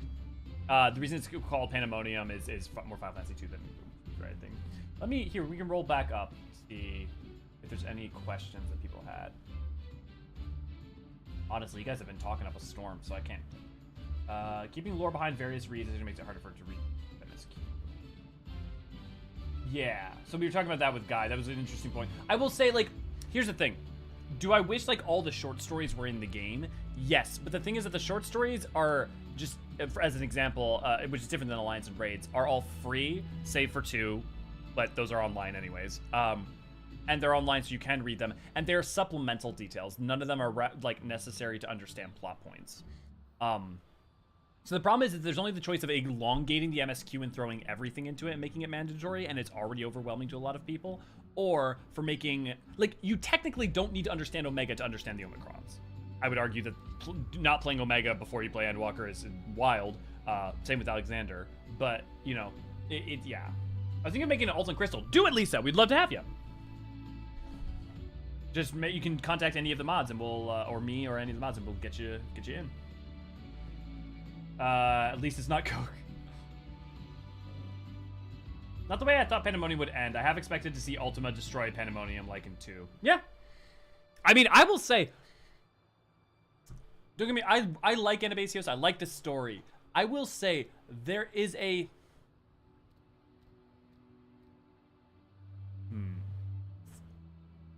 there is a slight feeling of disjointedness to me in this story that feels like it was written part by part rather than written as one whole thing.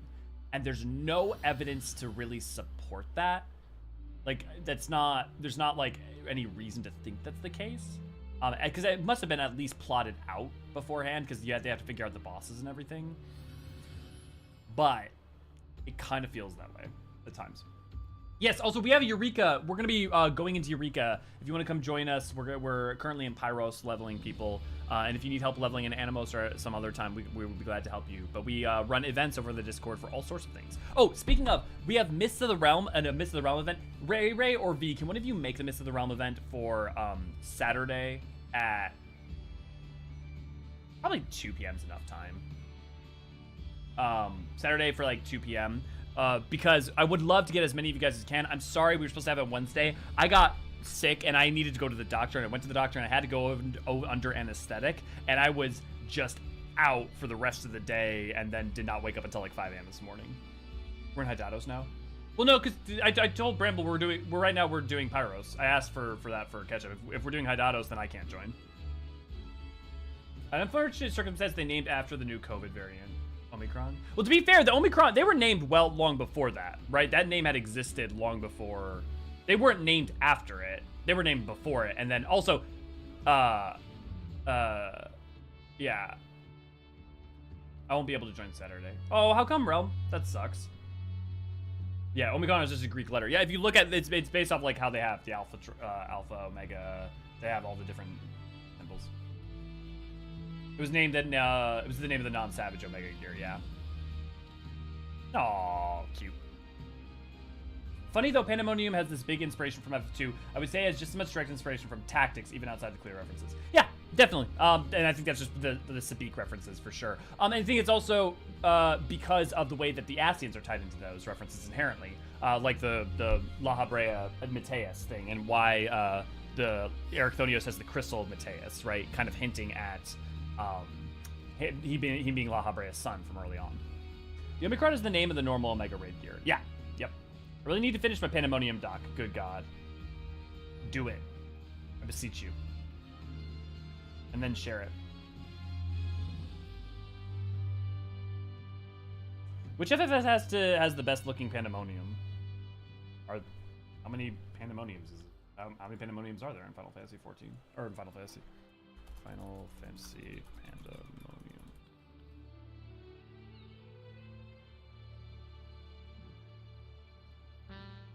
Location 2. There's the summon from 8. Location and oh right, 9.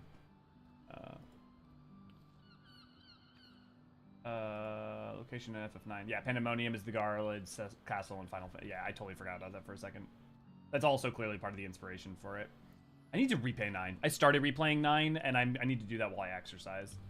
An enemy, a server from 11, an enemy from 12. That's just a giant rock. Location in 14, boss in 14. It's a mark in 16, I remember that. Oh, okay, it is a location in Tactics. The capital of the ancient Palmysian Empire. That's why. Dude, fucking 12, the Tactics throws so much goddamn lore at you in like, look, I'm a lore guy, I love lore, but it does it in such dry ways sometimes. 2, 9, 14. I would choose 14. I really like 9's look, having reviewed 9's look. I do really like FF9 Pandemonium, but I also just like the CG renders look of that era. Let me pull this up so you guys can see. Honestly, Pandemonium in 9, it looks very similar. It reminds me a lot of, it reminds me a lot of Zot and Babel. Like, it's clearly part of the inspiration for them.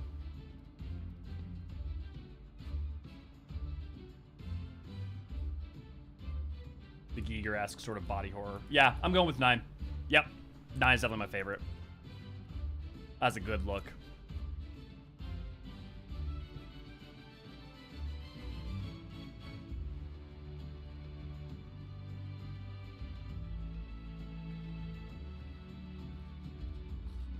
I wonder if we can get Pandemonium, Viper, and Pictomancer weapons from the Savage. Do they add those weapons retroactively to Savages? I know they'll do like dungeons retroactively. Like for instance, you can get Endwalker, or you can get like Sage weapons from the dungeons in Shadowbringers. But I don't know if they do it for the Savages, for the retroactively to the raids. I know they had done to in some at some point, like you could get like Dark Knight from like Coils or something like that, but I don't know. If anyone knows, definitely share. Thank you, Ray Ray. FF9 is the best PS1 Final Fantasy, and my mind cannot be changed on this. I might be prone to agree with you, Tam. I need to replay it, finish replaying it first, but I might be prone to agree with you. Save your Savage books or weapon coffers, yeah. Which Pandemonium is the best voice lines? What do you mean you can't speak anywhere else? FF9 did bring the eye motifs, and we can see them in Abyssos. Yeah. Yeah. What about Type 0 Pandemonium? I don't know Type 0s very much, but I think... I'm not going to say Type 0 is garbage, but... You want to talk about when Final Fantasy has gone full shonen? Type 0 is a great example. Eden does have Endwalker weapons? Okay. Okay. So I would expect that Pandemonium should, then.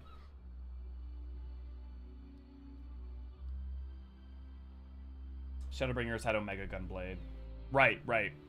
Right. Okay. I'm gonna go ahead and log off here because I've got to go to Eureka farming. I want to talk more, but honestly, I mean, it seems like people don't have any immediate questions or anything, so that should be a good place to go. So hey guys, other than Mist of the Realm on Saturday, which we're gonna do all in one go. I'm sorry you can't join Realm. Apologies. It's always such a, we can never find a good time where everybody can join in.